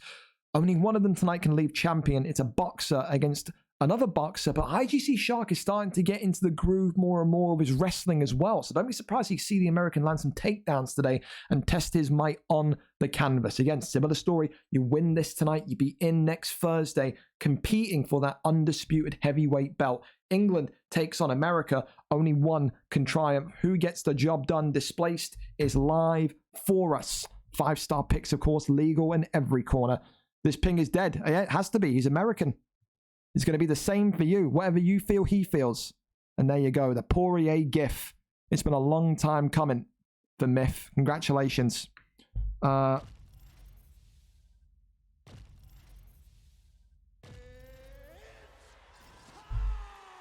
Skelly. New section. People who have been accused of a hacked pro. Okay. Well, we got a hacked pro area, do we? That's interesting. Well, that's good because those people can then be put on alert. We can put their managers on alerts. That's actually a good idea, Skelly. Here we go, though. The Heavyweight Championship of the World up and underway. 5-rounder. Tom Aspinall for the champion, displaced. Daniel Cormier for the American. Of course, we said he was looking to maybe involve that wrestling more and more. His heart will be pumping. It's his first ever title fight. IGC Shark, of course, came into the league back in the summer during his vacation, during the time away from school, and didn't really hit the ground running. Has very much done so in his last 3 fights, and he knows tonight it's going to be about getting that fight to the ground, getting that fight to the canvas, and seeing if he can execute in the best possible way. Ground and pound coming in nice and quickly, but Displaced just shimmying out the way. And now half guard gain. This is going to be one of those fights where you look at Displaced in the red trunks, the champion, and say that he can't rush. He's going to need to be a little bit more slow paced. Going to need to be a little bit more pragmatic with his planning. IGC Shark, of course, riding a wave of confidence. So many wins in a row, 3 wins in a row, his highest winning streak. Wants to make that 4 tonight and turn it golden as well. Side saddle. Goes over into backside. And now gets back up top. Grinds him back down. Of course, the thing that Cormier's got to be careful of, Shark's got to be careful of, is that Tom Aspinall has those sneaky submissions from that sprawl position as well. He gets back up and backside actually as well. Backside's good for Tom Aspinall. Tom Aspinall, as always, I can always give you this fun factual knowledge. Tom Aspinall in the heavyweight division, the highest win percentage of any pick. He is the pick. The champion will be knowing that tonight and going forward with him. Why change what's winning? IGC Shark just happy to kind of stray out the way, avoid those potential shots. Going for the flying armbar is the champion, and now we can see what IGC Shark's submission defense is like. He wouldn't have got to this position in a title shot if it was terrible. He's just going to pop out of this one. One of these days, Displaced will get that flying armbar, but it's not to be today. Tries to go over to the right hand side. Posture up is there. Works the body shots here. Pulls him in. Elbows from underneath. Posture up is good again. Shark just using his knowledge of transition offense to just gain a good advantage here. Deny is good from bottom by the champion. That's going to be what he's going to need to look for to get maybe a submission going into those later rounds. But round 1, a good back and forth fight. You tell me, who do you think's won that one? I need to turn the volume down a little bit because that's very loud. But round 1 so far, I think it's not out of pocket to say that Displaced has maybe won that round. I do think so. Yeah, I'm talking normally. You see, Saka got injured. Not been aired. It's fair. Well, listen. So far, so good for the challenger. Displaced, of course, talking about Ping, his first experience tonight of going against an American contender. He's going to need to kind of ride the wave. Every great champion's had to go in there and ride against the Americans at some point. He is no different. The wrestling will be a consistent factor as IGC Shark shoots and lands another big takedown. Posture up is there.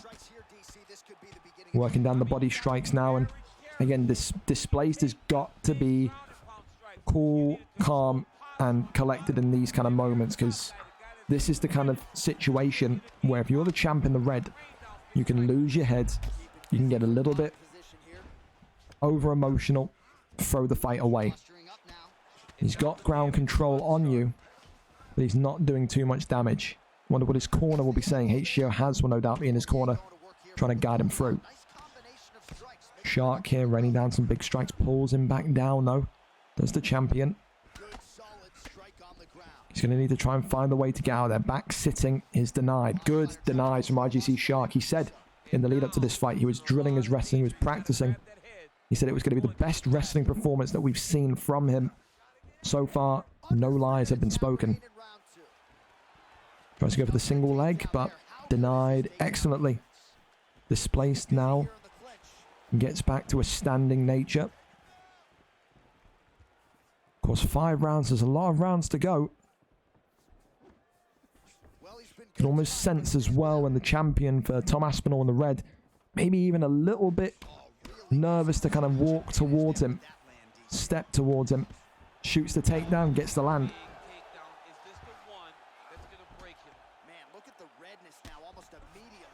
Goes over into side control. Goes over to the right hand side. Now tries to get up. Does not prevail. Gets back up to his feet. This is what Displaced needs to keep on doing. If he gets taken down, just keep getting back up. Easier said than done. For IGC Shark so far, very, very impressed. Seems very calm. Not straying from the game plan. Very much on it. He's dealing with the pressure that Displaced is putting on by just backtracking away. Very impressed so far by the American. Off the jab again. A little jab just popping him through. There's the takedown. Good defense though, but in the end gets the land. Cormier's significant wrestling attributes will help him on that one. Again, an armbar attempted. This would be good, but with 14 seconds left, not going to be enough. He's going to have to get in these positions, the champ, and go for those taps when there's more time in the round, because right now Shark not feeling the pressure of them. I think so far so good for IGC Shark. Cormier, for me, 2 rounds up to 0. Displaced, still not in a position to panic, but he needs to win the next 3 rounds or get a finish. He needs to win every round. He wants to retain his belt by decision. Both of them very, very aware of one another. Gets the shot, the takedown there, and the land. Elbows there, now raining down the ground and pounds. Body shots, pulls him back in immediately. This is one of those fights, you look at it and you say, I think this one could go the distance, because of just how the storyline of the fight is going. I think it's very patient. It's very, very fluid as well from Shark. When Shark is being denied, he's just pausing. He's not immediately transitioning.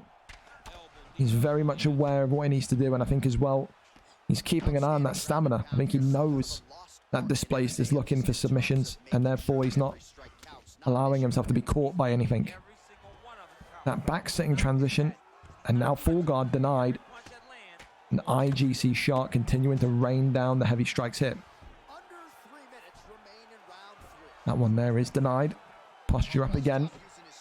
And again, one's heavyweight champion and UFC's heavyweight champion will go at it on Thursday. Wonder what the UFC champ and contender are thinking of this so far. It's a very dominant wrestling performance from Shark so far. Let's go for the armbar. Gets it. Ooh. And now, IGC Shark. Oh, he may have him. He may have him. The slam's got, though. Displaced has got to get that slam before him. I think if he got that slam, we could have been saying, and still. That was the best moment 4 displaced so far. Side control going to be flipped and gained into. Wonderful, the Kimura could be big hit. But into sprawl he goes. Works the body. Gets back up. Now, right back down again. Oh, okay. Okay.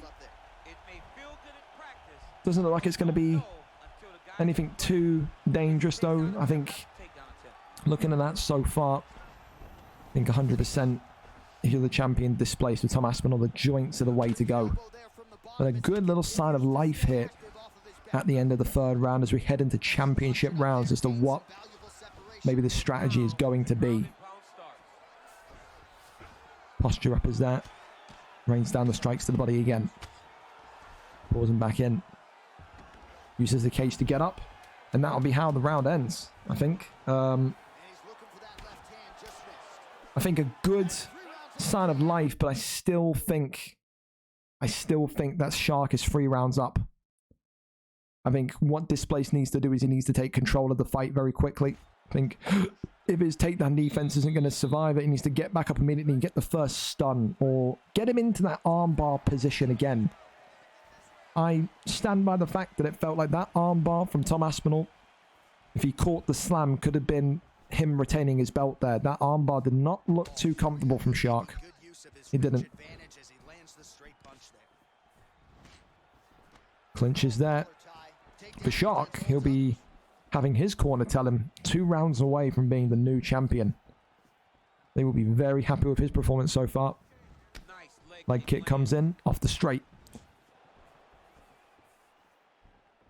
Again, nerves, complacency, all potentially coming to the horizon here. Leg kick comes in again. It's a good idea. Oh! Who was stunned in that one? I don't know if that was Shark that was stunned. I have no idea. There was no flash. And the way that he's charging onwards, he must feel like it was Shark. Good defense from the champion. Display seems to have really upped the tempo here going into round 4. Takedown though in the end lands. And now more ground strikes coming in from the American. If you're displaced, I mean, you've got to camp denies here. Just make, there you go. And now he's going to go for that armbar. That one, though, is denied. He's going to have to, I think if you're displaced, you've got to camp a deny and then fake the armbar, then go into the armbar. I think a fake here is going to absolutely trip IGC Shark out. I do. Crosses over into half guard. Full guard regained. Elbow from bottom. Posture up. Rains down the strikes. Pausing back in. Back sitting, that one there is denied. More and more strikes coming in. Half guard. Not earned. Elbows from bottom, posture up there. Strikes being blocked. The get up is denied. Little tap from inside full guard. And again, it's a very comfortable round. I can't lie, it's the thing. It's a comfortable round from Shark. The challenger doesn't really seem to be in a position where he's being made to respect the champion. Almost like displaced here, doesn't know what he can do to get him out of there. The wrestling just seems a little bit too advanced for him. And we're going into the 5th and final round here. And I tell you what, fellas, there's a real potential that this is 4 rounds to 0 for the challenger. If you're displaced, you need that Leon Edwards corner right now. You need to be slapped and told that you need to find a finish. He needs to win this fight in round number 5. Submission, knockout, any way he can. He has to. One more round for Daniel Cormier, IGC Shark, and he will be the new heavyweight champion of the world. Displaced has to show us his championship credentials here. Shark just happy to kind of evade and ride out the game plan here. It's been a very Americanized performance. We know that these Americans, they come in and they, from a heavyweight level, they wrestle. They go with that kind of strategy and it works for them.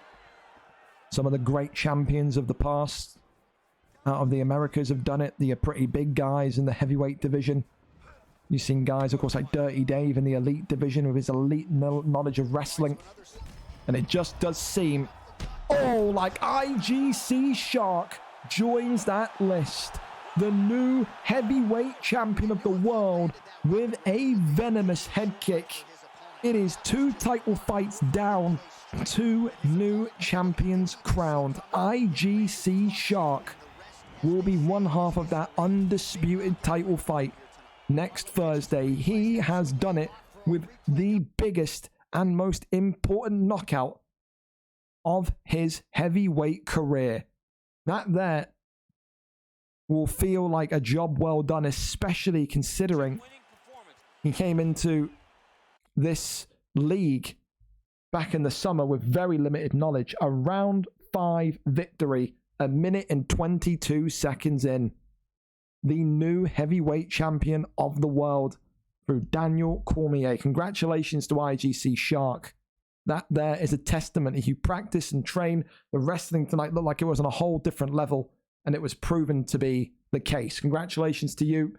Commiserations to Displaced. A head kick. That was fantastic. It was. I sent you a DM. Can I read it? Records broken so far. Galatasaray won a game. It's wow. Wow. Is this you saying Eric Ten Hag out, Soren? What is this? Is that what this is? Is that what this is? Is this what you're saying here?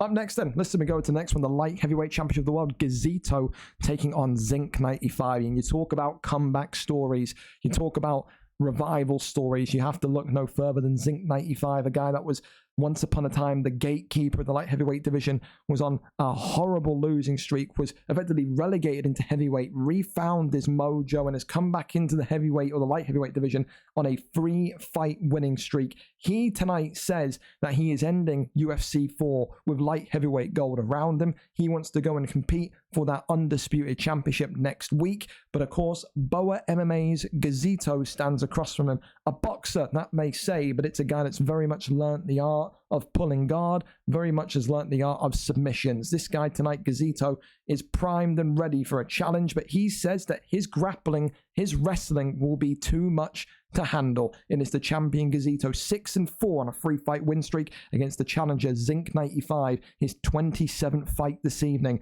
a 3-fight winning streak for him, and another opportunity at the light heavyweight gold. Here we go. We are set. We are sealed. We are up. We are over. Let's see who gets this one. 5-star fighters are, of course, allowed. So, there we go. You are easy, to be fair. Hey, well, there you go. If DC had a knee bar, this would be over. Am I still performance of the night? You are. You are. You are, Melon. You are. 200. It's the same thing. Whatever you felt, he felt, man.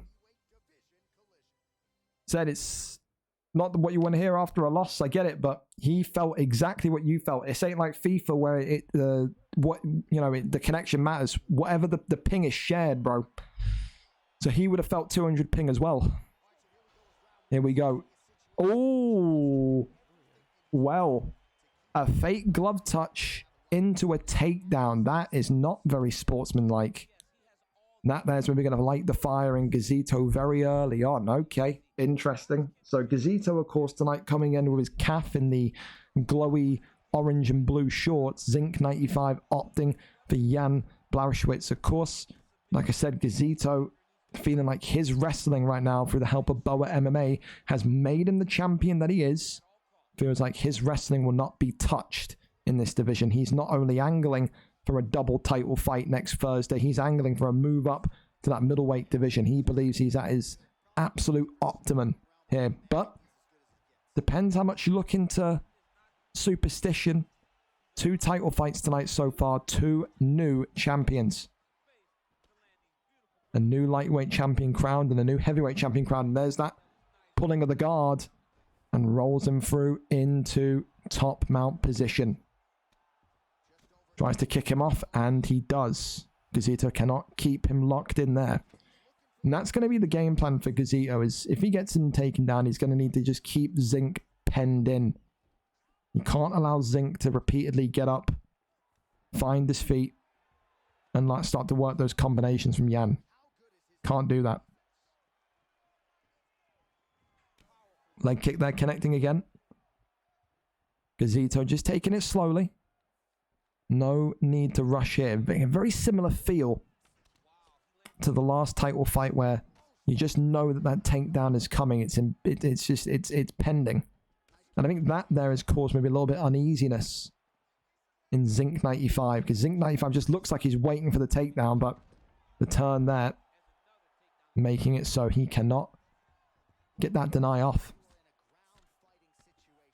Little jabs there, goes over into full guard. Crosses over. Good deny, though, from Zinc. Zinc showing the champion that he's got some denies up his sleeve as well. Used that time in the heavyweight division, did Zinc 95, to really become more fine-tuned with his wrestling. And now, though, locked in to rubber guards. Oh, and now getting the sneaky submission on. Of course, the chain there is missed, and Zinc 95's just got to make sure that his submission defense is absolutely up to scratch here. Could be a tight one, but I'm surprised Gazito let that one go. I genuinely thought he could have rode that out to the end. That's interesting. Maybe a lapse of belief there. But I think if you wanted a round to understand what the fight style of the champion is, you're seeing it here again. He's in that camp, the Boa MMA regular Gazito, trained by your Lagouts, your Georges. It's the same kind of blueprint, the same kind of ID on their fighters. Not so clean on the stand-up, but when they hit the canvas for their weight division, very, very talented. I think if you're Zinc 95, you've got to make sure that your defense is just there for the entire round, but again, taken down to the canvas again.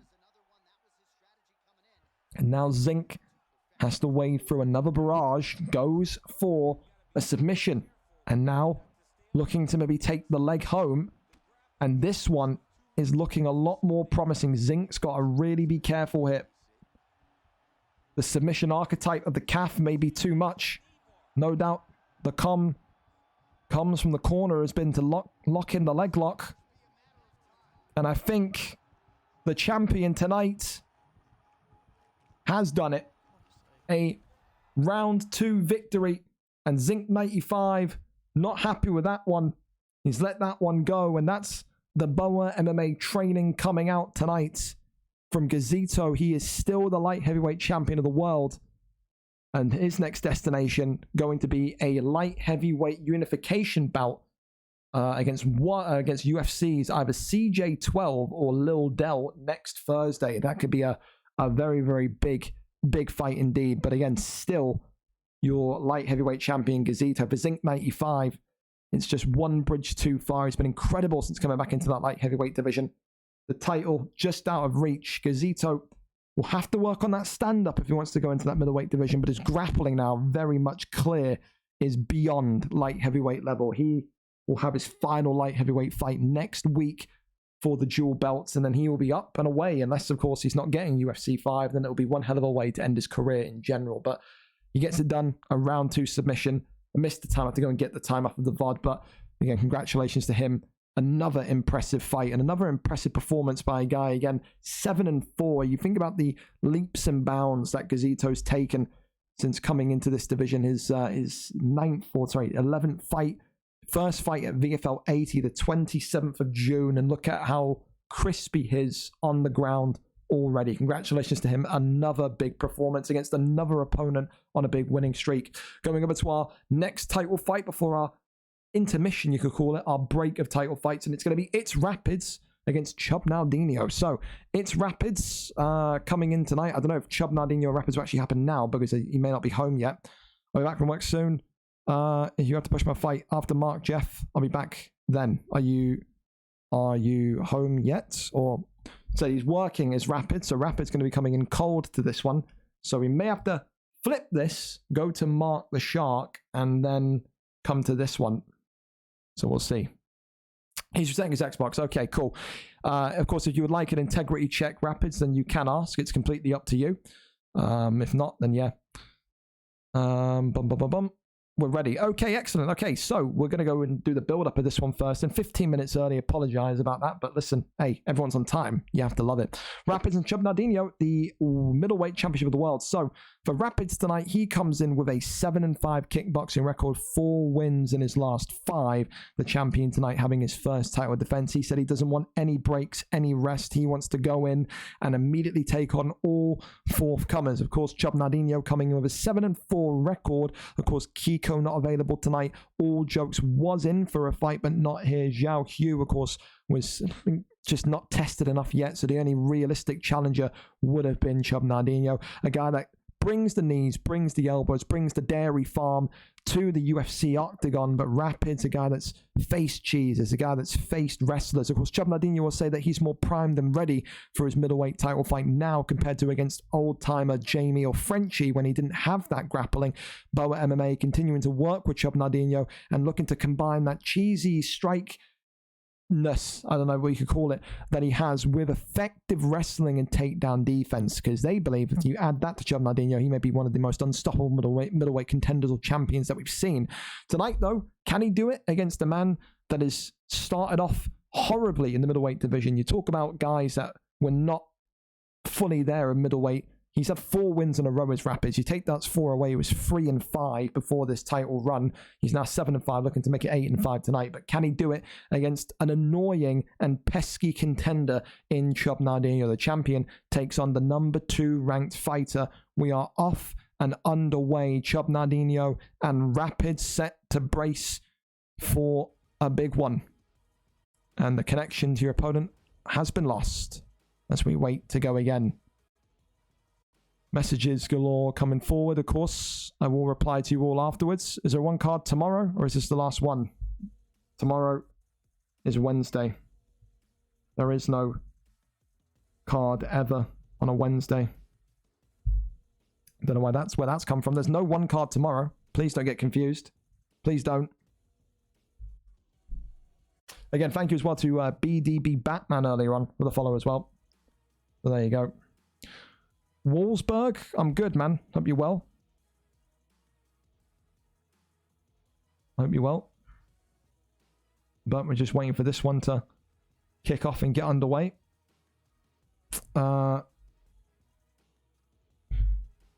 Yes. Chub Nardino and Rapids imminently coming. And don't forget, we've still got some great title fights tonight, including the BMF belt and A to Z random to co-main. The PlayStation belt on the line after Mark Dev loses and Kiss George relinquishes his both belts. We've got some bangers. Mark, Jeff, and Slink, Theo, and Dex Primacy. Some great fights tonight, I tell you. Oh, no. Only VFL 107, which is a mega card next week. There you go. I don't know who that is. O'Shea. I don't know who that is. Why are you asking me? People are giving me people's full government names. Like I don't know who these people are. Disconnected from EA. That's fine. We're in time. We're in such great time. Thank you again, everyone here being on time tonight. We're 10 minutes early. So yeah. Terminator used to play with Lodge. I again don't know who that is. And again, you can fly that my way, but I don't know who that is. But we wait and we see. I mean, dude, do these PlayStation guys know? Like, I don't know who that is. I don't know who that is, dude. I don't know who the fuck Terminator is. Might have to push back while I resets. Well, if Rapids' internet does not hold up, there will be the belt defended tonight. We will very much go for another. There will be a belt regardless. If Rapids is not here tonight, won't even be interim. If the belt cannot be defended, no, if any champion is not here tonight, the champion will be stripped because of that double title fight card next Thursday. So the race is on for Rapids. He'll be panicking now. Maybe he won't be in for the middleweight title tonight. Only he knows. We'll go over to Mark, Jeff, and gear up Slink if they're ready. Of course, we are 20 minutes early, so I'm not going to force it if they're not. But if they are, then we can go for that. And Slink, if you're ready early, we can go early. But we'll see. We'll see on that one. McLovin, your internet better cut the fuck out. I want a title shot. There you go. Give the title back to Jamie. I'll decide who's getting the title fights. None of you. When you lot run your own league and do the work for it, you can make the matches. Cheers. Thank you. Tag request. UFC. You already have it. That's fine. We'll see if Mark the Shark and co are down to go early. If they are, then yes. Silent, absolutely. Yeah, we're ready. Mark, glorious. Let me do the build up for this one then, as we wait to see what happens with that Rapids fight. So, fellas, the non-title fights, the two in the middle, seemingly going to be happening now. So, Mark the Shark and Slink, these two indirectly have a little bit of a beef to settle. Slink was the man in the corner of, I think, Easy Work when Mark the Shark felt like he was not cheated, but I don't know, what's the word? Cheesed, maybe, to victory. Mark the Shark comes in with a 10-16 record, 3 wins in his last 5, a loss last time out. Slink, of course, 4-4, also coming off of a loss, and tonight wanting to rebound against Mark the Shark. Are you going to see a same kind of pattern in terms of how Slink fights compared to how Easy fights with the fake takedown into the strikes, or are we going to see a more of a respectable fight? Mark Jeff was very respectable going into the fight against Easy Work. He had some choice words to say to him afterwards, but tonight it's all about whether or not Mark the Shark can pass the test against Slink. Slink knows he wins tonight, 5-4, a positive record to potentially end his UFC 4 calendar in VFL's Octagon. So let's go over and see who gets this one. Mark the Shark is live for us. So there we go. We're here, we're set, and we're ready. For Mark and Slink as well, thank you for being ready early. You know, helps us and helps you. It means you can get to bed earlier or get out of here earlier. So that's all sound here. That's muted as well on the side. Brandon Moreno against Henry Cejudo are the picks. Now let's see. They listen. There's absolutely animosity. Don't believe what Mark's telling you, right? We believe in kayfabe here. Mark the Shark, I've been told, was pacing up and down the room, throwing darts at a picture of Gear Up Slink after the injustice, as he called it, against Easy Work GG. Tonight gets his chance to maybe send a message to Easy Work GG by taking out his teammate, his sparring partner. Two of the very best. Mark the Shark in Brandon Moreno, black and gold. Slink, aka Josh Brown, wanting to make it 5-4 tonight with a big victory. It'd be almost like we talk about WWE analogies. It would be almost like a Randy Orton style performance potentially from Josh Brown. Of course, the Legend Killer would take out Mark the Shark. He's had so many incredible fights, so many big moments, and Mark very clearly says that he has still got a lot more in the tank as he goes into UFC 5. And there's Mark, though, with a brilliant deny into that judo toss there. And that deny there as well. We always said that Mark has decent ground game. We just only saw it in the featherweight division when he had to face GW. But look at this tonight. 2 big denies, a judo toss, and Mark looking to just keep him grounded here. It's a very different Mark Jeff performance to what we're used to. Usually such a great pressure boxer, a great pressure striker, and tonight may not even need it. Gear Up Slink is out of there in 1, and Mark Jeff, without a scratch on him, has gained vengeance from what maybe he will say was a bit of foul play in his last time out. Mark the Shark with a round 1 mauling. Deny into a judo toss, 2 denies and side saddle, and then ground and pound to seal the deal. A very different but very much winning method from Mark the Shark tonight, who makes it look easy inside round number 1. Jesus Christ, probably Mark's fastest victory. That's up there, man. A round 1 TKO courtesy of Brandon Moreno, and the Shark will swim on to VFL 107 victorious. Payback has occurred. And now we're back to this this one of maybe seeing what's happening with Rapids. Moby. Remind me at 12 before bed. There you go, I got to give an admin out. Right, see if Rapids have got any news on Rapids. Any news? Let's see what we've got in terms of that one. I had to show a venomous side in there. See? You talk about me bringing all the WWE stuff in there, but there you go. Giving me marks as Jamie Bucks. Jamie Bucks liking what he's seeing. Of course, if Rapids needs time still, then we will go over to the next one, which is the Dex Primacy fight, but it's looking more and more likely with every passing minute that Rapids cannot fight, that the belt may have to be vacated. Either that, or he may have to fight off a hotspot. But we're going to see what happens. Of course, this fight, the middleweight fight, originally scheduled for 10:45, so I'm not going to be too harsh, but very much so. I'm not going to make Chubb wait all night. I can only give you 20 more minutes / 2 fights. If you can't fight, I have to strip you and get the belt contested for. The clock is on.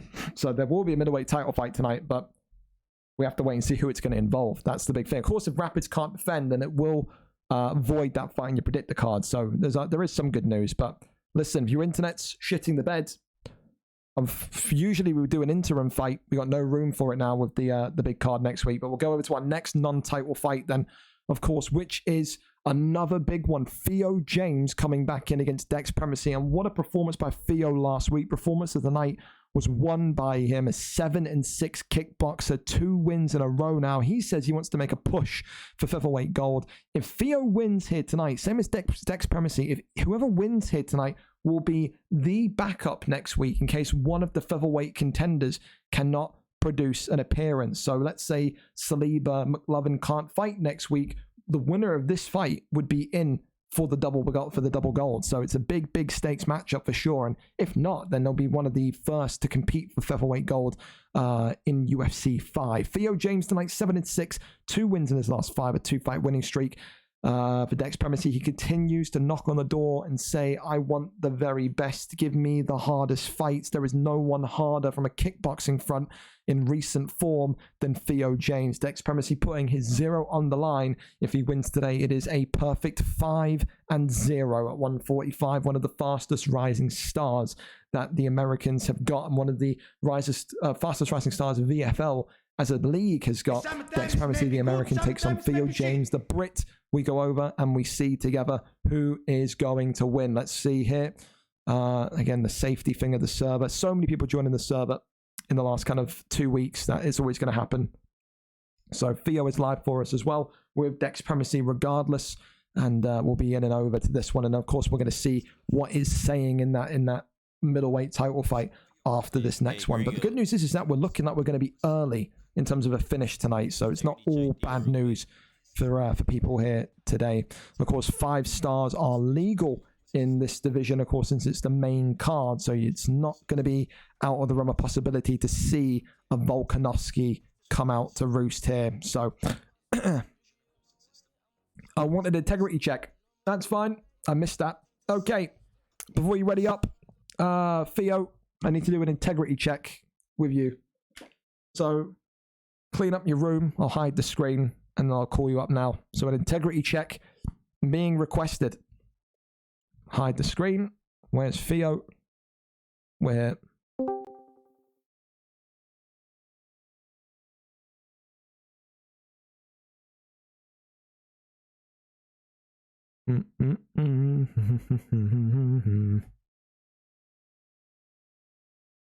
Of course, if Theo doesn't answer, Dex Primacy will have the option to waive the fight off if he doesn't feel comfortable.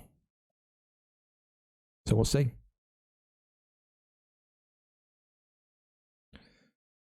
We will see.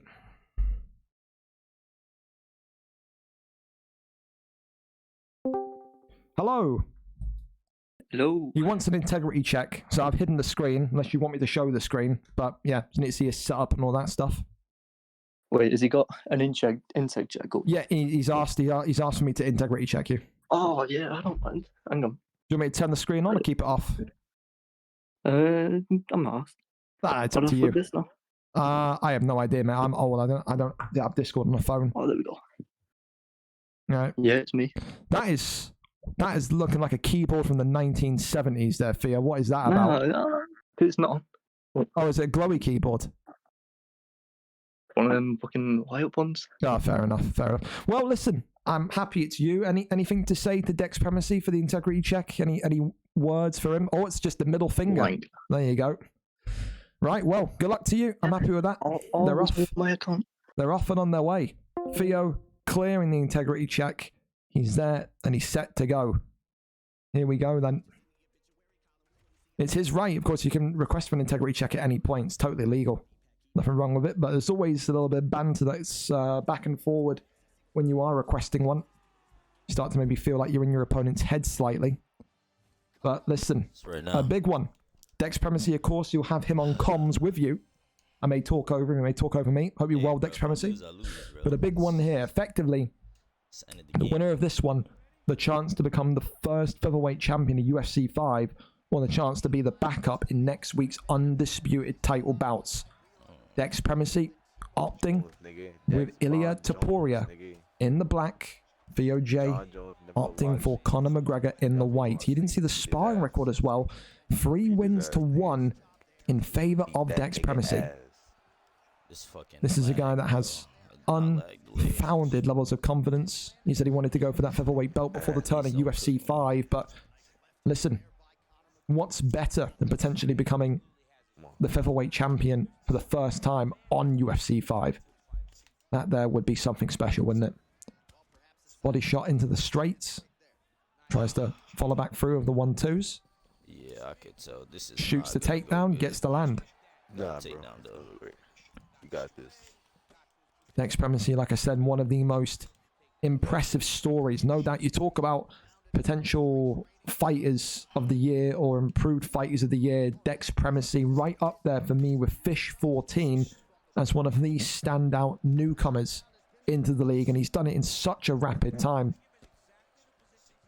Came from that WWE 2K community and transferred all of that skill, insane, bro. Keep on the ground. All of that knowledge Keep that nigga on the ground. into becoming one of the most fearsome fighters in the featherweight division. Of course, associates himself with people that are very, very good at fighting games, combat games. Of course, we know he's got friends, campmates, teammates trying to become pro on Mortal Kombat.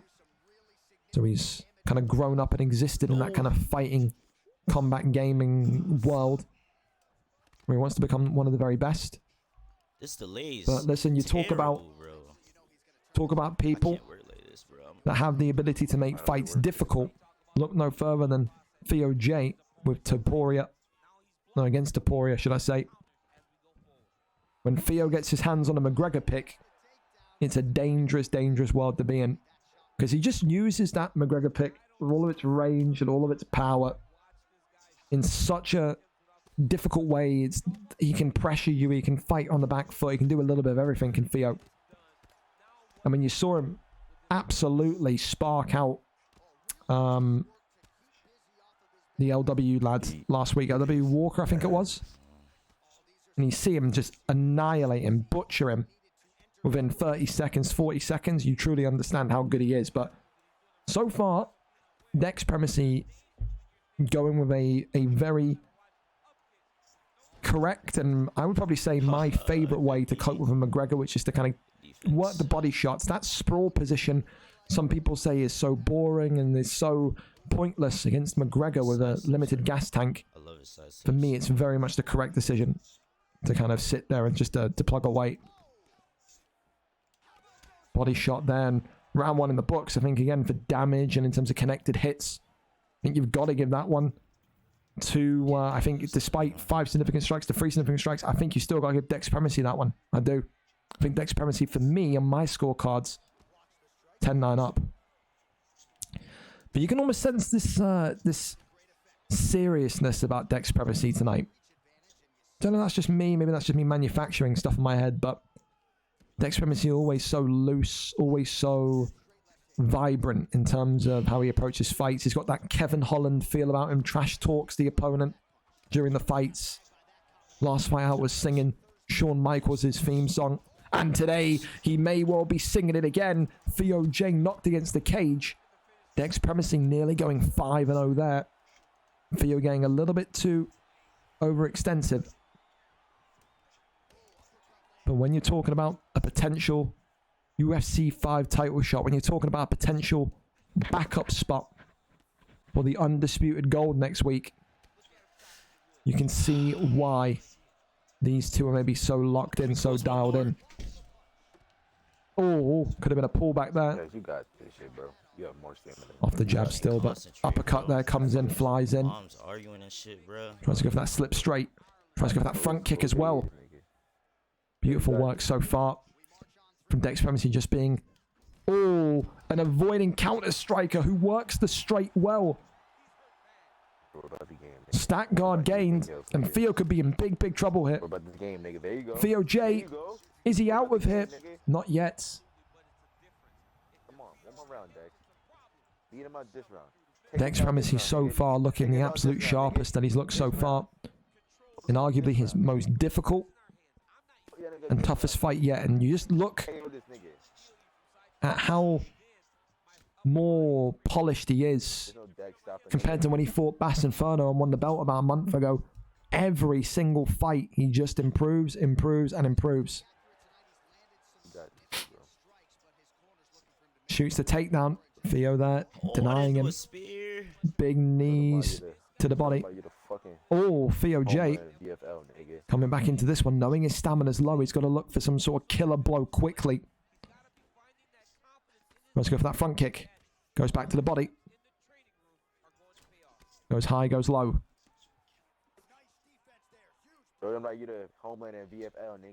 Stepping backwards, taking the backward step. Goes out lunging forward. Straight. Theo just looking to strike from distance. Head kick there blocked up. Dex Primacy no way near as kind of aggressive as his last couple of fights, though. Shows that there's a respect there towards Theo's power and his ability to end fights in an instant. He knows that a loss here, Dex Primacy would dethrone his, or derail, should I say, his path, what he wants to do in terms of his plans of winning gold, achieving gold, and then moving into that elite division. As Theo J tells him, come on, come on. Round 2, though, in the books. And I think for me, still, got to give that one again to Dex Primacy. I think that's 2 up. Is Dex Primacy. Maybe you could argue that first round Theo wins it because of the 2 extra significant strikes, but I don't think it's enough. I think so far 2-0. Head kick there comes right off, but Dex Primacy will not want to leave it to chance. He won't. Wants to carry on that absolute lightning form of just kind of walking into the fire and getting that knockout style victory. Tries to go for the uppercut there. Goes for the hooks. Of course, the thing about Dex Primacy as well, forwards on all of that information to his friends, Yazan, Yezi, whatever he's known as. Very close to being a contender for heavyweight gold. Dex Primacy could be about to be on the front door of featherweight gold, though. Theo J continuing to talk to his opponent, continuing to Kevin Holland his opponent.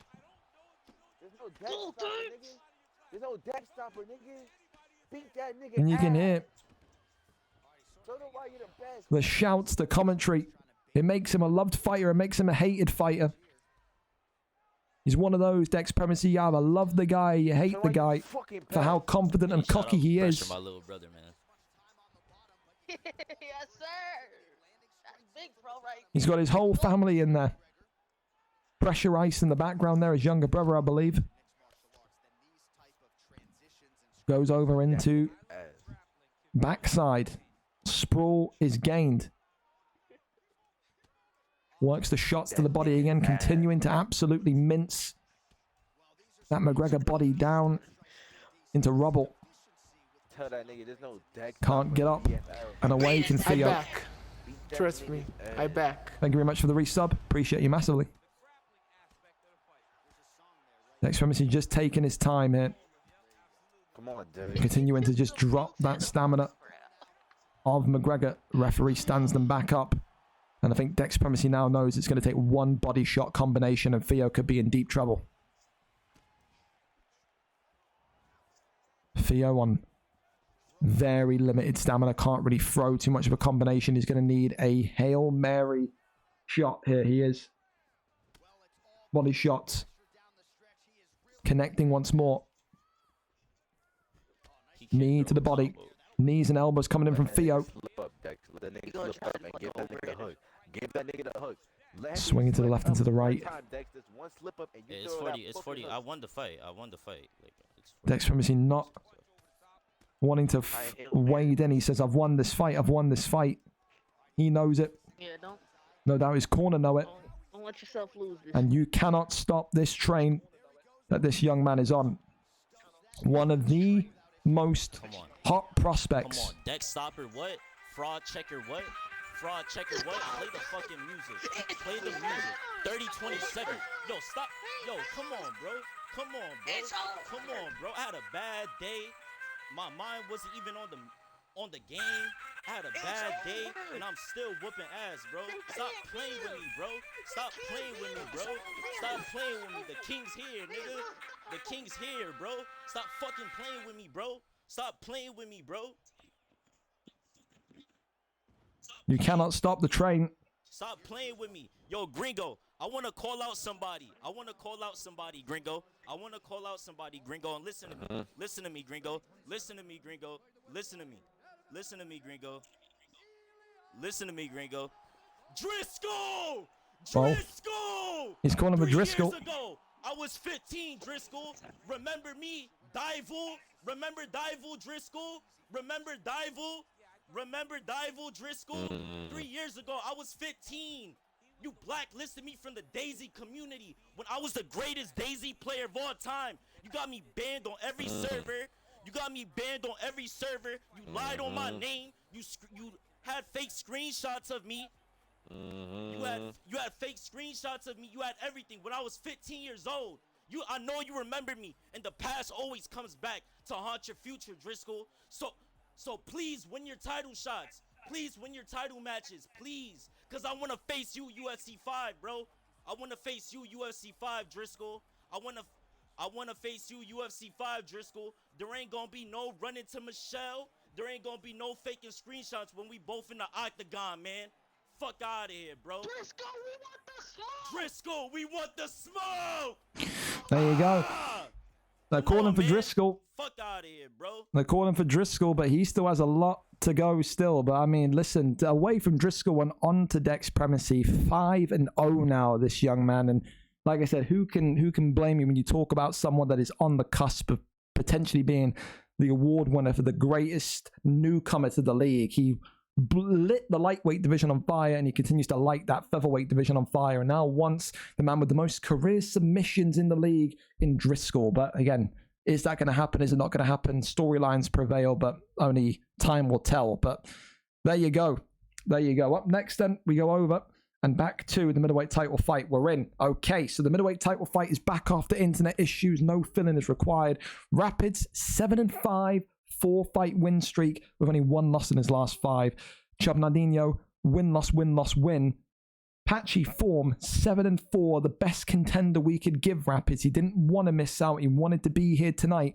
Chubnadinho confident that his striking style, cheesy it may be, combined with his newfound wrestling defense and offense, will be enough tonight to sail him in as the new middleweight champion of UFC, of ONE, excuse me. let's go over and see what the picks are going to be. Rapids tonight opting with Robert Whittaker. Chub Nardino opting with not Izzy Adesanya. He's going over to Kevin Holland. The knees, the elbows, they will come out here tonight. Let's go over and see them. What happens? Rapids and Chub, have they ever fought before? The history says they haven't, but they've got a victory. We'll check that quickly. Don't skip the cutscenes. I don't think they fought before, so maybe a different promotion. Ollie, Walker, Zoldat. Yeah, different promotion. So they've never fought each other here, but they have fought each other before. So if there's anyone that knows what Chub Nardino will fight like, it will be the champion in Rapids. Here we go then. The champion Rapids in green with Robert Whittaker. For Chub Nardino, Kevin Holland. And of course, I think you'll have to say, Chub Nardino, his second title shot here in middleweight. Have to be honest and say it is now or never. There's no way that he's going to be kind of in that same middleweight conversation coming into UFC 5. He has to fight tonight, knowing that this is the final opportunity at middleweight gold. Of course, he lost that fight to Jamie Frenchie on the UFN. That was title shot number 1. He's got himself back into a position, added takedown defense and ground game to his resume.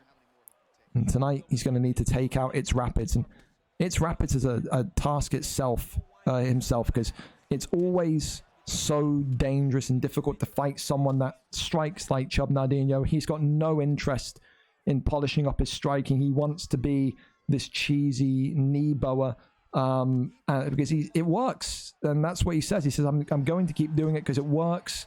He'll sit and say he's still new to the game and I'm shit, so I need to. It's a big act. Chub Nardino's played UFC now for 6 months. That's when his first fight was.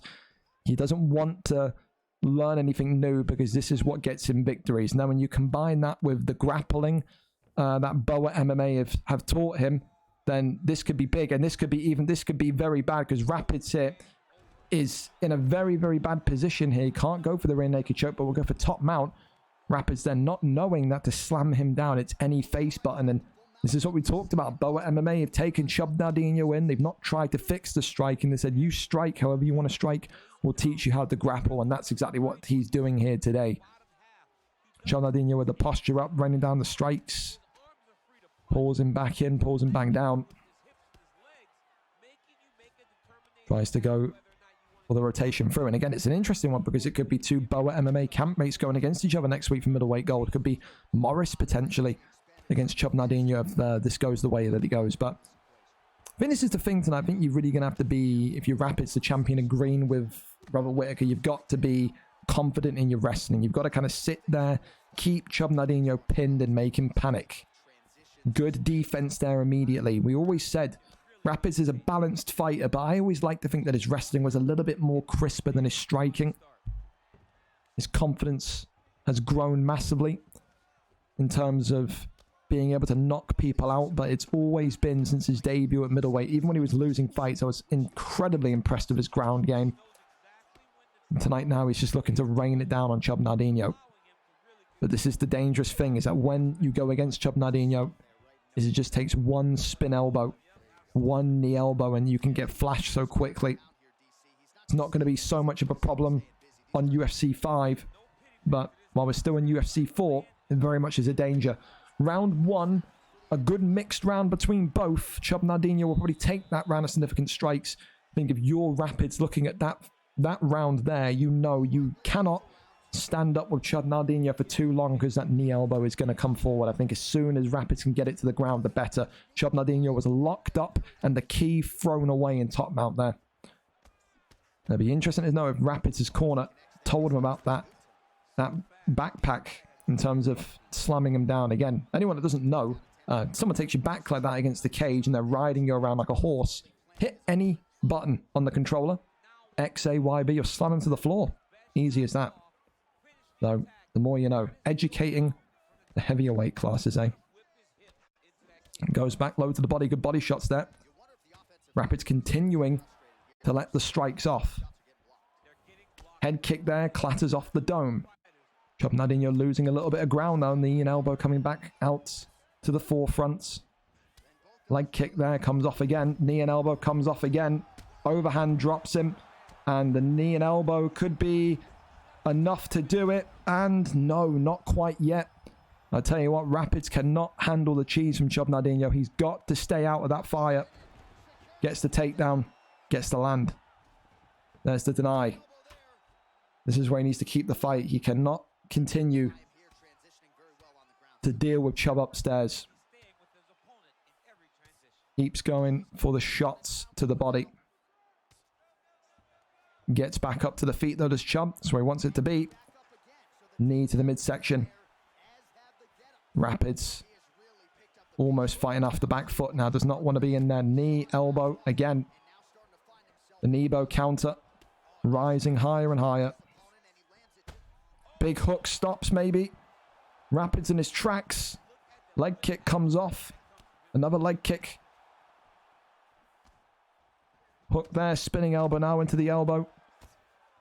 And now you can see it's starting to piss Rapids off because he's now just completely out of sync and he's going for his own knees and elbows.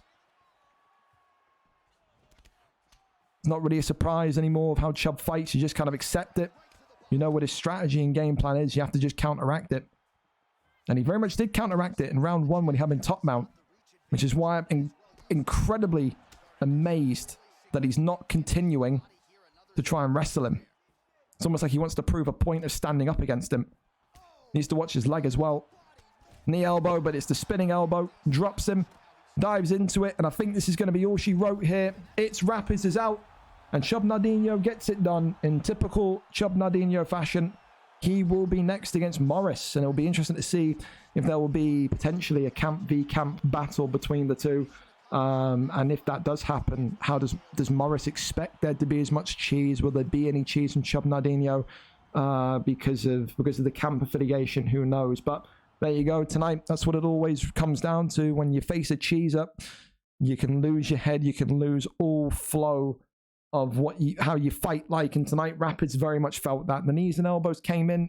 He was clearly, you could see.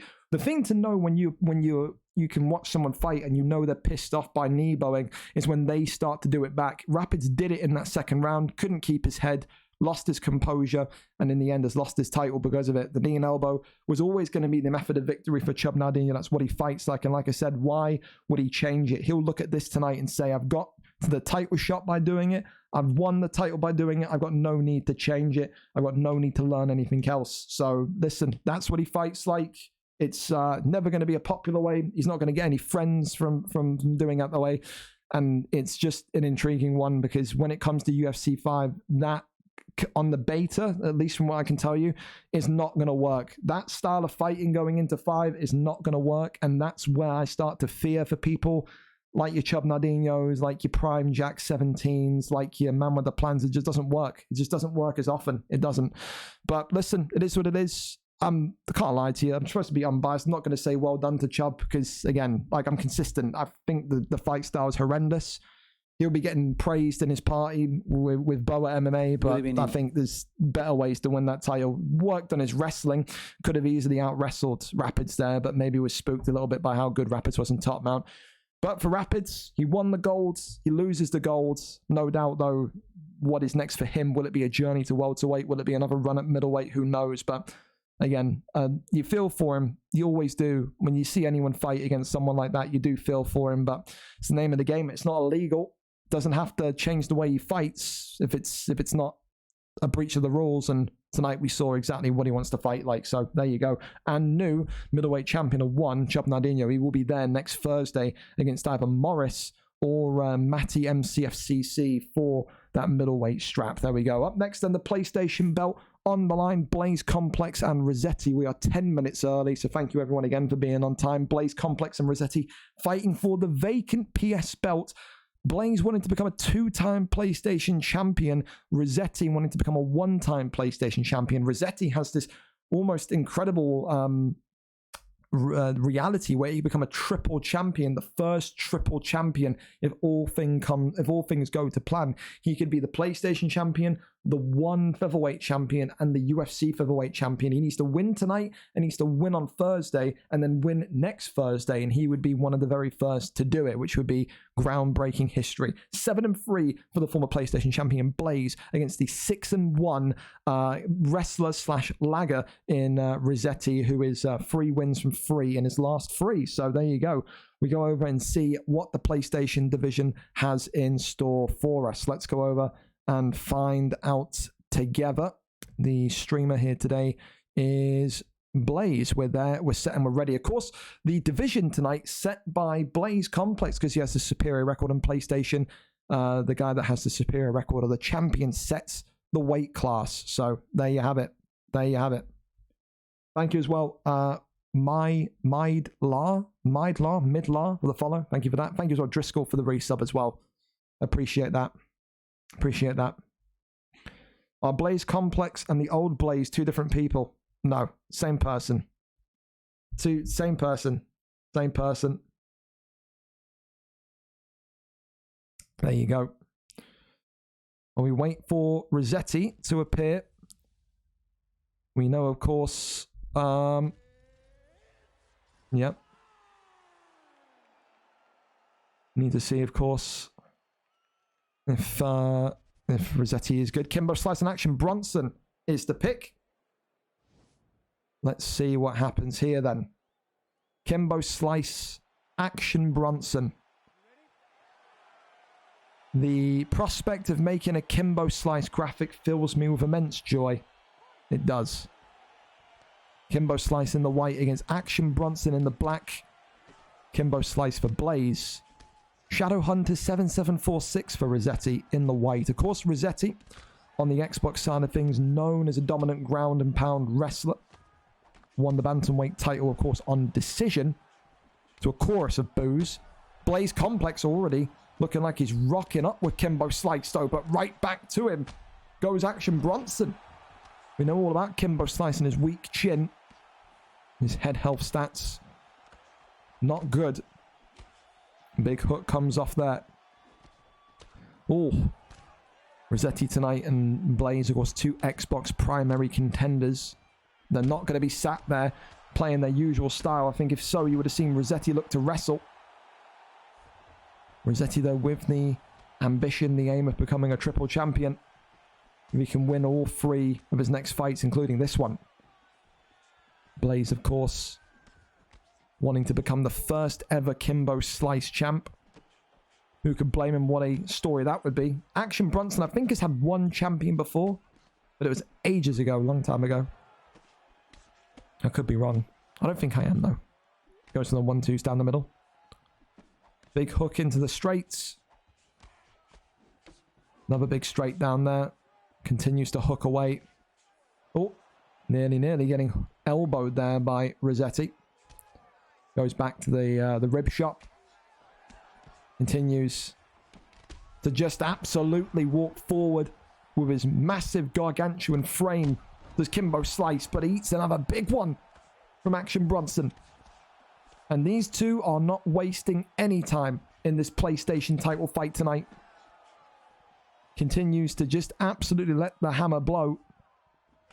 Oh, more and more shots coming through. Goes for that body kick into the straight. Toasty there eating another big shot there from Kimbo. Body shots galore coming forward. Kimbo Slice, such a dominating presence on the stand-up.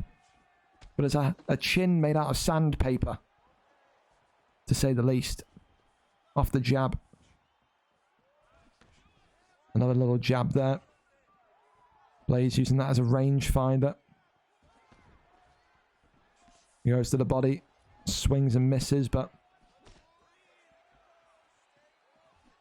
off the jab. Oh my goodness me, nearly goes into the head kick. Still just a little bit concerned about that head health of Kimbo. But also for Rossetti as well. Head health is not looking great either way. Off the double jab again. Continuing to just strike one another. Oh, head kick there, nearly connecting as Blaze put in a taunt. So respect paid there. The PlayStation title fight between Kimbo Slice in action. Brunson rages on. Glove touch, and we're off. A bow of respect. Here we go.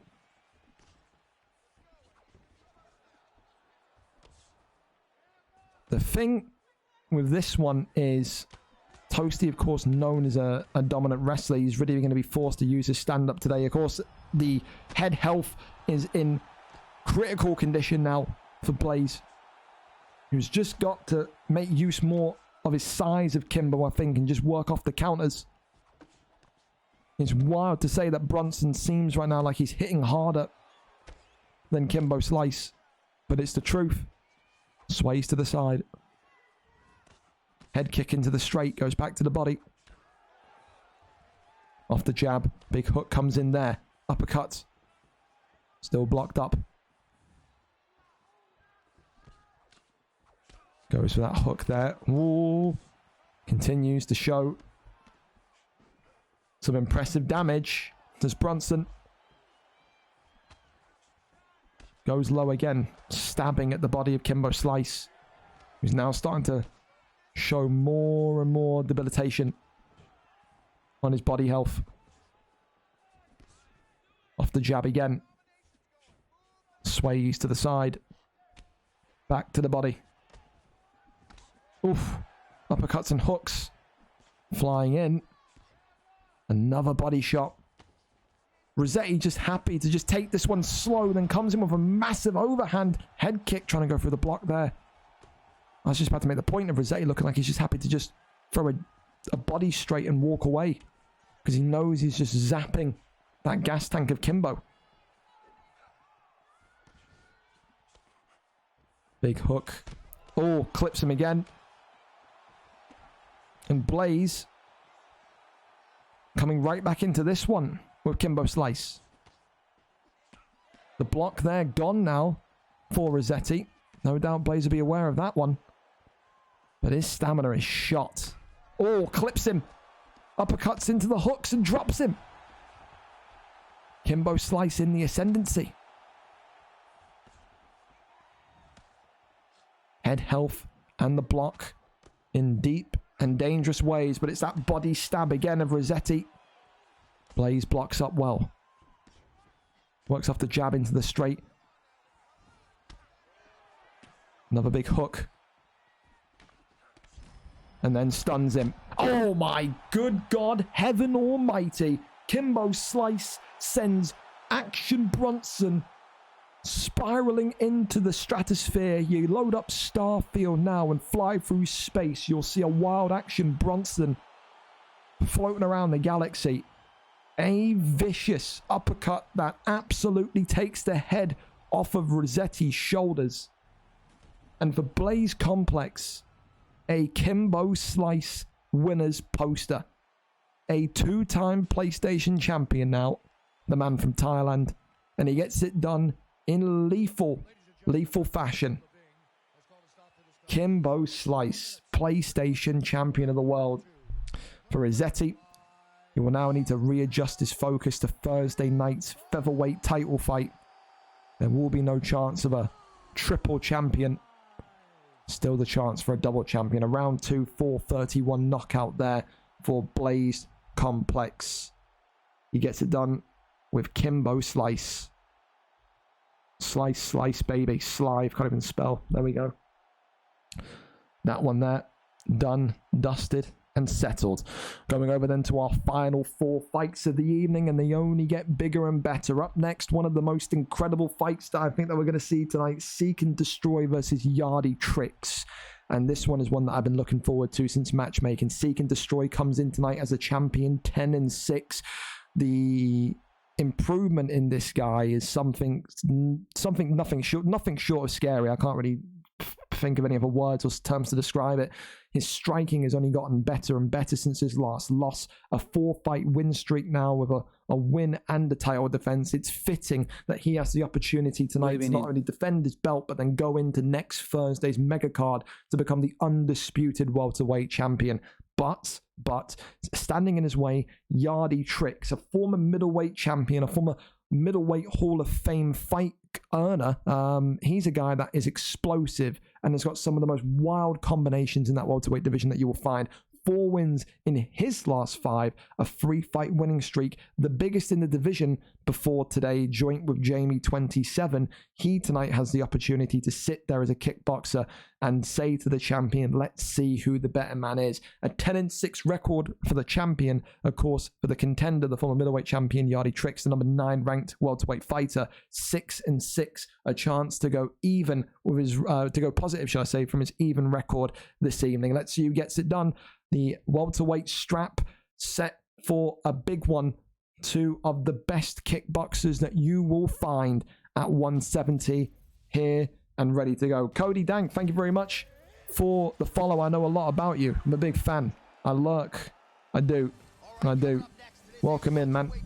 Towards the end of UFC 4, Cody, I think I'm very happy with how the cards have been in terms of strength. Of course, back in their heyday, about a month or 2 ago. VFL 100, Cody, we did a 12-hour card for VFL 100. It was on a Sunday, 12 p.m. till 12 a.m. In the morning here in the UK. Had like a peak viewership of something like 154. So obviously UFC 4 is in its kind of decline now. We're still committed to running cards. We're still here. All the titles on the line here today. We've got our UFC show, our Thursday show, because our roster is so big, 300 plus fighters. They'll fight on Thursday. And then next Thursday, VFL 107, the final card of UFC 4 will be doing all the unification bouts. So, for example, here, the winner of this one, the 1 welterweight champion, will take on the UFC welterweight champion next Thursday. But listen, enough about that, more into the fight. So you can see Kamaru Usman, always a bit of a pick in these, especially when you see Leon Edwards as good as Seek and Destroy. But Yardy Tricks is sticking to what has got him here, which is very much that pressure, that glue-like kind of style that he has.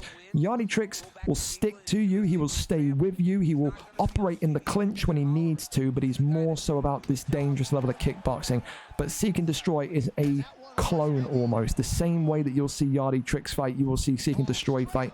And you've seen Seek before with his Leon Edwards pick with the elbows and all the kind of sharp kind of strikes that he can bring out of Leon is dangerous. And this, I think, is going to be the key to victory here for Yardy Tricks and Kamaru Usman.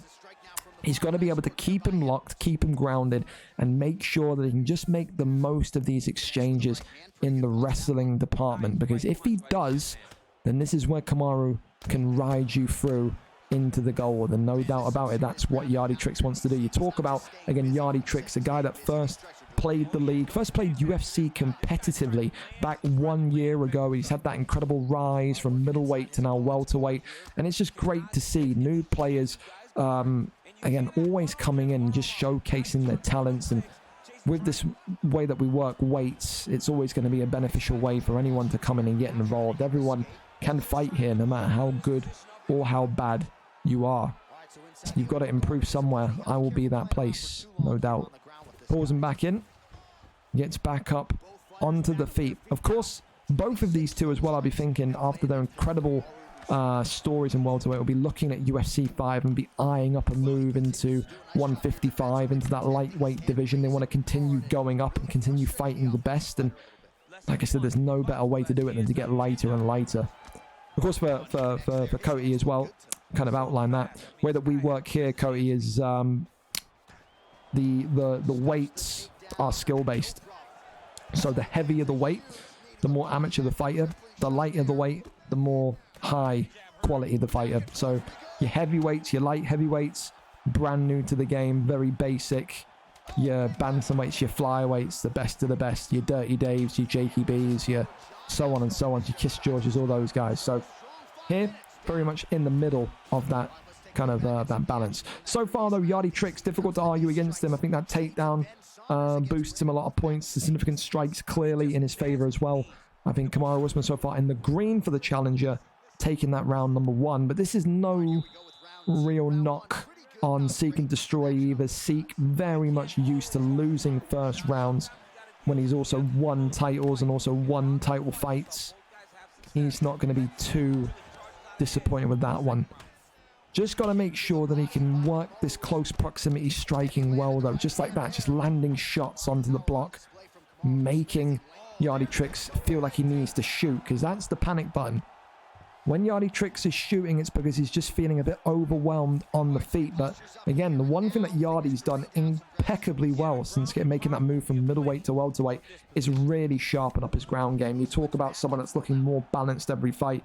Yardy Tricks is up there. This used to be a guy with Kamaru Usman in the green that when you took him down in middleweight, he would be a fish out of water. He would be flapping around. He would be stuck.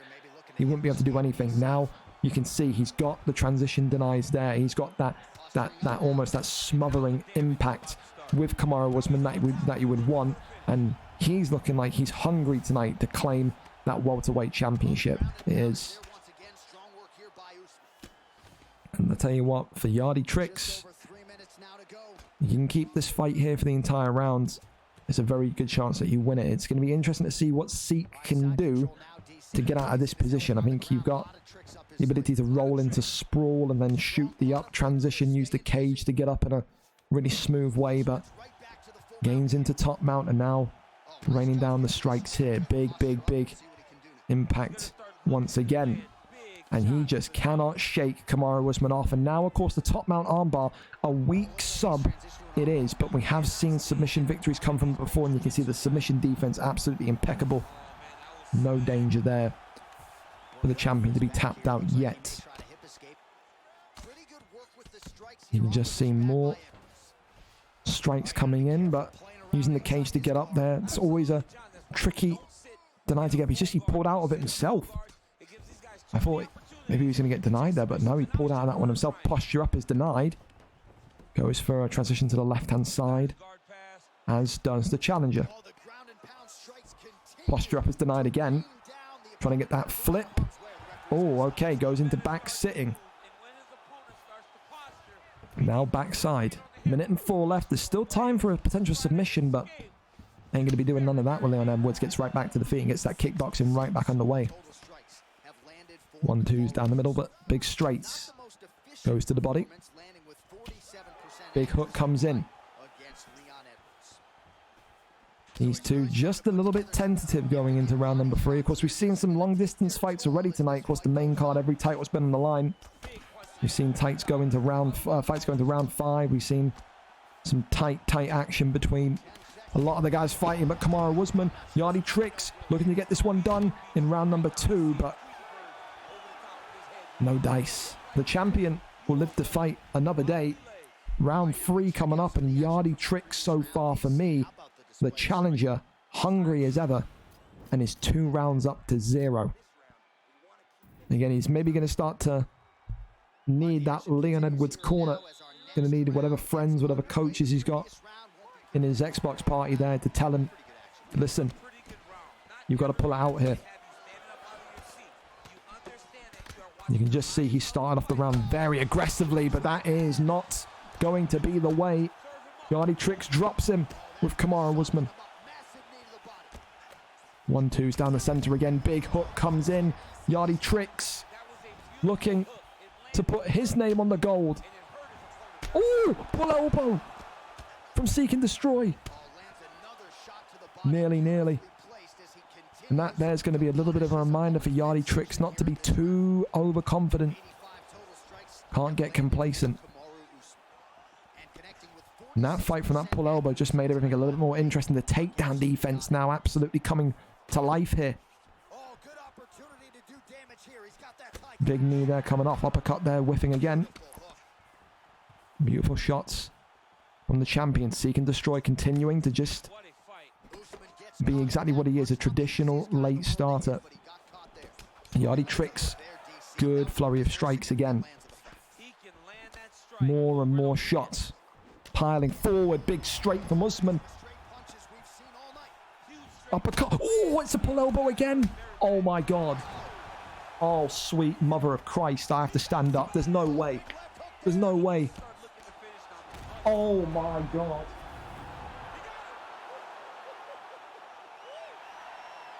Again, the winner here was so aggressive with his onslaught. He wanted to make sure he kept the judges out of the equation Seek and Destroy may well be one of the slowest starters in title fights that I have ever seen in my year and a half doing this. But he just comes to life. He's got that Leon Edwards corner 1000%. 2 rounds down, and he knocks, drops, shocks, and stops Yardy Tricks, who was dominating the fight on the feet, on the ground. Who can stop this man with that Leon Edwards pick? One of the most dangerous kickboxers. And now he will be there next Thursday competing for the undisputed gold for Yardy Tricks. What a end of UFC 4 he's had.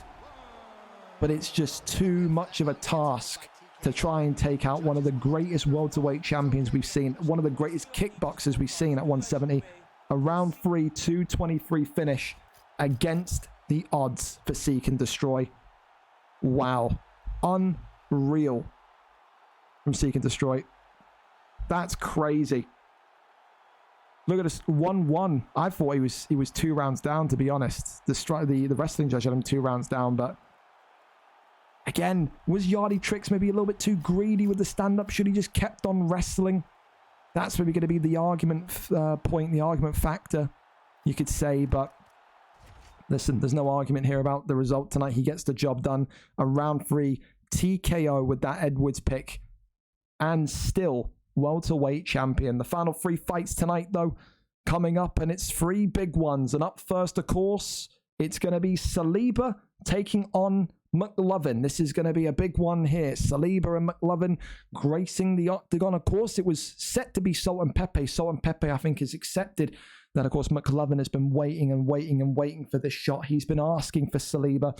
Saliba was very pissed off today that he was not in the pound-for-pound rankings, despite asking last week when he thought it was going to be Pepe if he had to fight again. Of course, tonight, he's always going to be confident, Saliba. He says he's got the best striking 145. McLovin is not a wrestler. He's going to be a striker. People, when they've gone up against the champion in Saliba, have struggled to match his volume, his accuracy, his power on the stand-up, and that's where that confidence generates from for Saliba. Tonight, of course, the champion, 10-5 record, 5 wins straight with 1 win and 2 defenses, takes on McLovin, 6-7, but he has got that 3-fight winning streak, which, of course, is the 2nd highest in the division behind Dex Primacy. He's been waiting for Saliba, he's been calling for Saliba, and tonight he finally gets Saliba. Will it be an upset victory for McLovin, or will Saliba make it 4 fights in a row for gold, which he has won? We're up and over to it. A kickboxer against a kickboxer. Only one can win. We're here, we're set, and we're ready to go. There we go. Why did he keep throwing uppercuts when he got him rocked? I think he got overconfident, man. Yardy should have shot and won it on the ground. I agree with you. I think he could have won it. I think as soon as he got more and more confident on the stand-up was when he lost the fight. I think if he shot the takedown and just wrestled, bro, I think he would have won that fight. But it's all the emotion of it, because that's Yardy Tricks' first title fight since he was in middleweight about 2 months ago. So it's always going to be a little bit emotional in that sense. You know, you're going to make those wrong decisions, the wrong calculations. But here we go. And then listen, these two are identical in terms of their fights. They are 2 people that, again, will look to strike with the very best of them. Saliba, again, not taking any risks, goes against the number 9 ranked fighter with Volkanovski. And again, tonight, he's going to need to show us that he can outbox his opponent. Of course, when you go against a Volkanovski at featherweight, you know all about his recovery, his power. McLovin tonight opting to want to wrestle him and put him into the mats. Of course, again, when you talk about 145, you talk about the common man's bantamweight, the poor man's bantamweight, we realistically call it.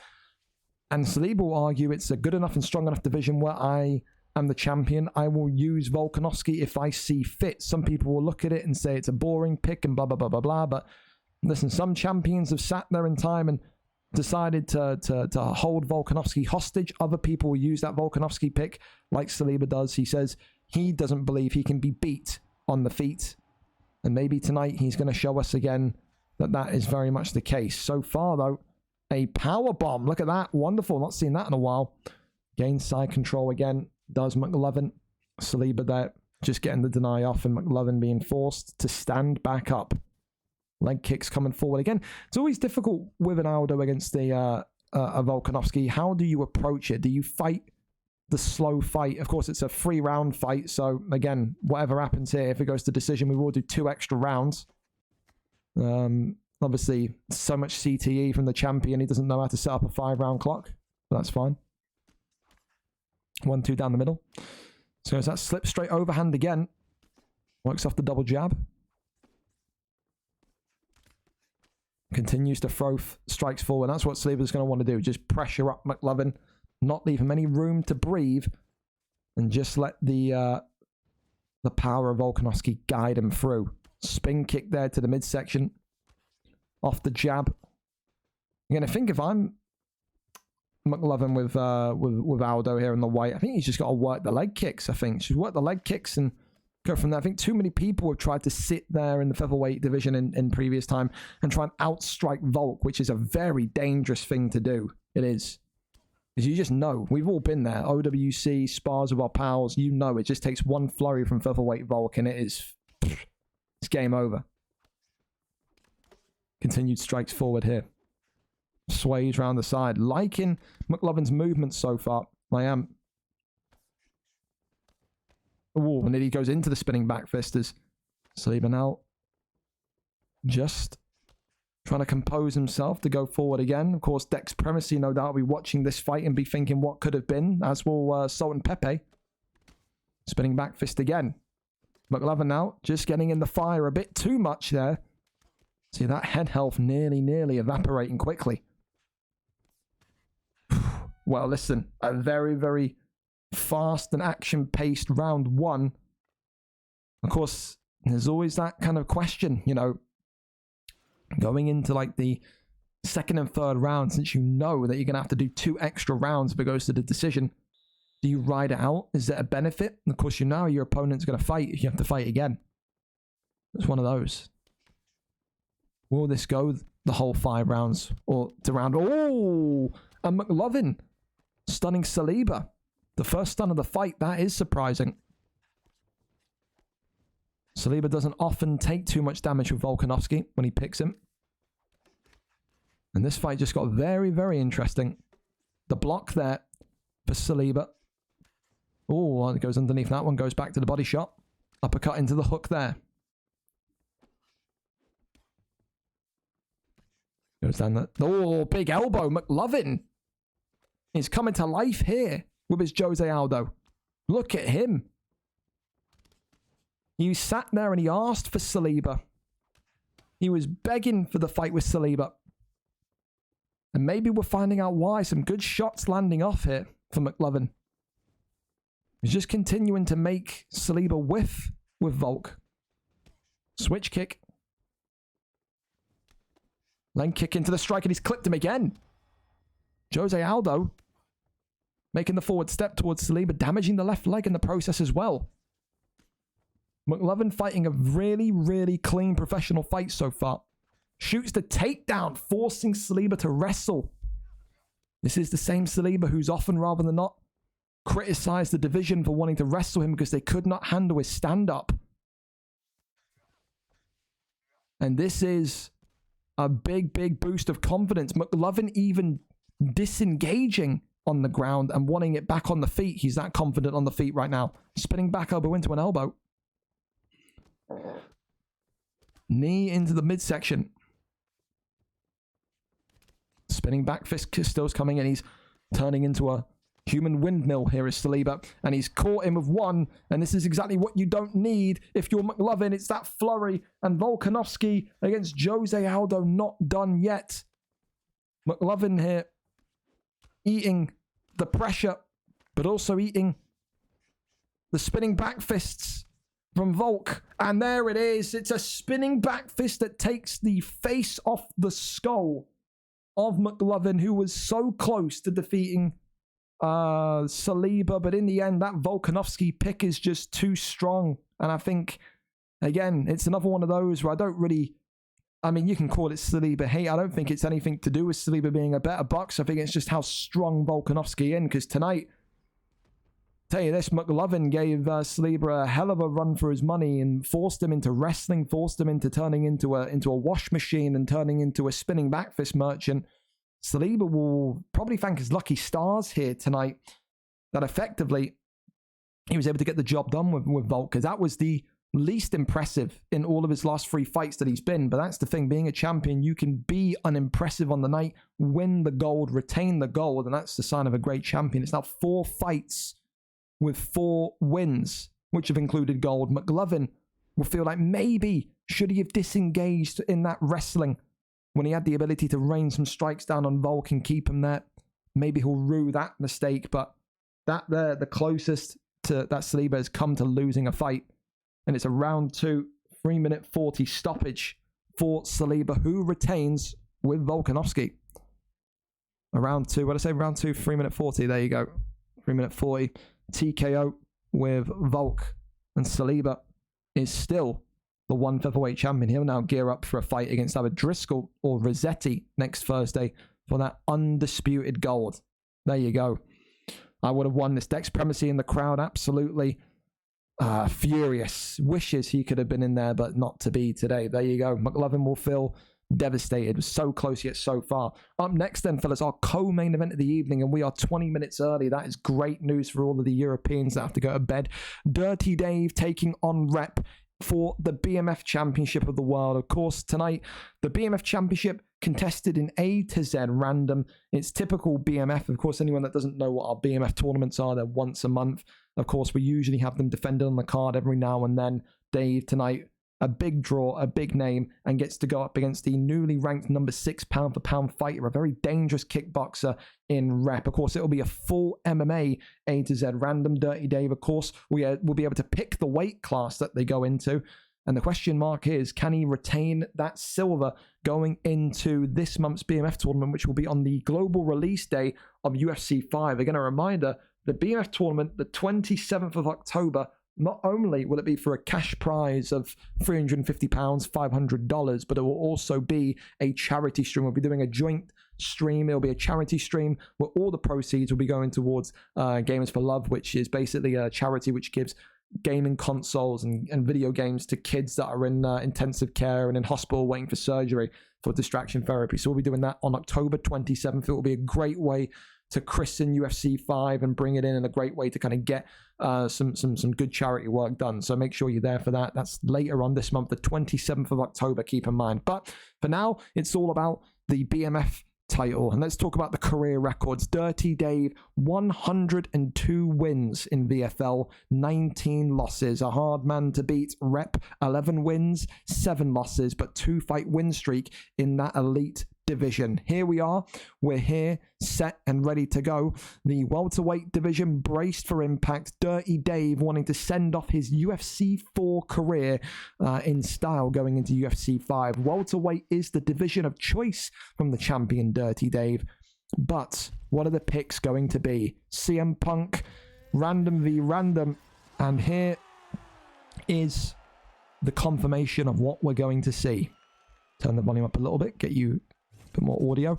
Hamzat Chimaev versus Kamaru Usman. Oh, you couldn't pick a better guy for Dirty Dave to get in terms of what he could do. Chimaev and Dave, dude, that's a dangerous fight combination to have. Of course, we all know Dirty Dave in the yellow, the champion. Rep, of course, in the black and white with Kamaru Usman. And, I mean, you guys know Dirty Dave. You've seen Dirty Dave fight. This guy's the best American fighter I've seen. His wrestling is incredible. Rep, of course, also fighting out of the USA. It's an all-American brawl tonight for that silver. Rep, knowing that his best attributes come on the feet. The stand-up could be pivotal. But, of course, wrestling is going to be in the name of the game for Dave, potentially. We have seen him do these fights before where he just doesn't really want to get involved in wrestling. He just wants to have a fun, clean stand-up fight. He said he's never fought Rep before. He said he was excited for it based on his recent couple of bouts, but there's that first dive of the legs, and Dirty Dave through Hamzat Chimaev gets us underway with his trademark wrestling. A Hall of Famer is Dave. First man, of course, as well. Hit 100 career wins. Beating the icon Jakey B to that accolade. Of course, had that incredible mega fight. He said it was the most nervous he ever felt going into a fight. Him versus Nightfall. Remember that one before Nightfall was banned from the league for racism. And Dirty Dave was almost on that day the hero we all needed in terms of defeating Nightfall when he did. In front of nearly 200 people, remember. That one there is still one of the most high-peaked cards of VFL UFC in history. No doubt we'll be getting a lot more of those kind of heavy fights going into UFC 5. The deny is there. Goes over into full guards. And of course, rep training with that fantastic camp over at Regicides. Guys like Apollo over there doing their best to kind of improve people. Worked on the wrestling, and of course, no doubt that's what rep will be kind of relying on tonight. All those hours of wrestling and practice. You can bring back that BMF belt to his camp. Would be something glorious. No doubt there's question marks whether or not he can do that against Dirty Dave. But it's a BMF title fight, man. Anything can happen. Dave may be sat there thinking, I hate Khamzat Chimaev. He could be. Left leg there is a little bit scuffed from Dave as well, to be fair. Can reveal as well the BMF on UFC 5 will be full MMA. I know there's question marks on that. It's not going to reset or anything. It is going to keep going in that order. Will be full MMA going into UFC 5. Then the one in November will be a stand and bang, traditionally.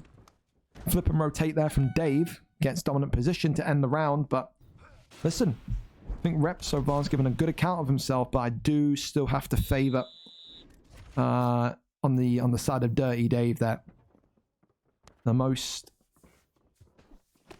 damage that Rep has managed to do is towards, of course, that lead leg of Dave.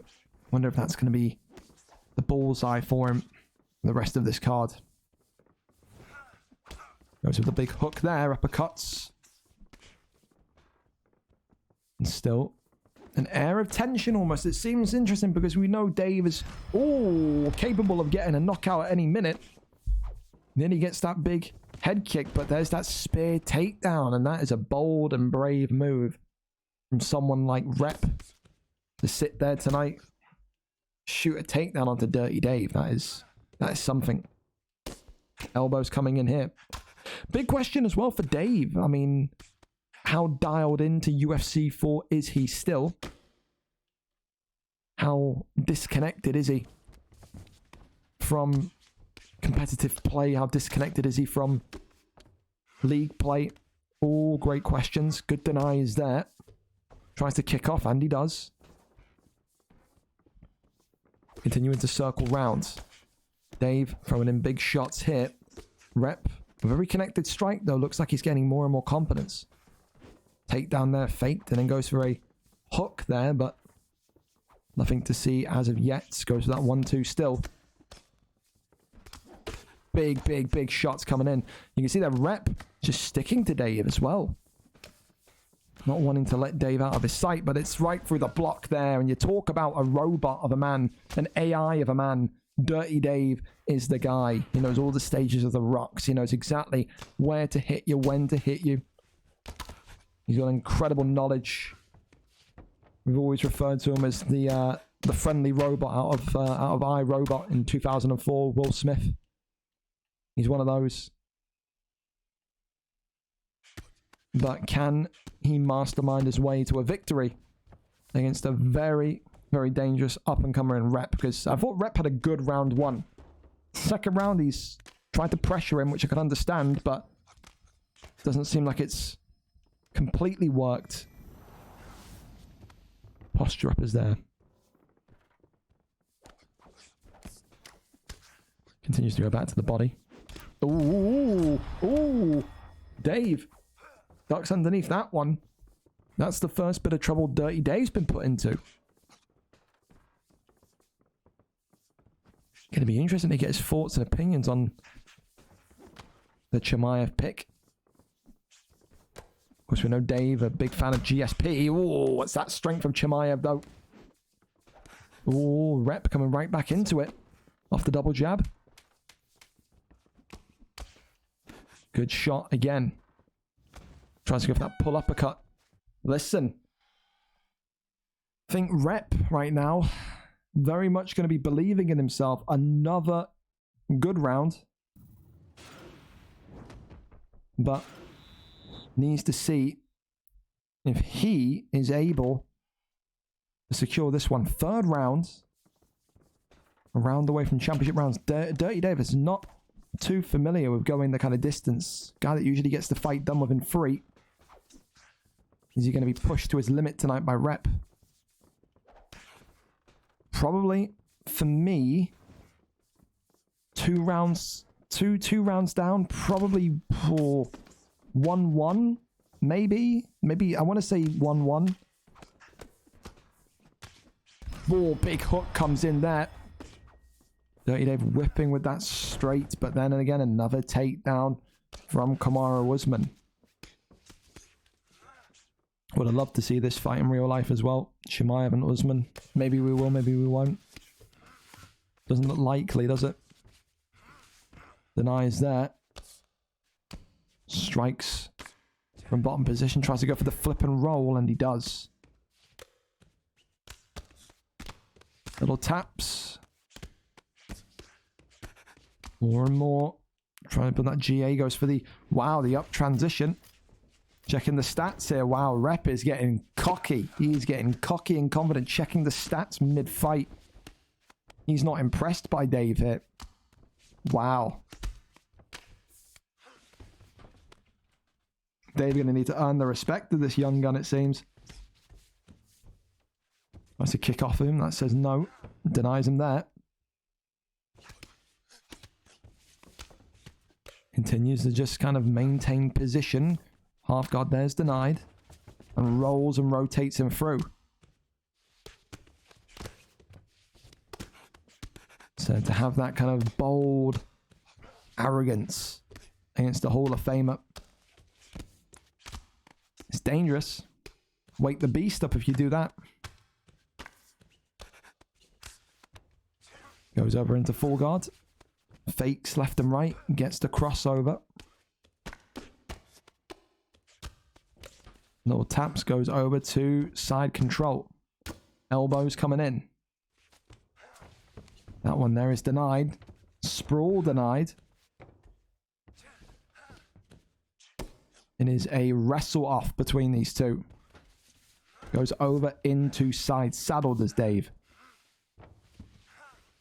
Regains control again. Sprawl. Tries to go to backside. Dave gains it. Denies his upwards transition. Wow. Goes back into side control, though. This is what the elite level looks like, gentlemen. Drink it in. You will never be this good. Slips the punch there. Dave could have had a good strong end to the fucking round there, but... Tell you what, Rep is giving as good as he takes here. He is. Dave, I think 2 rounds up to 1. I would say so. 4th round championship rounds for Dirty Dave. Head health of Rep. Not great. As he gets him another big shot. Uppercuts. Oh, good head movement, but... Oh, drops him with the hook.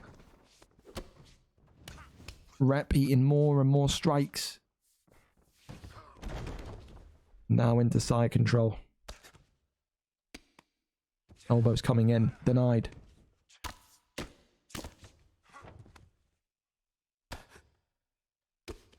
Little taps to the head here. Crosses over nothing. Sprawl gained again. Works the body.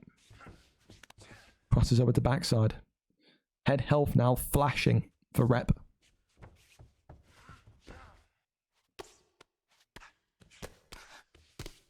Little taps.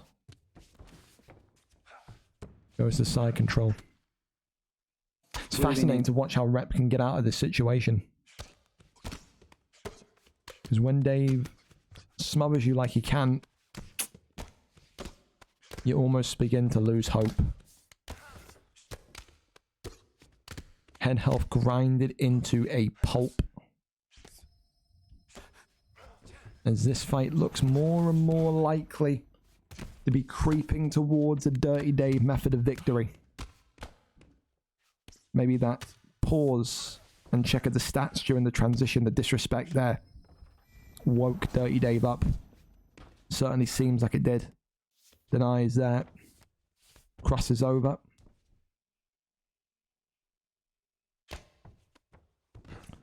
Gets the posture up. Dangerous. And Khamzat Chimaev here has done it. Dirty Dave, a round 4 winner. Championship rounds and Khamzat Chimaev dominance. The BMF Championship silver, and he said gold, stays with Dirty Dave. One of the most disgusting, all-rounded, dominant fighters of UFC 4 across any country, across any nation, across any continent, has done it once again. A round 4, 3-13 victory for the friendly robot that is Dirty Dave. And Khamzat Chimaev, you couldn't give him a better pick if you tried. Co-main event winner and still BMF champion, Dirty Dave. Congratulations to him. Are you PlayStation? We run our league on PlayStation and Xbox, but we're majoritively Xbox. All right. Here we go then, fellas. The main event of this evening, the final time we do it on a Tuesday night on UFC 4, and it is for Jakey B's recently vacated Flyweight Championship of the World. Two men that have never faced each other before, but that are in good form and good spirits. Webbo against EASYWORKGG. Webbo wanting to capture this gold for the second time. Last time he held it was some months ago in the summer. Today he has a chance to do it again. Webbo coming in with a 14-22 record, a big win last time out, and EASYWORKGG a 13-4 record, 3 wins in his last 5. Only 2 people besides Rep who are coming off wins in this elite division, so it was the only fight that made sense. Number 2 versus number 3 tonight. Who wins it? Who becomes the new flyweight champion? EASYWORKGG has never held this belt before. Webbo has. Webbo, elite wrestler, elite ground control, elite side control. EASYWORKGG, though, will light this man on fire if he stands with him. One of those yin-yang matchups. Fight hits the ground, you think Webbo. Fight stays on the feet. You've got to be back in EASYWORKGG. Let's go over to it and find out the final time on UFC 4 on Tuesday nights. Who brings home that flyweight gold and who takes one half of the main event of VFL 107 next Thursday, the final overall card of UFC 4. Webbo opting with Henry Cejudo, EASYWORKGG with Demetrius Johnson, 32 wins to 5 in spars. But again, how much do spars really mean? DJ versus Cejudo.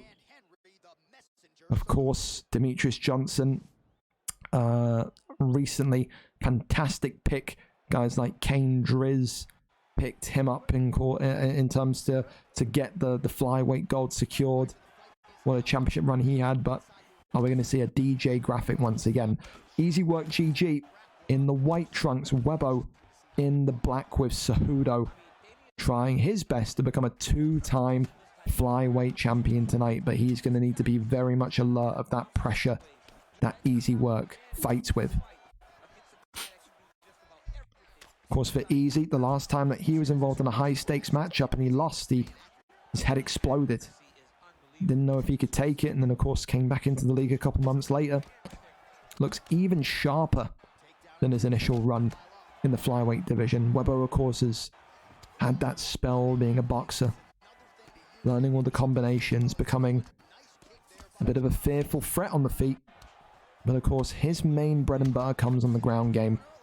But it always depends on if he can get you there. He's got one of the nastiest side controls that I've seen.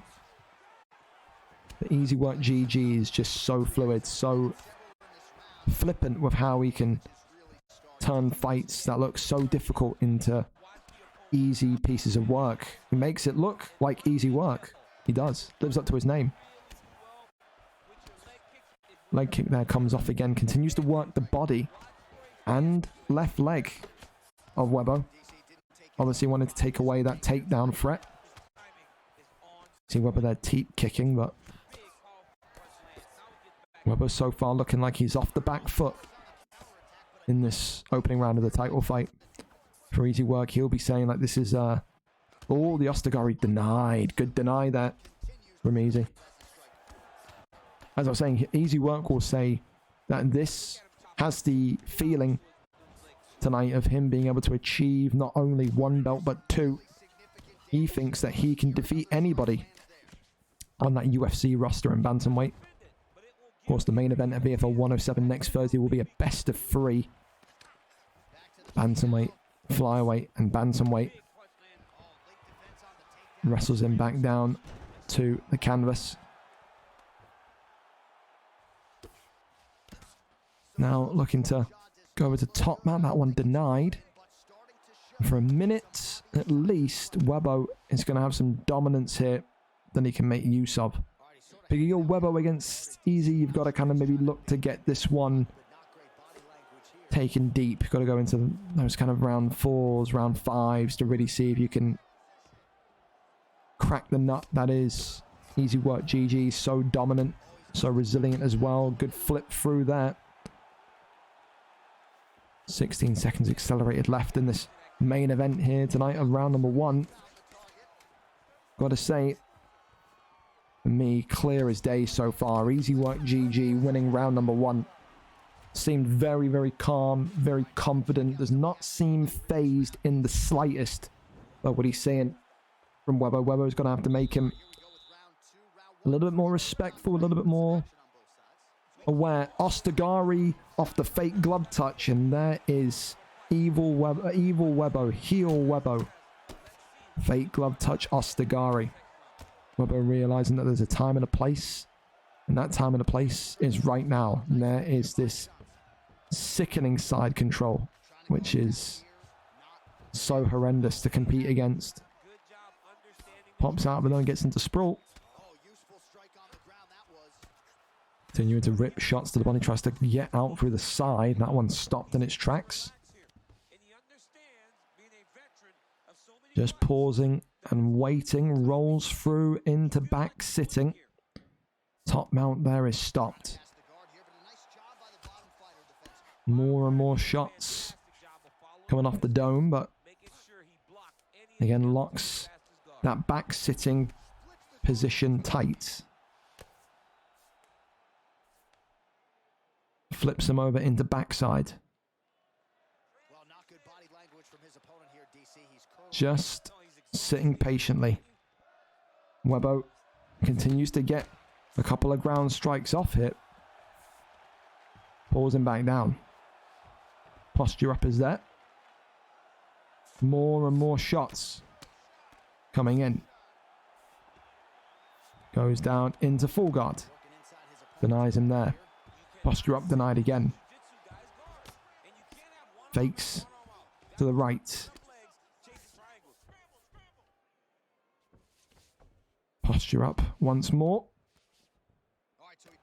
Raining down the strikes, pulls him back down. This is exactly what Webbo needs to do. Webbo needs to make it this kind of fight now.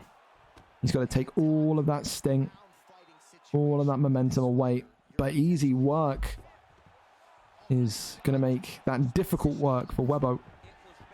Minute and 40 left of round number 2. He gets right back on the feet now. But all of the good work Webbo just did in this second round, he's got to make sure he doesn't get laid out here with some big strikes, because he's now being eaten alive by Easy Work.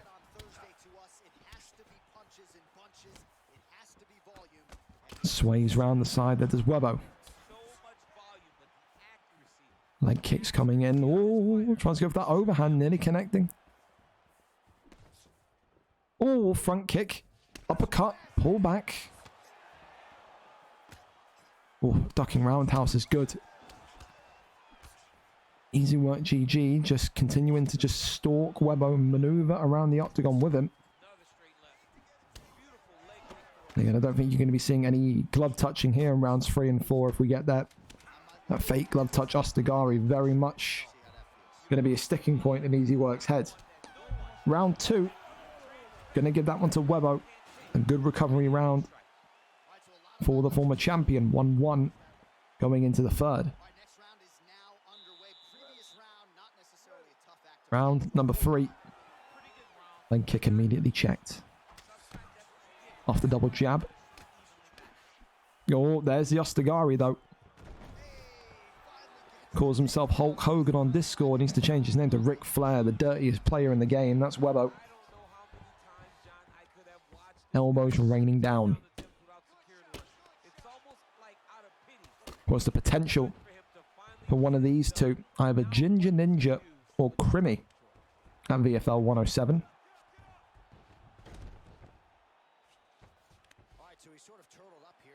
Goes into back mount. That one there is denied.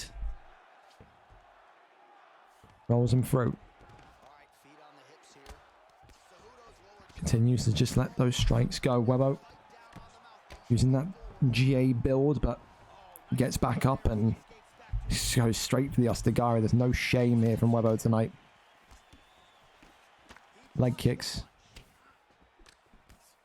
Continues to just keep his eye out for the Ostigari, I feel like, is easy work. Webbo taking a more forward foot now. Starting to get his striking confidence. Body kick there, connecting. Off the jab. Wonderful flurry from both. Slip straight attempted by Webbo. Leg kicks there. Once again goes to the uppercut. There's the takedown shot. Takes the back. Easy says no. And there's the Ostigari, but again, good defense. Easy work again, being just shot for the legs, and now as Sprawl gets back up and says, come on Webbo, get this kickboxing going. Body shot there, but again catches the leg. Oh, big knee inside the clinch. Teeps him backwards. Fake leg kicks into the straight here. Another leg kick there. The left leg and right leg of Webbo in some very difficult circumstances right now.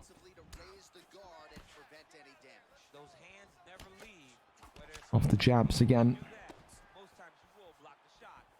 Shoots for the oh, there's that Mark Jeff strategy. Shoots for that takedown and goes into that kind of super fast flurry of strikes. Leg kicks there, the right leg. Oh, head kick. An easy work. GG has just narrowly missed on becoming the new champion. Could have been dangerous. Webbo using his sway there, his movement, just to get out of the way of danger. Head health for easy work, though, is by no means in a good place. Look at that. I think it's pretty effective to say that easy work's got the head health disadvantage. Oh, Jesus Christ. Nearly a violent end to the third. The double leg kicks there as well, stumping Webbo at the end of the third. Can't lie to you, I do think going into round 4, that one there, an easy work round because of those double leg kicks there. 2-1 on my scorecards. To Easy Work GG championship rounds. Very much upon us. The first time these two fight in 105 cards. And Easy Work GG with a thunderous head kick. Is this going to be the moment where he becomes champion for the first time? Easy Work GG cracking the leg. Everything is flashing for Webbo. Webbo is in desperation mode. Oh my god. Webbo nearly getting the pull hook there. Shoots the takedown, gets the land. He needed that one. Easy Work GG was all over him. That one there's denied, and back to taking this momentum, this sting out of this fight. Elbows. Goes into Sprawl. Keeps him there. So just work the body would be my advice, but again, I don't know too much compared to these two. Continued shots here. And Eve Levine stands us back up. Is that Eve Levine? That's Dan Mergliata. Sorry, Dan. That's fine. Oh, head kick from Webbo. This could be big. It's the first big stun in round 4 for No Hope Webbo. Front kick there. Easy Work getting his hands dirty. Head kick again. Clinch is here. Tries to go with the punches inside the clinch. Checks the leg kick. Webbo whips him into tie clinch here. Takes the back. Not able to wrestle him back down. Ostigari gets him down again though. Kimura. More and more taps here to the head.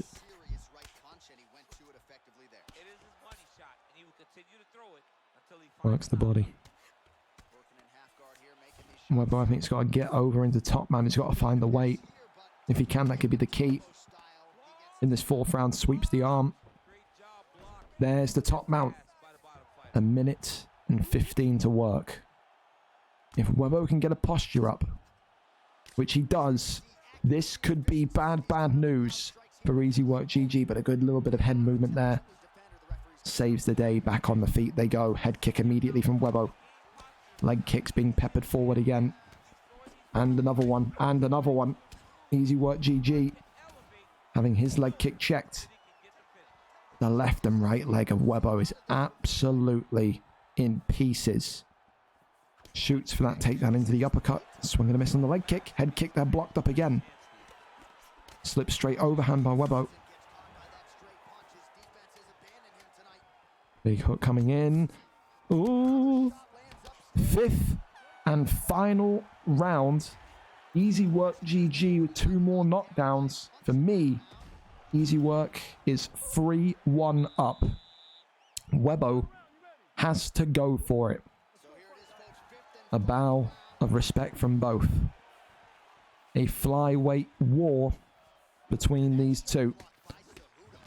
2 of the best to do it. But now we're going to see who's got that championship dog in them. Leg kicks continuing to fly forward. Overhand coming in from Webbo. Jesus Christ. Shoots the takedown. Gets the takedown. Goes over into sprawl. Back up on the feet they go. Another Ostigari denied by Easy Work. And it's the head kick that stuns Webbo. Leg kicks continuing to fly forward. EasyWorkGG feeling like this could be his moment. Overhand from Webbo into the uppercut. Leg kick again. More and more pressure. More and more push. Head kick, trying to go for the block. Webbo not able to secure the takedown. Webbo is gassing here. All of that takedown offense starting to catch up to him. 1-2s. Goes for the uppercuts again. Oh, the leg cracked again. Webbo hobbling. Slip straight overhand from Webbo. Oh, ducks the head kick. Oh, Webbo dropped them down. Do not blink, you may well miss it. They are speeding up. They are getting aggressive. Front kick.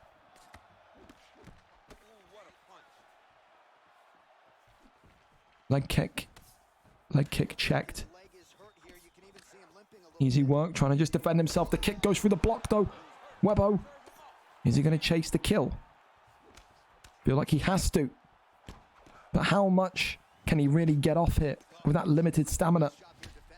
Oh, not much is the answer. Easy Work GG gets it done. For the first time, the new flyweight champion of the world. And it has been a long time coming for Easy Work GG, who has just had an absolute spectacle with former flyweight champion No Hope Webbo. What a fight. If we didn't have that Hall of Fame fight earlier on, it'd be up there for one of the most obvious fight of the nights. Tonight, a round 5 title capture by EASYWORKGG, who more than likely will wake up after Thursday as the new #1 pound-for-pound fighter. He gets it done the first time with Demetrius Johnson. Webbo should have no sadness or qualms about that one. Probably the best Webbo performance I've seen in a while. But in the end, just not enough. Not enough. They want a Hall of Fame poll? All right, we'll do it. You ask, you receive. Poll. Hall of Fame. Could we be seeing 2 Hall of Fame fights in this final Tuesday night card? You get your poll there for 2 minutes. Get voting. But what a fight that was. Again, you be the judge. Thank you, of course, to Smoked Out for the follow. Appreciate you. Of course, we've already seen one tonight in Ash and Feng in the welterweight division. That one there just had that kind of tense kind of, ooh, I don't know who's going to win it. I thought when he ducked the head kick, that could have been game, set, and match. But of course, you'll have to know. You'll have to be the one that guides me. Of course, we'll need as many votes as possible. If you want to see Hall of Fame poll, I need to see at least about 15 to 20 of you voting. We ain't doing no 11-man poll. So, you tell me. What a fight it was, though. I have to agree with you. Probably one of the best flyweight fights we've seen in recent memory. One of the most high-profile and probably, again, close performances. Webbo's striking, you can see, has just come on leaps and bounds from where it was 6 months ago. It was. And I tell you, I think when you take into account how solid EASYWORK has been in recent memory, you take into account how consistent Easy's been and probably just how ready he was to become champion, it's not really a surprise that he's done it here tonight. A very, very, very good performance from EASYWORKGG.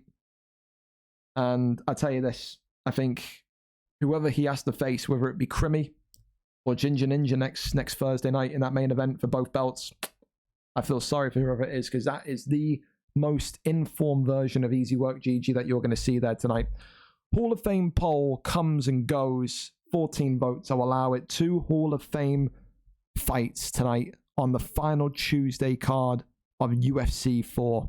Congratulations, Webbo and EASYWORKGG. A Hall of Fame bout indeed. I can't disagree. I would think, again, one of the most high-level kind of fights that you'll see. EASYWORK just taking his time to get through the leg kicks as well, were just a violent crime, to say the least. But there you go.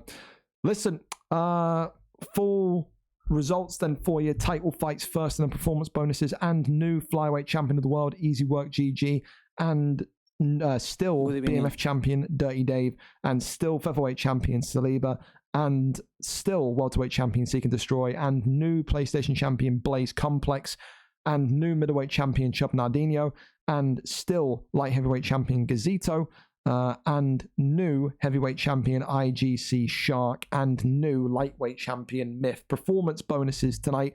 Fight of the night going to TP Feng and Ash H98, a violent clash between those two friends.